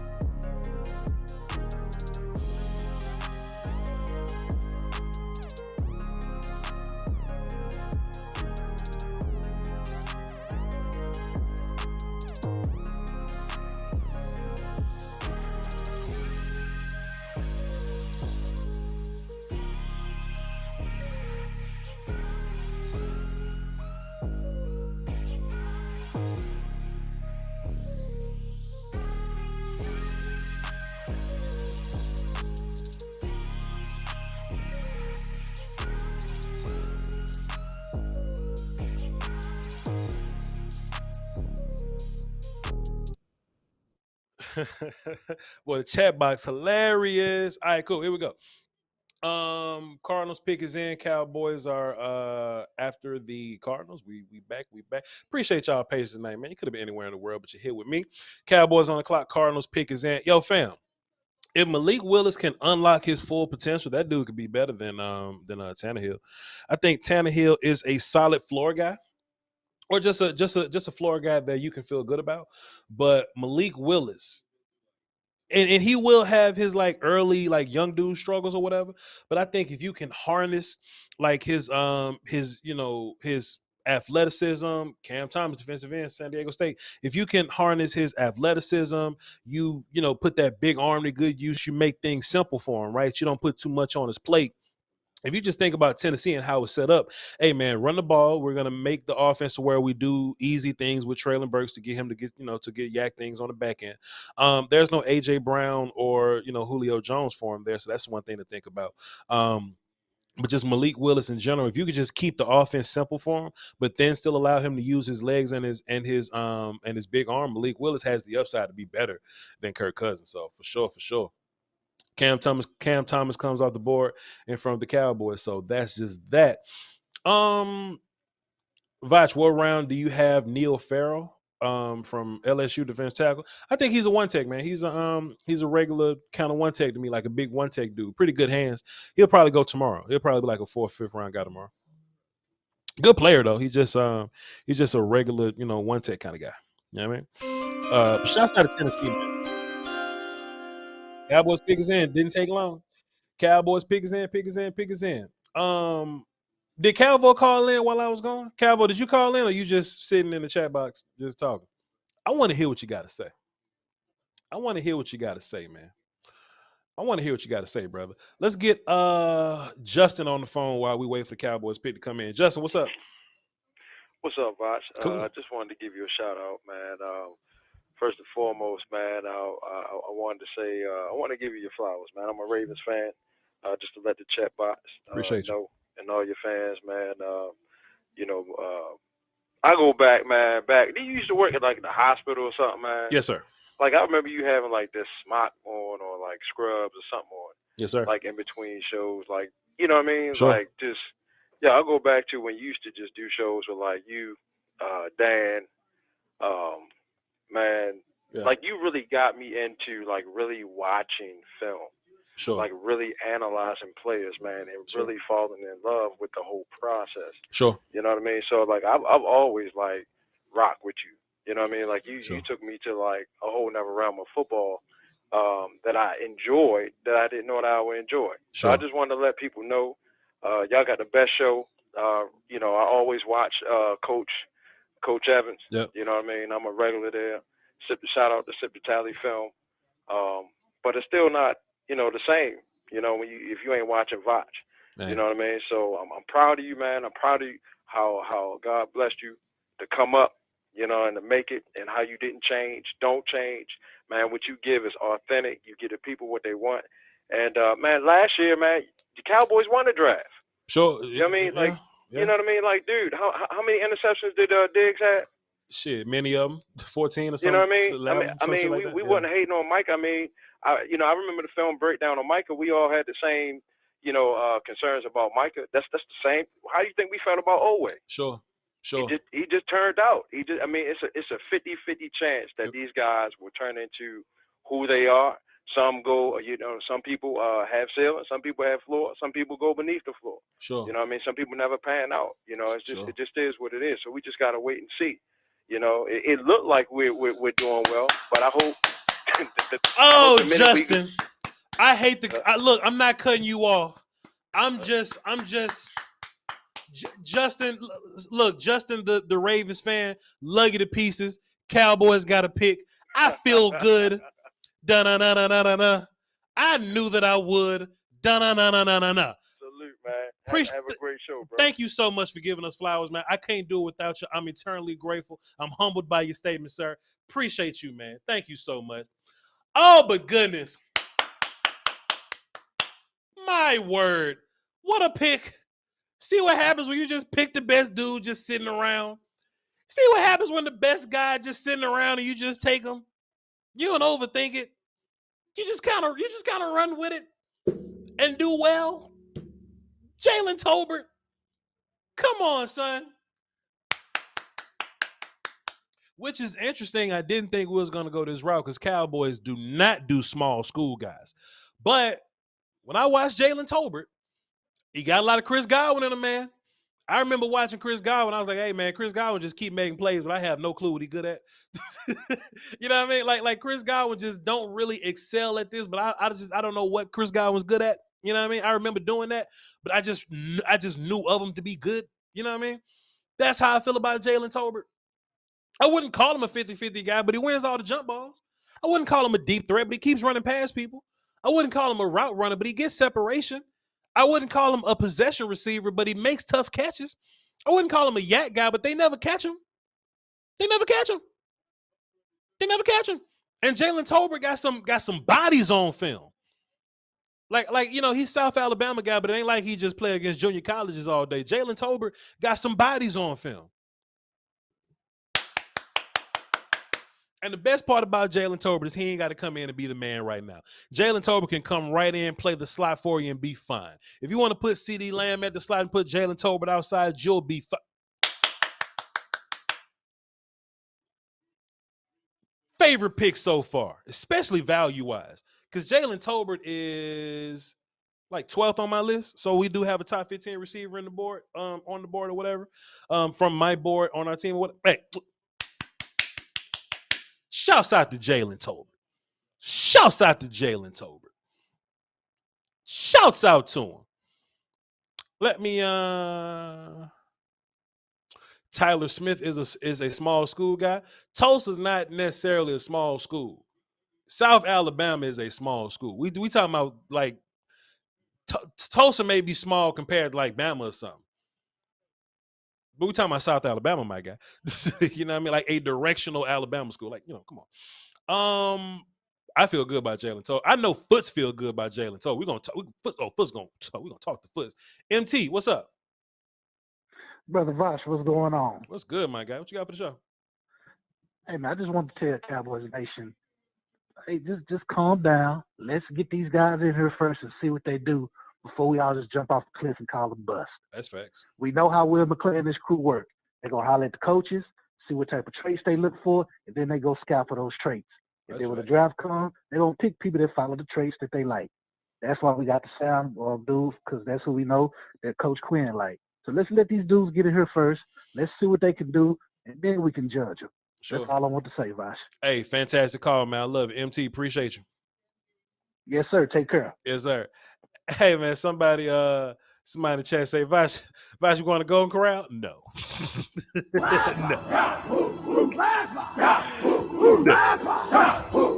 This is definitely not a Golden Corral pick, but it is a pick that I'm definitely happy about. I'm happy about it. I like the pick, man. I love the pick, man. And let me be clear when I say love, like I love the pick in context of like where we at. You know what I mean? Like Jalen Tolbert, where we're at 88, I believe. Jalen Tolbert at 88 is that's the yams, bro. That's the yams. So yeah, man, we'll be doing film tomorrow, man. Don't forget, man, Voch, no matter how I feel about Sam Williams, we're gonna get a Sam Williams film session in the morning. And it'll be talking about good and bad things from Sam Williams. I keep it neutral, I keep it neutral. But boy, I'm gonna be excited for that Jalen Tolbert pick. Set it off, Chris. We're gonna get you in next short dog on deck, then 254 in the hole. What's up? Hey man, I'm just glad that the crime rate will be at a minimal now to the fact that we actually picked a guy who can play, because I know Short Dog had the clip loaded. And I just want for my man Calvo, man, to just hear this and hear it clearly. Actually, Listen, Chris, I just blocked him, so he doesn't even exist right now. Who is Calvo? Okay. All right, man, no problem, man, because I hate the blasphemy to come out, man, as if you sit up here and you just downgrade cats just because you don't like them. Because there's been several times that you've picked out guys and seen stuff, and you've given love and flowers all over, man. Coach Evans, man, is an iconic, man. Yep. And to even go and sit over and we've ran and flooded his show, man, because he gives sound, pinpoint analysis about the Ravens. And man, the Ravens are just who they are. They look at the board. They don't try any hocus pocus, no a la peanut butter sandwiches to it. They just pick who's there, man. So for you to wait to 88 to pick a guy who can help your football team, don't sit up and look at this fan base and people out here talking about, oh, you don't like a guy to get 12 sacks in the SEC. Suckers that set up here and thought that Taco Charlton could play. And we all saw that if you watch the film. But, that film stuff is for guys who got a little time on their hands. Maybe got a little other different interests. I'm Tober kid. This was a guy that Brandon from Frankly Football loved. I had no clue who this cat was. He made me go watch him, and I totally understand this pick. But to get him at 88 when you needed a wide receiver beforehand and the way the board fell, here he is. That's the yams, you man. You take Sam Mills. Yep. Hey man, for you to miss out on the guy who ran around all the SEC and tackled everybody, and he was all SEC as well. Sure. But now you put him behind his running buddy that kept him clean for the last year, and now he about to terrorize your ass for the next 5 to 7 years. Wow. Yeah, man. Man, Jesus, dude. Hey, man. Yep. Hey, listen. We talk all the time. We drinking Sunday. I'm with that. We drinking. It's been a weekend, bro. It's been a weekend. I'm with that. It's been a weekend, and we drink. We ain't drinking. We drinking. This is crazy, bro. I'm not even leaving the house. To the show, man. I'm not even leaving the house because I know I'm going to jail. Look, look. Come on, Chris. Hey, Chris, appreciate you so much for calling in. Drink the pour on the way. I don't care what we drinking, man. Oh, this is aggravating. Yo, set it up, Chris, man. Fantastic, bro. Appreciate you, dog. Salute, bro. Love you, man. Man. Yo, man, Jalen Tolbert, bro. Like, I just see that dude. Now, that's a dude that I can see contributing immediately. It's interesting, man. I see him contributing more. We ain't because I don't want to sound like a hater on it. I don't want to sound like a hater in that way. But like y'all know how we like rotate receivers out. You know what I mean? Like we rotate receivers. So you could be the fifth receiver. Like Noah Brown got catches last year. You know, like Cedric Wilson, Malik Turner got catches last year. You know, I could just see a world where Jalen Tolbert gets more play time than Sam. And not to say nothing bad about Sam Williams. He's a Cowboy now. So, you know, I'm on his team. So, you know, we'll just have to see how we'll have to see what Dan Quinn has in store for him. We'll have to see the plan that Dan has or whatever. And we cool with that. But man, I'm excited about Tolbert, bro. I'm actually more excited to to get the film on Tolbert out before what's the name? Somebody in the chat, John Zapita. We're not going to Golden Corral, but he asked, are we going to Denny's now? No. And then somebody else in the chat, it was like, Voch, we going to gas station tacos. And look, I love Bucky's tacos, but no.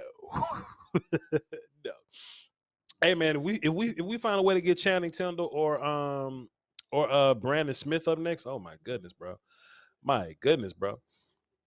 Thriller's gone say Mexico safe. That's up to Short. Let me ask Short Dog right now. Short Dog, Thriller's gone in the chat. They asked if Mexico is safe right now. Right now, Voch, you gotta understand it's the borderlands, bro. So you gotta understand where I'm from, Voch. Of course, you gotta answer have the highest murder rate. If you look it up, it's a small town in New Mexico. We have the worst of the worst, but it's good too. You know, it's good people and the bad people. But like I said, Tolbert was like a heaven. When I seen 88, bro, I just realized how much I did love the Cowboys. In 87, I ain't trying to be politically correct, but when they had the gay football team, bro, oh God, dog, I almost shot myself in the head. Either way out, Voch, I know you're big time. I know you're doing your thing. I ain't trying to get nobody canceled because you're the boss. I don't mess with nobody else but Voch. I don't play no games. I don't know coaches, none of that. Right. Even though I give you the flowers because it's you, Voch, the boss, and that's it, and that's what it's gonna be. Right. Now that guy that's talking shit about you, Voch, I got you. I tell him, look me up, bro. My name's Elias Fresquez. Check me out. Check out my bumper. Just Google me, dog. And you can get on me and get up with me, dog. I'm certified in 50 states. We can come and get at it anytime you want to get it on any level. Don't play with Voch, bro. There's a whole gang behind this thing right here. And we keep it cordial. We're God-fearing men. We love people. We love the veterans. We support our elderly. But you come with that disrespect, you're going to get met with something you've never seen in your life. And that's from inside the wall to behind the walls. Voch, I love you. Tolbert, we meet you, baby. We love you all week. Hopefully those 5 picks can turn into something good. Man, I hate the Eagles. I hope that peck on Dean is messed up forever, bro. I don't know. I ain't trying to be like that, but I am kind of salty with that kind of pick. But either way, we got 4 and they ain't got shit, bro. We got Dak. They ain't got no quarterback in the East. We still the beast in the East. Voch, I love you, and I'll see you tomorrow, bro. Short Dog, you are incredible, sir. Hey, man, Short Dog does not play about Voch, man. He does not play about Voch, man. So we just, hey, come on now. 254. What's up? Who this? Hello.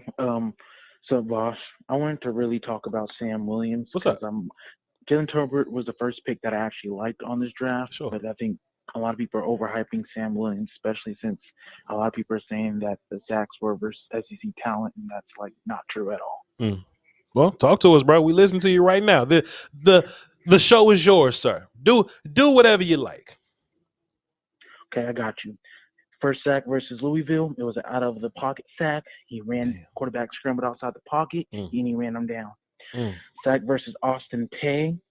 He ran by a guy, did a little rip, but you can't, it's all right, and it's Austin Peay. That's not even Division I. Second sack versus Austin Peay, covered sack. Third sack versus Austin Peay, covered sack. Sack versus Tulane, covered sack. Sack versus Alabama, ran unblocked, didn't get touched. Sack versus Tennessee, bull rush, good play, it's all right. Sack 2 versus Tennessee, ran past the guy, be a stunt. Sack versus LSU, covered sack. Sack versus Auburn. He did a good initial move, got in the backfield, missed the tackle, and then had to run down Bo Nix to finish off the sack. Sack versus Liberty, did a good move, did a good rip move, and was able to get past, but it's Liberty. So, Second sack versus Liberty was a coverage sack. Sack versus Mississippi State, which wasn't against Charles Cross. That is a lie. He made good contact with the guy, but he basically ran past. Second sack versus Mississippi State was, again, a coverage sack, and again, wasn't against Cross.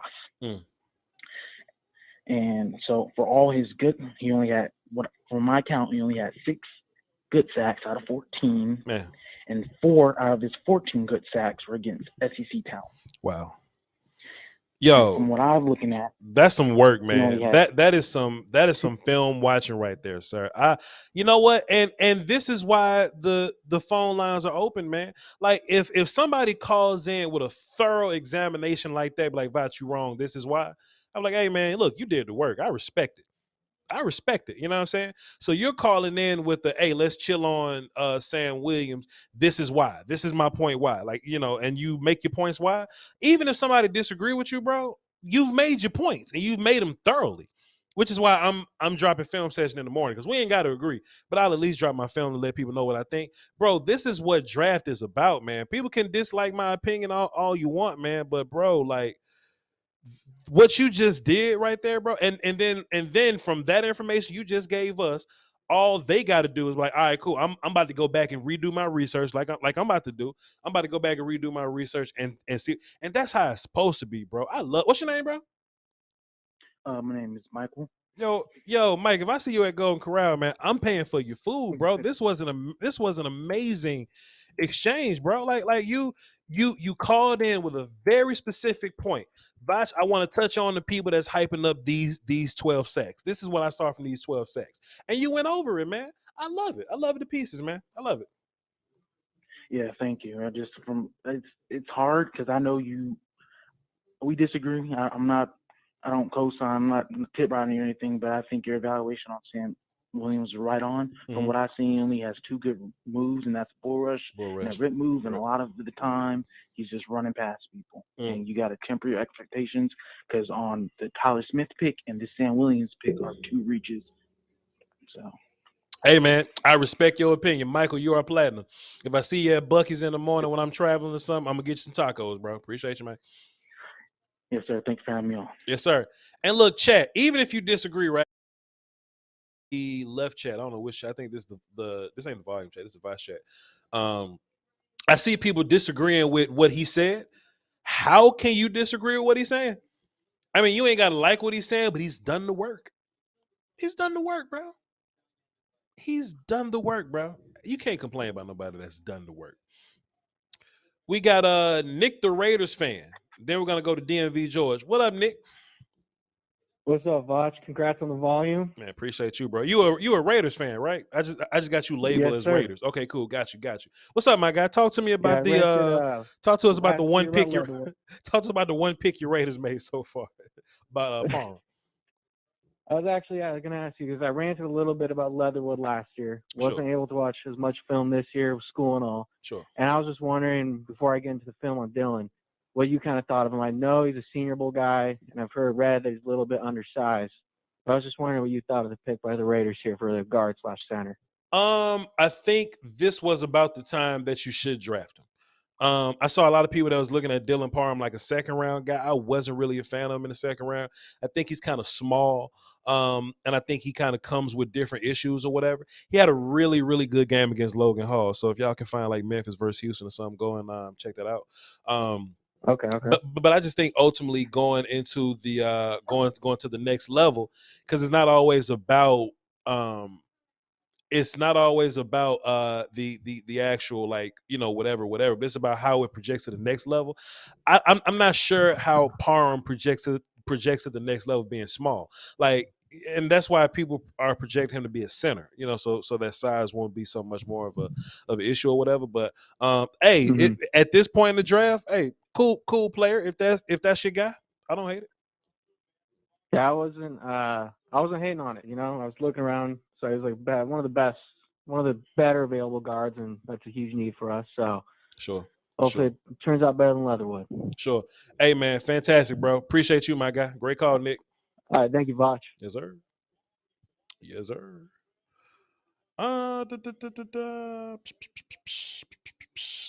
Tolbert is good. You're damn right.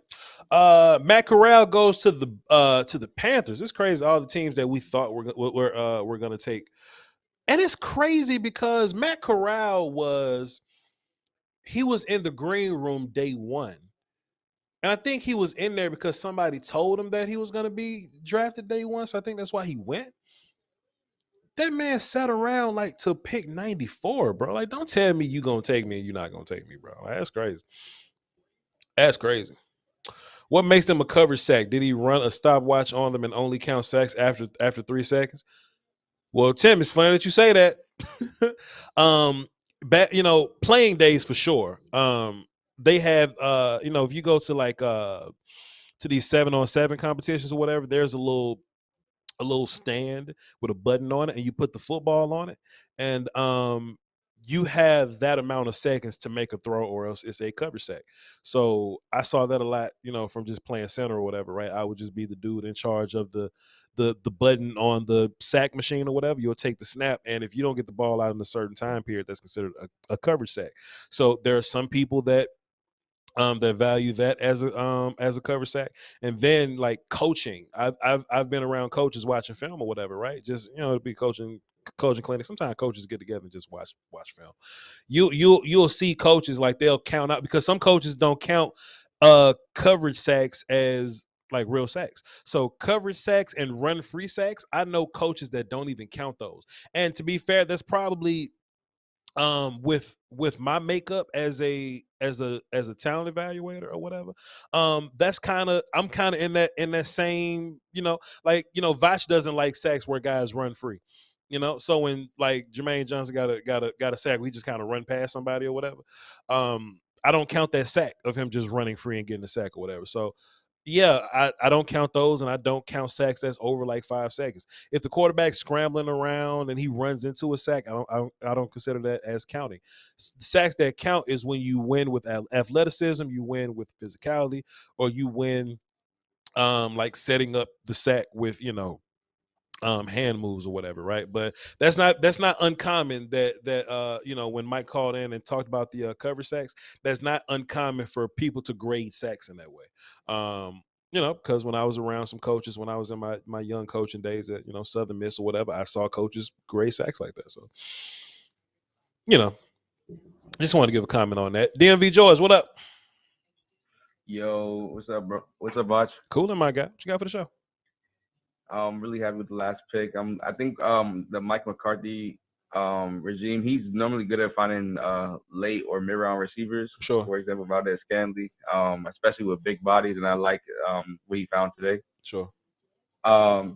Looking backwards towards like the first and second round, I wish we would have picked up Ed Ingram. I really like your breakdown on him from your video a few weeks ago. Sure. I'm kind of pissed we didn't pick him up. I like his pass rushing grade, and I think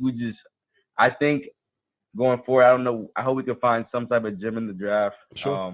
I trust in Will McClay, but I feel like if we're not giving these guys the developmental reps, then it's all gonna be for nothing. But I'm just looking to stay optimistic with this offseason, and I'm looking forward. I just want to see our offense not be so underneath, so because I don't want defenses to play us downhill like they've been doing. Sure. So I'm happy we picked up some type of sort of deep threat that, like you said, he's not a deep threat, but he runs past people. He's not, he's just a good productive receiver. Sure. And I think we need a little bit more of those around here. Sure. 100%, man. 100%. Especially with Cedric gone. 100%. Great call. That's all you got? Yeah. Yep. DMV George, appreciate you, man. I got two comments I want to address. Appreciate you. Stargazer says a sack is a sack, loss of down and yards. Sure, if we're just watching a game, then yes, sacks are just sacks. But we're not just watching games. We're evaluating players. So if you're evaluating players, now you gotta, we're projecting. Now you got to figure out how they got that sack. And how you get sacks is as important as getting a sack. If I got 15 sacks and all I did was just run past somebody, and they didn't even touch me, just untouched sacks, but I got 15 sacks. Yeah, in the game that counts. But if my 15 sacks are versus a person that got 15 sacks and all their sacks came from them, with hand usage, with them rushing with a plan, with them setting up or them having been, those 15 sacks are more valuable than my 15 sacks. Even you can agree with that, right? Who said that? Stargazer? Even you can agree with that, right? Now, if we're in a game and Micah Parsons runs free and we're just watching the Cowboys play and he gets a free rushing sack, then fine. But if we start talking about TJ Watt sacks versus Micah Parsons sacks, that's a different type of evaluation, and we got to change how we look at it. Draft is about player versus player, and it's about projecting. So good comment though. Appreciate you. And Hemi says, I seen Voch downplay the Sam Williams pick. He doesn't know what he's talking about. I don't see how you watch him play and don't like that pick. Well, you just talked about two different things. You came from you went from I don't like the player to I don't like the pick. Those are like two different things. Sam Williams, and I'll say it again. Since you probably just came in or something like that. I don't mind the player, Sam Williams. It's rare that I look at a player and be like, I just don't like that player. It's very rare that I look at a player and just be like, that player is not for me. I don't think Sam Williams is one of those guys. I don't mind Sam Williams. I think Sam's a cool player. I just think taking him at 56 with the guys that were on the board was wild to me. We had guys on the board that I like more than Sam Williams. You see what I'm saying? So that's what I disagree. You know what I mean? That's what I disagree with for the most part. So, you know what I'm saying? That's a maybe. Maybe some other team might have valued him and snatched him before 88. And that may have been the case. But just because some other team would have taken him, I don't think that that's a reason to overdraft a player because some other team would. That just mean that they would have just snatched a player. they would have just taken a player. You know what I'm saying? So, I don't know, it is what it is. It is what it is. Williams or Russo? I actually like Sam Williams better than Greg Russo. Hilarious. And I'll tell you why, because we don't do things without explaining. Greg Russo was a defensive end that got all of his sacks from playing nose, from playing zero. And he was projected as a defensive end, and he was like 240. And I was like, I have no clue what to do with that player. I at least watch Sam Williams. I like Sam Williams as a run defender better than a pass rusher. I can at least watch Sam Williams play defensive end and do stuff from defensive end. You see what I'm saying? So me watching Sam Williams, he plays. I get it. Russo got his sacks from zero, and I was like, I had no clue what to do with it. I don't know what to do with with what's going on here. You know what I mean? But we're not gonna keep talking about Russo here. 214. What's up? Who this? Hey, this is Cowboy. Been a long time fan, my man. What's up, man? Good to have you on the show. Appreciate you. What you got for us? What's up, my man? What's up, my man? I've been a fan since '92. Just like I know that you relate to that. We've been through this cycle, my man. We've been, I feel like our generation of fans, we deserve that bowl. But we keep on seeing. Well. So you've been a fan since '92. I was born in '92, so you might be a little older than me. Right? Yeah. No, that's what I mean. That's what I mean. We born. Born. Okay, I got you. Okay, born into it. Okay, I got yeah. Okay, I got 100%. 100%. And what we've been seeing is this pattern, right? Where year in and year out, we keep on making these value errors. Yeah. We make solid picks. Maybe 1 year in, then there's like a 2-year gap where it's like it's questionable on these first round picks, that we've been getting. Sure. I mean, not to call anybody out, but LVE. Sure. You got, Taco. It is what it is. The play ain't there for the first round pick. Yep. And so it's like, are we consistently rebuilding? Is that what this is about? And we keep on drafting these role guys where it's like there's something to develop when there's proven talent still there on the board. I'm not understanding the direction. Sure. I'm not seeing it. Sure. At the end of the day, and there's some comments in the chat that's saying this or whatnot. So I'm not gonna poo on it too bad. But chat, I just don't want to be fake and be like, oh, I love the pick just because I'm a Cowboys fan. I dislike the pick. And I hope y'all could just like respect my honesty in that. You know what I mean? But he's a Cowboy now. So like I'm done like poo-pooing it or whatever. So I hope that Dan Quinn has a plan. I hope Dan does his thing. And if I'm wrong, then I'll come out and I'll apologize. Easy peasy. Yes, yeah, you right, Voch. You right. I mean, they've developed some good players too. I mean, that can't be forgotten about. They've developed some players for sure. Sure. We look at Dorrance, but I will say that that's my concern. Is like it feels like we're kind of getting a Dorrance in the second round. In the second round, yeah, I feel you, bro. I feel you. Hey man, great call. Appreciate you, man. Appreciate you. Right. And hold on, time out. Don't go. What's your name again? No, Scout about them Cowboys. My name is Ryan though. We're gonna put. You can probably see me in the chat. Yeah. We're gonna put Ryan in there. Appreciate you, man. Great call. All right. Yes, sir. Yo, how many people? If I let them name themselves, how about them Cowboys? How many how about them Cowboys will we have? You know what I mean? Dre says, Sam was a reach, Voch. You don't have to keep explaining yourself to these non-film watching football casuals. Well, I don't want to be an asshole and say that. I at least want to respect everybody's opinion. You know what I mean? I respect everybody's opinion, bro. Everybody's opinion. Brian Robinson just came off the board. Physical running back, and Nakobe Dean tackled him, so I guess he ain't too small. Boy, Dean tackled him a lot. Dean small ass tackled him a lot. Jeez Louise. Let's go 609. What's up? Who this? What's up, Voch? Cool. How you doing? Cool. Who this?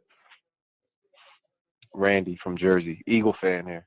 Eagle fan. What you got, man? What you got for the show, brother? The Eagles have been doing a fantastic job of just drafting, my guys. Sticking to their board and drafting. Shouts out to the Eagles, bro. Go ahead. I mean, like you said, like we built the house for Jalen. Like, sure. There's no excuses now. I love that we traded one of our first round picks for insurance next year, so we have 2 first rounds next year, just in case things don't work out with Jalen this year. Sure. Decent QB class next year. Sure. And that person can step into a good situation. So I'm happy with where we're at. Sure. Let me ask you something, man. So as an Eagles fan, and this ain't me like talking crazy because it's not even a regular season, so there's no need for me to talk crazy. Like, really, like, what do y'all think about Jalen Hurts? Like, y'all think he's the guy, or y'all think like he's hit his ceiling and he won't be much better than what he is? I feel like the fan base is split. You have some people like me who can see his potential and see how he progressed when we brought in Devontae Smith and kind of like, yeah, we have Gardner. Our old line is solid, but he didn't have too many targets. So you got to think like a lot of the plays that broke down wasn't necessarily his decision making. It could have just been people not getting open. You know what I mean? And then you have the other side of the fan base who's just gung ho on the fact that he's not the guy. He doesn't have a good arm. Sure. But I think he has potential, honestly. This is going to be the make or break season for him. Sure. There's no excuses. Sure. There's no excuses now. Yeah, man. And We I see love off season we got Hassan Reddick. We picked up Kazir White from the Chargers. Yeah.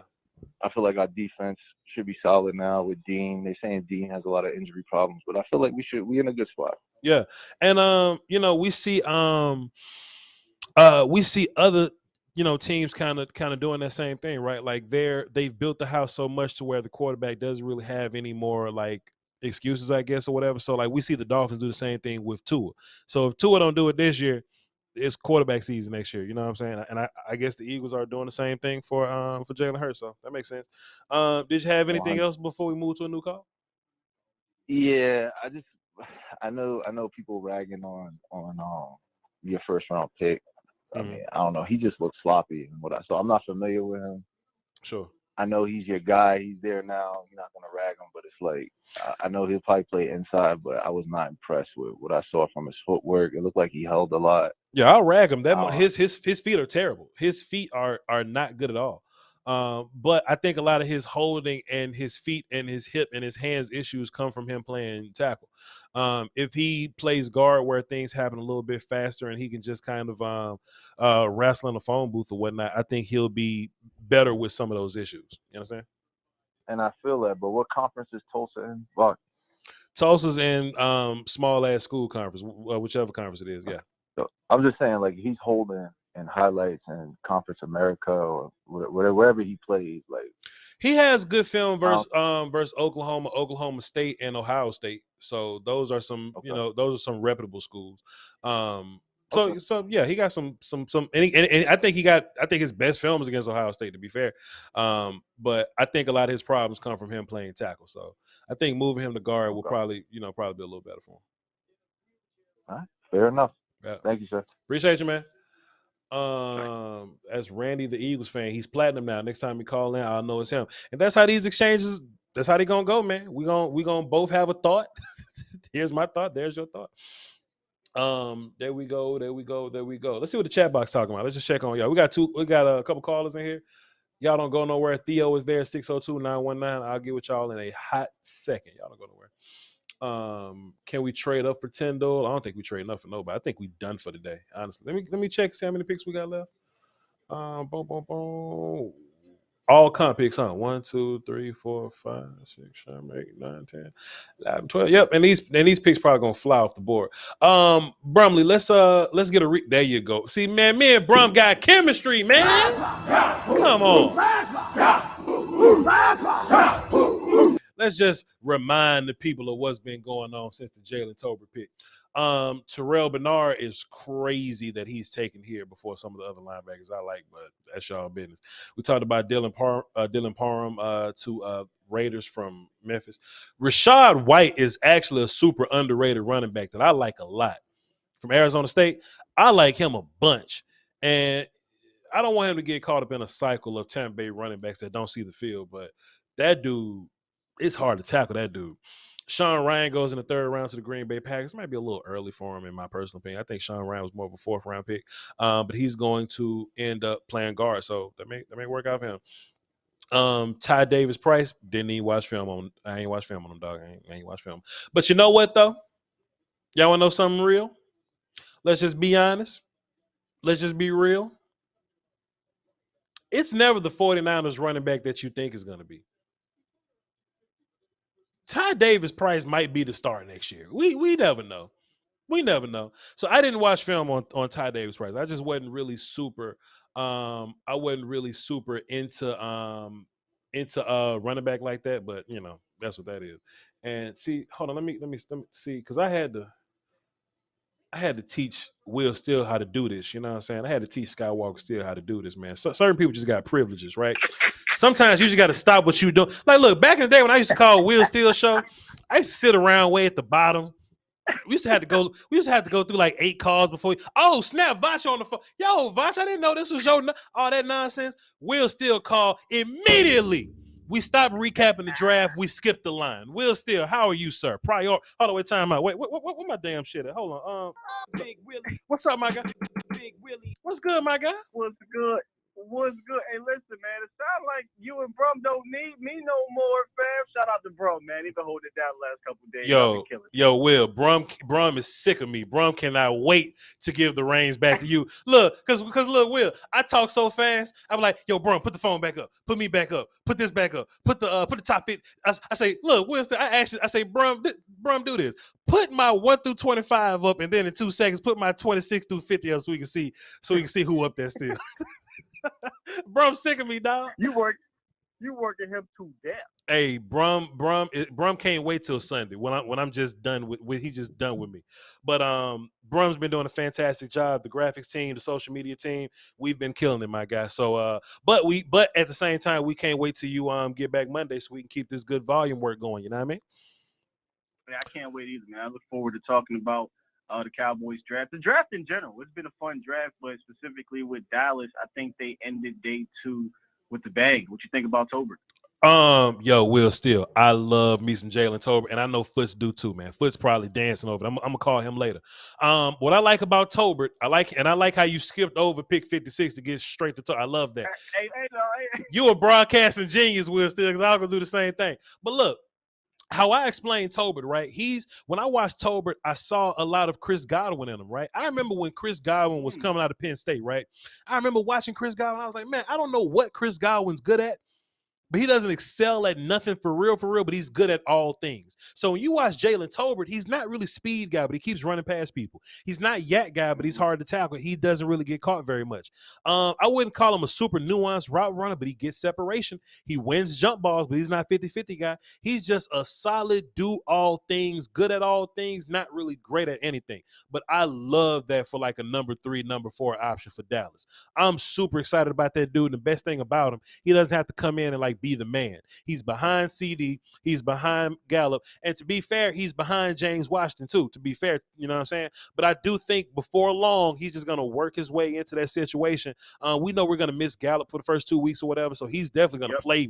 He's going to play immediately. But just as a dude that you know, that's Dak friendly, I would say, it don't get more Dak friendly than Jalen Tolbert because he can do all things in every situation. I'm a huge fan of pick number 88. I think he actually comes in the building day one, Sure. and he's part of that 3-man rotation. If not, your number 2 oppo of CD Lamb, right? Because Sure. I think James Washington's probably going to be slide. He could slide outside too as well, but Sure. neither here nor there. You know, Kellen Moore likes to use all 3 guys. We know Kellen doesn't like to feature one person. I think what he does best for you immediately is that you don't have Michael Gallup, who is the deep threat in Dallas, but guess what? Tolbert now the deep threat in Dallas. Yes, so he helps stretch that field and allows Lamb to work underneath back in the slot if they want to, or you can get James Washington to work underneath to get some of that yak going. But like you said, I love how you described it. He's not great at anything, but he's good at a whole lot. 100%. To me, that screams that he has potential to be great at something. And if you get him coached up right and you get him in the right system, I know we can get on Kelly. But you get him in the right system at some point in these 4 years. Tolbert can at the very least be a solid number 2 for you if you want him to be so. But now for the future, you got 3 wide receivers that you can roll out there and they could be that dude on any given day. I don't necessarily think Dallas had that for the future, but Tolbert gives you that.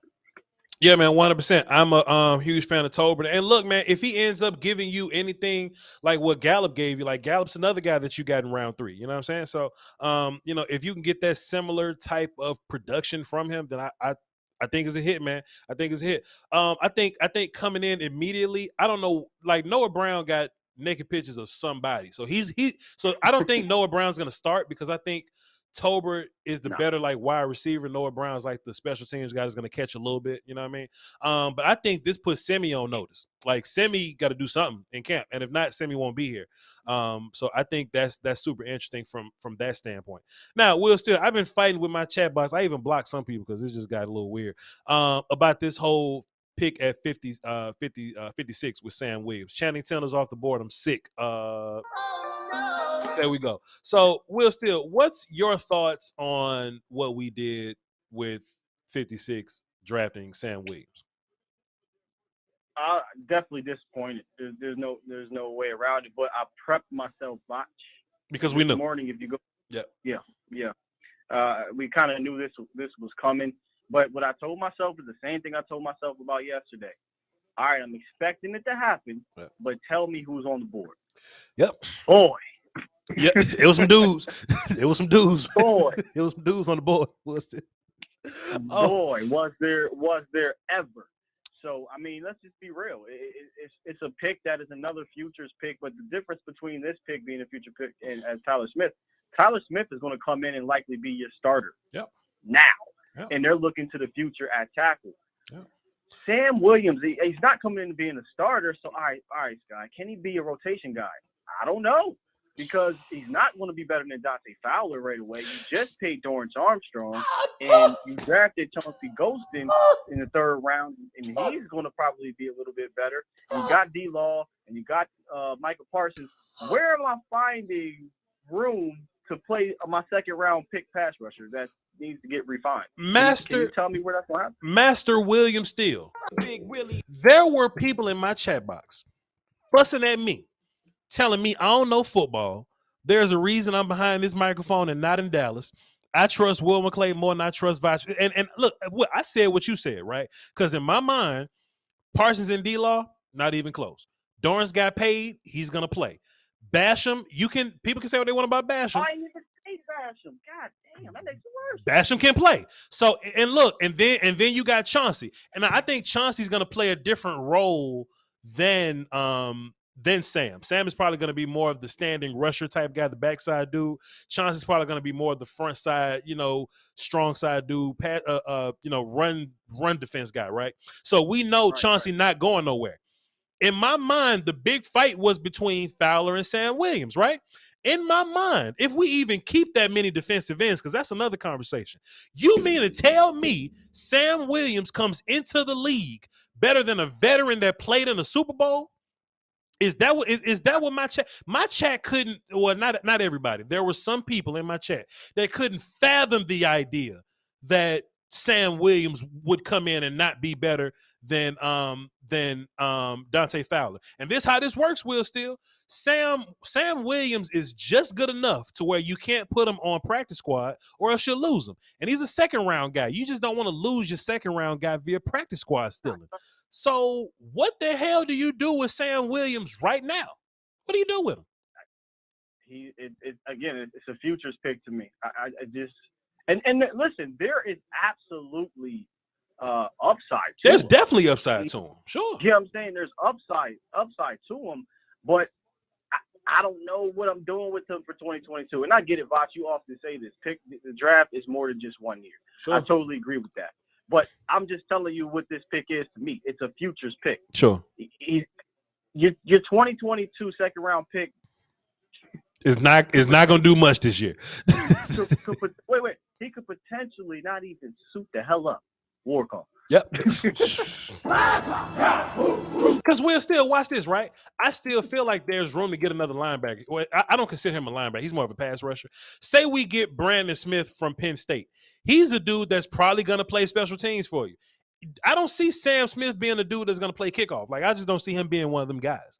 So your fourth round pick might play more than Sam Williams. This ain't me talking shit. I'm trying to be realistic here, right? I'm trying to like figure out like what we're doing here. Now, if Dan Quinn's your guy, and if this is Dan Quinn's pick, he say, Voch, I got a plan for him. All right, cool. But now what would make me upset is if better players don't play because Sam Williams is Dan Quinn's guy. And look, we can say what we want to say about Dan Quinn, but it ain't like Nashawn Wright going to be a starter this year because he's one of Dan Quinn's guys. So, we know Dan Quinn can take guys and get the best out of them, but I think we have to realistically ask ourselves, man, he's a great coach, but do I want him making picks in the draft room? I think that's fair. I think that's fair to say. Again, this is one of those situations where Sam Smith, the player is not some bad player. Sure, he don't suck. Cowboy fan, I'm just thinking of where is his fit. So maybe they cut Terrell. Yep. Maybe they just cut Terrell Basham and say, screw it. Thank you for your participation in 2021. We don't need you now. We got Sam Williams. Maybe that's the direction that they go. But if it is about being the best players, is he going to come in to be better than Terrell Basham day one? Like, Terrell Basham is no slouch as a reserve outside linebacker / defensive end. Like, he can get busy from time to time. So if he comes in and he flat out beats somebody, I'm down for it. Sure. But I don't know if that's going to be the case yet. I think you're looking at a guy who's going to need some refining and some tuning at a position that is not easy to come in day one and just straight crush it. So it's a wait and see approach for Sam Williams. We got somebody in the chat box, Al. They say Voch, you think Dorrance Armstrong, who's been average at best, whose skills aren't even close to Sam Williams' skills? Hey, Dorrance Armstrong got sacks in NFL games last year. Yeah, that's a real life thing. Go ahead, Will. Yeah. When people say stuff like that, I don't think you're really looking at it through the same lens we are. Sure. Sam Williams' ceiling is way higher than Dorrance Armstrong. Sure. I don't think we disagree there. We don't disagree. What about the floor? What Yep. about the rate now? What about the 2022 is what I'm talking about. Yep. In 2022, they just paid Armstrong $13 million. Yep. We know how in Dallas they love to play those guys that's making the money sometimes. Do you think they're going to pay him $13 million and then sitting behind their rookie second-round pick who needs some tweaking in this game? I have a hard time believing that. I believe when I see it. If this were the Jets and we didn't have pass rushers and Sam was like your second pass rusher and you got time to, like, you know, work on stuff, then maybe this makes sense. Cowboys are in a Super Bowl window with 5 defensive ends that could play right now. And now Sam Williams shows up. And somebody else was in the chat. They was like, Sam's going to be a part of a pass rush package. Where at? That was my thing. Who we taking off? Where at? Let me, real quick, I don't mean to switch it up on you, but You good? what was your thought process on Nakobe Dean? Because, you know, he dropped all the way to Philly. Is this the injury situation? My chat box is brilliant because they was like, how the hell we take a chance on Jalen Smith with one leg and Van Der Esch with no neck, but we can't take a chance on Nakobe Dean. Hey, look, my chat box bothers me, but they make points sometimes. Look, they said that shit. I went, bro, like, that makes sense. So I don't understand look, people can get in here and talk about, well, Voch, look at Sam Williams was all SEC second team or some shit. There was no SEC anybody better than Nakobe Dean last year. So I don't see how we don't make that pick. Hey, look, the Eagles, don't overthink it. The Ravens, they didn't overthink it. They just simply took the guys that's on the board, man. They took the best dudes, and I think they're winning the draft because they just didn't overthink it. They didn't walk in like, hey, these are our guys. They just took who's there. I think that's how you win a draft. So, Dean, I don't know how bad of a pectoral. I don't know how bad it got to be for you to pass on Dean like that. Because I don't think he's going to sit out for a year. But even if he does, like, you take a chance on that guy. Like, you figure it out and you take a chance on that dude. I don't know, bro. It just didn't make sense to me. Now, if the Cowboys would have got Dean in the 3rd round or something, then it would have fixed everything. Because I'd have just played musical chairs. I'm like, oh, so we drafted Dean in the 1st round, Tyler in the 2nd, and Williams in the 3rd. Okay, this makes sense. But I don't think we got a guy that was worth the 1st round pick. So that's just my thoughts. I was just befuddled that he was dropping like that until, you know, I heard about the whole, you know, injury thing. I think there was a list of injuries, excuse me, and then there was the pectoral thing. Listen, get the surgery. Maybe he returns by the end of the season, but that's a dog right there, man. Philly got, it's funny, Philly got 2 Bulldogs, Jordan Davis and Nakobe Dean. So look, if anybody was like, but Voch, Nakobe Dean's only good because Jordan Davis was there. Well, there you go. There you go. Congratulations.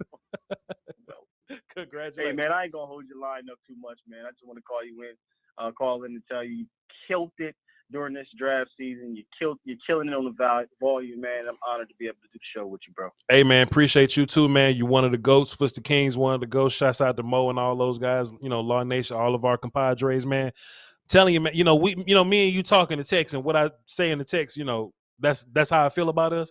But we'll still can't wait to see you Monday, bro. We one of them guys, man. We're gonna get it done. We're gonna be great. We'll still, ladies and gentlemen, appreciate you.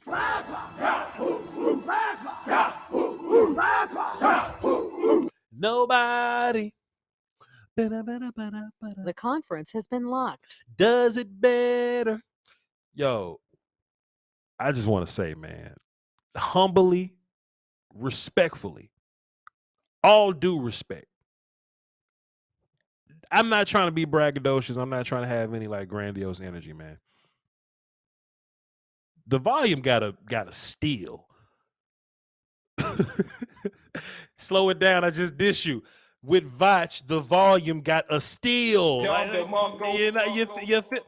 Bro, like, I just feel like we just about to do some great things over here, bro. I just think, you know, we just gonna take this content thing to the next level, bro. And I can't wait, man. Can't wait. We're doing this whole draft thing, bro. This is the first boss fight. Can't wait for the next few boss fights, man.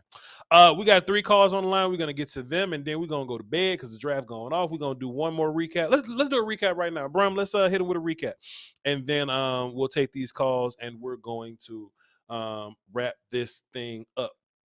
Here we go. Who was the last pick we talked about? We talked about Matt Corral. So Zach Carter, defensive lineman, in my opinion. He's a 3-tech, but if Cincinnati used him as a defensive end, cool. I watched Zach Carter, and I wasn't very inspired at all. So that's just that. Nick Cross, safety from Maryland, another guy that I wasn't excited about. Kirby Joseph from Illinois is actually a fun player. I think he can do some free safety things and come down and hit. He's not especially great at either, but he's pretty good at it.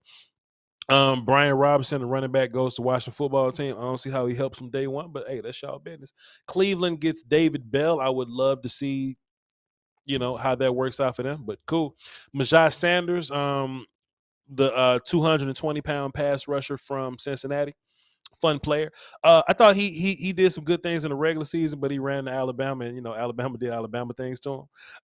So that's just that. I think Evan Neal took Majai Sanders, picked him up, and tossed him on the sideline or something like that. So there's that. But I like the player, though. I think he's a better run defender than anything.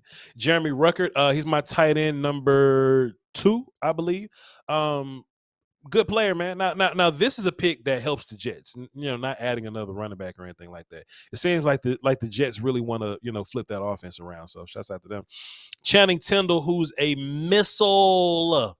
I think he identifies more as a Sam linebacker, but good player, man. Fun player. Leo Chanel, he's one of those I see it players or whatever. He tested well athletically in his pro day, but I think them numbers were kind of inflated, so I'm not gonna go too crazy about his athleticism. He does it, that the athleticism that shows up, in his his offseason testing or whatever didn't show up on film to me. But I like Leo Chanel as a mental processing player, as a high IQ player. Logan Buss, didn't even watch him.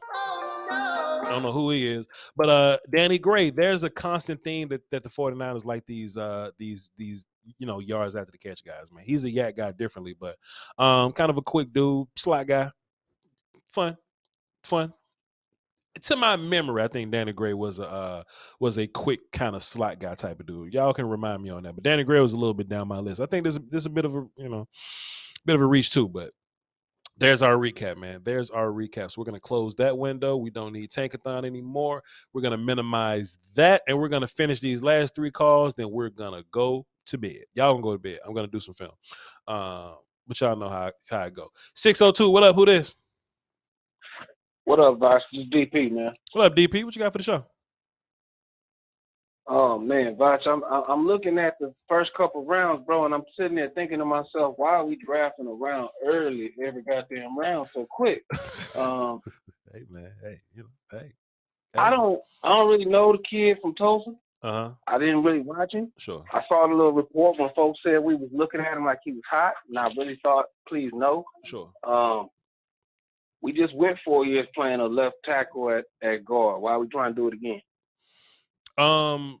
Well, to be fair, I think Connor Williams should have been playing tackle.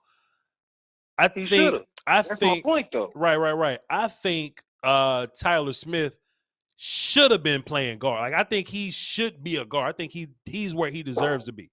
You know what I'm saying? If you haven't seen my film session, it's on the volume. Go to YouTube, type in the volume. I watched it early. Okay, cool. There we go. And I agree. I think in the phone booth he'll be better. Yep. Here's my real thought on that, though. I think that Tyler Biotish better get in the weight room because they finna sit Connor on him. We were trying to get Connor in the middle last year to get Williams out the way. This puts him at a more natural position. He's used to playing center or right. Now he's back in the middle. I think he might be able to push him either way. Will be better forward. That, my good sir, is an angle that I haven't thought about. Connor McGovern gets another year of snapping and attempting to play center. So 100%. I like the idea of McGovern being the swing guard guy. So sure. I like it. I like that. Go ahead. Good point. Now, Sam Williams, I think that Dan Quinn kind of had a man crush on him. That little video when he was gushing over him, talking about he looked like Michael. Mm-hmm. I think kind of sold that one. I'm not really sold on him at the second round. I thought he'd be cool third or fourth. I think we could have did something better. That's my main issue. I think there's more impactful players that we could be grabbing. Sure. Yeah. Now, granted, I do think we're a team that's put together pretty nicely. So I don't think there's many positions where we can draft a guy that's going to come in and play day one. I know guard is one of those positions. I know center is one of those positions. I think we can fit a linebacker in here day one. And that's why depending on the I'm just linebacker, as mad as you about Nakobe Dean. About Dean, 'Cause yeah. Dean would have came in. Yeah, Dean would have came in as soon as he's healthy. He would have been playing. I totally agree there. Gosh, we've been needing a mic for 3-4 years now, bro. When we gonna get a real mic? Hey man, we got a mic, but he just that motherfucker just got 13 sacks last year, so he can't play Mike. That's what I'm saying though, Voch. Sure. If he blitzing and everything, that's Sam. If he gonna be covering, that's Will. If he gonna be in the middle, that's Mike. We gotta get somebody who's gonna be in the middle. But bro, continuity. But bro, he in the middle, but he just at the he played defensive end too. He just Well, he's gonna be there when he leaves, bro. I don't know. I don't know. He's a cover guy. I don't know. I love Jay Cox. I know. Somebody's got to be able to stand in that middle and take on the guard. Now, I like that boy from Auburn. I ain't seen him come off the board yet, but we'll see. From Auburn? Yeah. Senior Bowl guy. Yeah, Auburn got a good linebacker. Penn State. Jacoby. Sure. Jacoby. Sure. My Penn State guys left. We running out of linebackers, to be fair. But some of our guys are there though. Some of our guys are there. So let me look back over the list, but you know, we got a few guys we can look at and, you know, see what the business is. Yeah, but before I go, Voch, I want to go ahead and give you a shout out. I've been watching, listening to you for a while now. You know, I remember the videos when you was just taking a walk, trying to get your little body together and everything. You came a long way. We all love you. Ain't nothing but love. We want to make sure that we keep pushing you and all the other greats like Law Nation, Big Game, James Skywalker, Steel Push the Great. We're going to get all y'all up there, man. Love y'all. Yo, appreciate you, man. That mean the world to me. DP, I just put you down platinum. So next time you call in, I know it's you, man. Appreciate it. All right. One last thing before I go. Please. I had some family issues come up, health issues. Pops had a heart attack. I was supposed to launch the channel. So everybody be on the lookout for Don't Play with the Cowboys. It's coming. I'm going to go ahead and get up there with y'all, make sure we get all our voices out there because the Joneses got to stop bullshit, man. Hey, man. Welcome. Put in the work. Work hard. Even if it starts out slow, man, just keep on grinding. Once upon a time, my chat box had 5 people in it.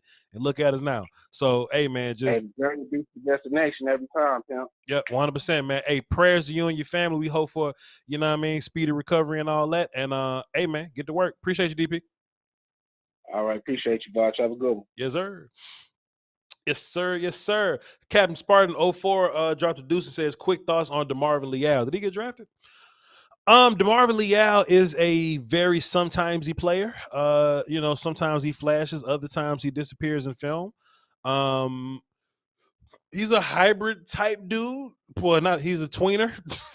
You know, he can play some 3-tech for you. He can play some defensive end for you. I don't think he's necessarily great at either. But when he flashes, he's amazing. But when he's not, he's kind of weird. He's just kind of funny looking or whatever. So it is what it is. But yeah, man, it's cool player. Cool player. Shouts out to you, Captain Spartan. You know something I just thought about? Another sometimesy guy. Just another sometimesy guy. And as we were talking about the Sam Williams pick, right?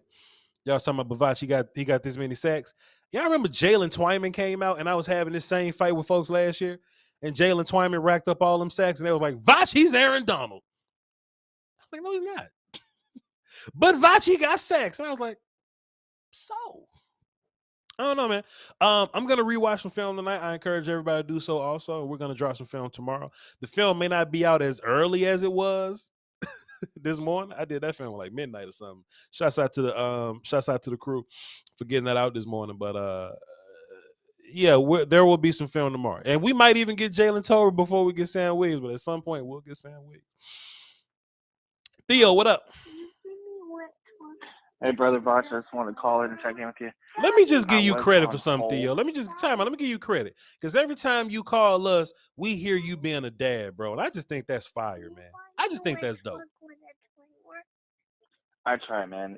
That's the biggest thing to me in the world is to make sure I'm a good dad, so that way the next generation has someone good and watch too. Theo, that's amazing, man. That's amazing, bro. What you got for the Cowboys? I mean, what you got for the draft? For the show? What you got? I was gonna say, when I initially called in, I was waiting to see if there was anyone that you would have tried to trade, one or two of our fours to get back into the third round for, especially with that run of linebackers going in there. I was really hoping to get one of those guys. and throw in Brandon Smith there Sure. at the top of the fourth.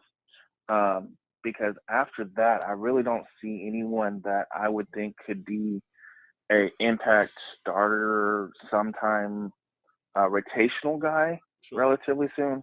I do like Aaron Hansford out of A&M later in the 6th or 7th round as a developmental practice squad guy. Sure. That you take a chance on to because of his athletic trait.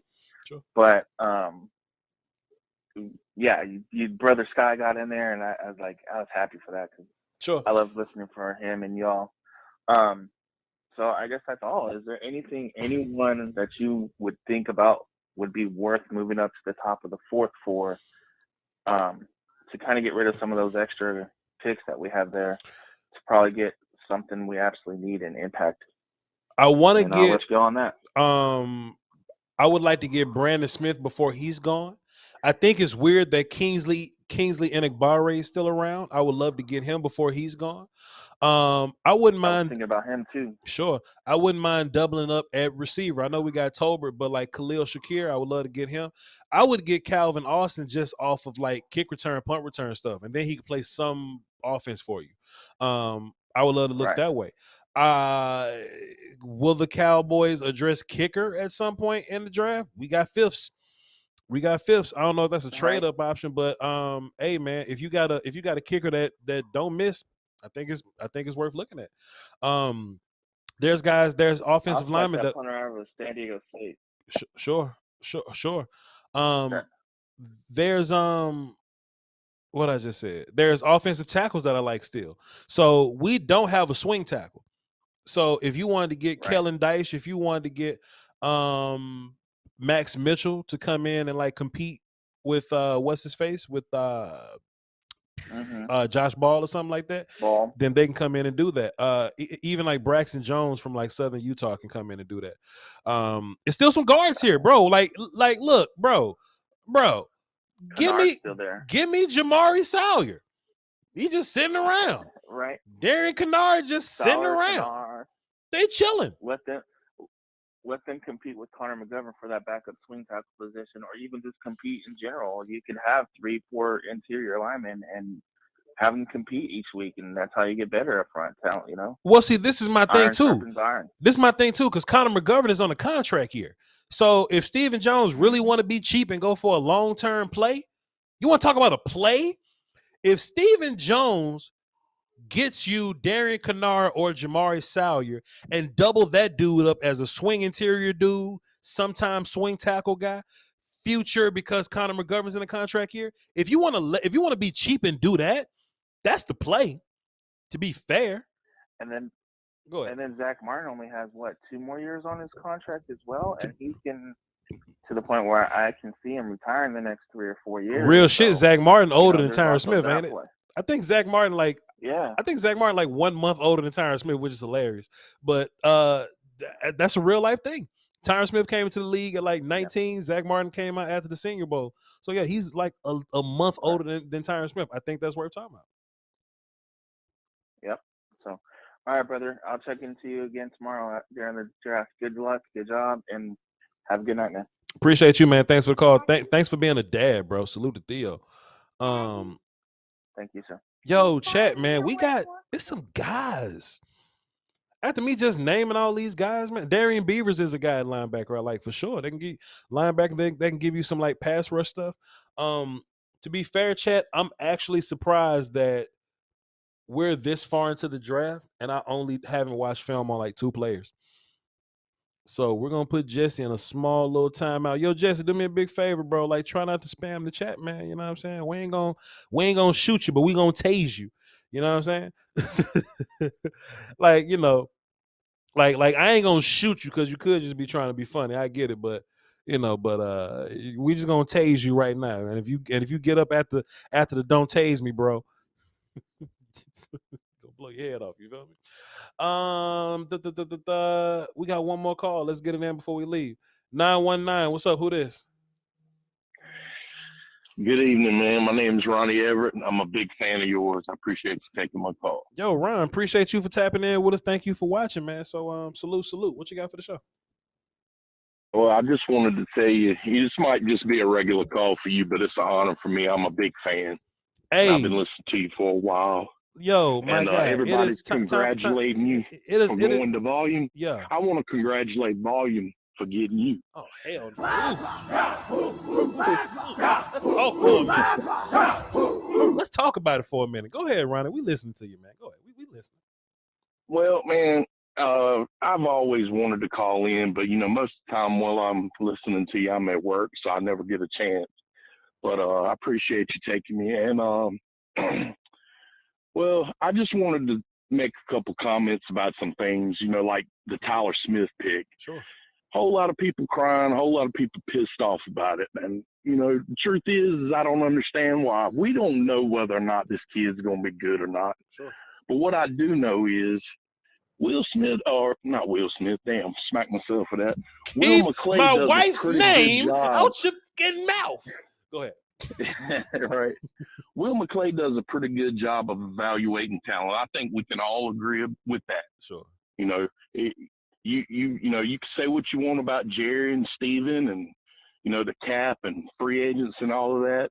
Mm-hmm. But Will McClay does a pretty good job evaluating talent. Sure. And, I was listening to your show last night and I was reading the chat and I was like, damn, motherfuckers is going off about this shit. Like we just drafted the worst player in the draft. So sure. It reminded me of something. So I did a little research after the draft was over. I went back to your draft last year and I pulled it up and I went to the Michael Parsons pick mm-hmm. and I read the chat. Same shit. Yeah. Same shit was happening. And there's a lot of the same people too. Mm. And, of course, those people don't feel that way now. Sure. And I just want to remind people of that. Just think about that. We don't know, whether or not this kid's going to be good, but I respect Will McClay's abilities to evaluate talent. Mm-hmm. And I think back about shit like the Travis Frederick pick and how people were pissed off about that. That ended up being pretty good. Sure. But also I thought about the Tyron Smith pick. That was, quite a few years ago. When he came out of USC, I remember a lot of people talking about kind of the same shit they say about Tyler Smith. Mm. He's like, he was only like 20 years old, right? He's raw as hell. They said he didn't have technique. His feet weren't good. Sure. Oh, he ain't going to be able to play left tackle. They're going to have to put him over to the right. Sure. Well, he turned out to be a pretty good player, I think. Sure. And I was thinking, like, this dude, Tyler Smith, I know what he needs. They need to put him up next to a, all-pro left tackle and let him teach him. And guess what? They got that same guy, Tyron Smith. Yeah. I think he's going to be fine. Yeah. So people shouldn't be too down about that first-round pick. I mean, it was a need. And according to them, they said it was their 16th guy on the board. Mm-hmm. I know some people don't believe that shit, but, whatever. Sure. They said it was their 16th guy on the board. So I'm pretty optimistic about that pick. Now, the Sam Williams pick, that was one of those coaches' picks. We've seen them do that before. Rod Marinelli did it with, what's his name, Hill. Yep. And those picks like that, they don't work out a lot of times. But sure. I will say this, Dan Quinn does a good job. And as far as him, whether or not he has a place on this team, sure he does. Sure. I mean, if you watch the games, and I know you do, you see Will McClay will send out 4 defensive linemen, and then the very next play, he'll send out another wave of 4 defensive linemen. They'll be completely different people. Sure. And he does that all throughout a game. Sure. So Sam Williams has got a spot on this team, and I suspect somebody who's here is going to get cut. Yeah. I mean, but anyway, fans shouldn't be so down on the picks. I mean, we don't know what these players are going to be. Sure. I just want to let you know, though, that I know you do the legwork. You watch the film. I don't. I ain't got time to do it. You and Dane Brugler, Jeff Kavanaugh, guys like y'all are guys that I go to, and I respect what y'all say because I know y'all do the legwork. Y'all don't always get it right, but y'all get it right more often than not. So, I mean, as far as Sam Williams goes, no, I'm not super thrilled about it because I hear what y'all are saying. But at the same time, I want to wait and see. I mean, we don't know how this draft's going to turn out. It could be what was 2017, or hell, it could be 2019 or 2020. We don't know. We'll see. Yeah. But I just want to let you know I respect what you do, and don't worry about these dudes in the chat. I mean, motherfuckers just be talking shit just to talk shit. Yeah. That's the era we live in now. It's the social media troll era. I mean, that's what people do. Sure. Yo, man, this let's see, Ronnie. Yo, Ronnie, this call is it's been amazing. It's very calculated. It's very chill. It's very cool. It's very laid back. I know you said it was an honor to talk to me, but bro, it's an honor to talk to you, dog. Because if I ain't had no following, Volume wouldn't have called me. Volume wouldn't have called me. Like, you know what I mean? Like, if I didn't have an audience that was worth a damn, I'd be doing something else, bro. So I appreciate you just much as you appreciate me, man. I just put you down platinum. Next time you call in, I'll know it's you. You should call in some more because you just had a fantastic call. And have a great night, man. I appreciate you. I appreciate you too, and I can't wait to see you holding Colin Cowherd accountable for some of the stuff he says when the football season begins. Ronnie, people thought he's my dude. I like him, but he says some out of pocket shit about the Cowboys, and I'm glad you on there to let him know. Now, Ronnie, people thought that Voch had some crawfish in him, man. People thought Voch flipped pancakes, and I wasn't gonna say nothing to Colin Cowherd about some of his, about his inflammatory Dak Prescott, Carson Wentz take, man. I just wanted people to have a little more faith in me, man. It was coming. I just had to dress it up real good. I just couldn't just kick in the door. You said I had to bring him, I had to make him comfortable first, and then I smacked him upside the shoulder. Did you get him? Hell yeah, I got him. You better watch the replay. You better watch one of these clips. Oh, I am. I'm gonna watch it. I'm gonna watch it tonight, probably when I get off of here with you. Then actually, if you're watching the live on the volume side, appreciate you. But on the Voch Lombardi side, we've been uploading clips. So there's actually the 30-minute video of me and Colin doing the work or whatever. Go over there and watch it for you, so you ain't got to look through the live stream. I appreciate you for having you as a part of my audience, Ronnie. Have a good night, man. All right. I appreciate it. You do the same, man. Y'all have a good one. Go Cowboys. Yes, sir. Man. What a night.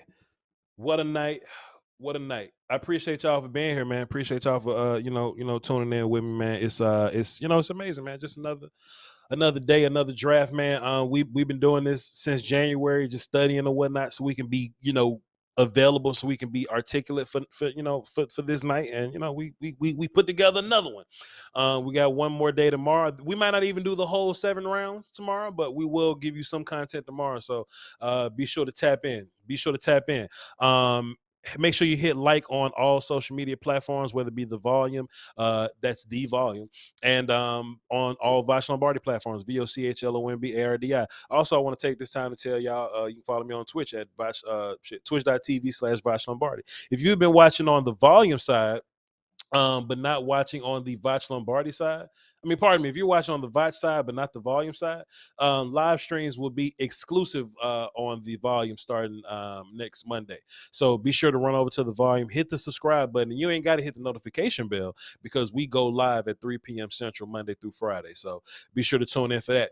One thing I want to ask my guy behind the scenes, my point guard Brumley, he's been doing a fantastic job. Can we get flames in the chat box for Brumley, please? I just want to ask him one thing. He ain't got to talk very much. I just want yes or no, and then we're going to end the stream. Brumley, you from the South, Louisiana in particular. Is spaghetti a side? No. Excuse me. All right, we're going to get Brumley up out of here. Hey, y'all hold it down for the Dosey Woes and Peace Whiskey. Brumley had the wrong answer. Till next time, y'all. Catch y'all tomorrow, and we're going to have film on Jalen Tober and Sam Williams on the volume. Peace, volume.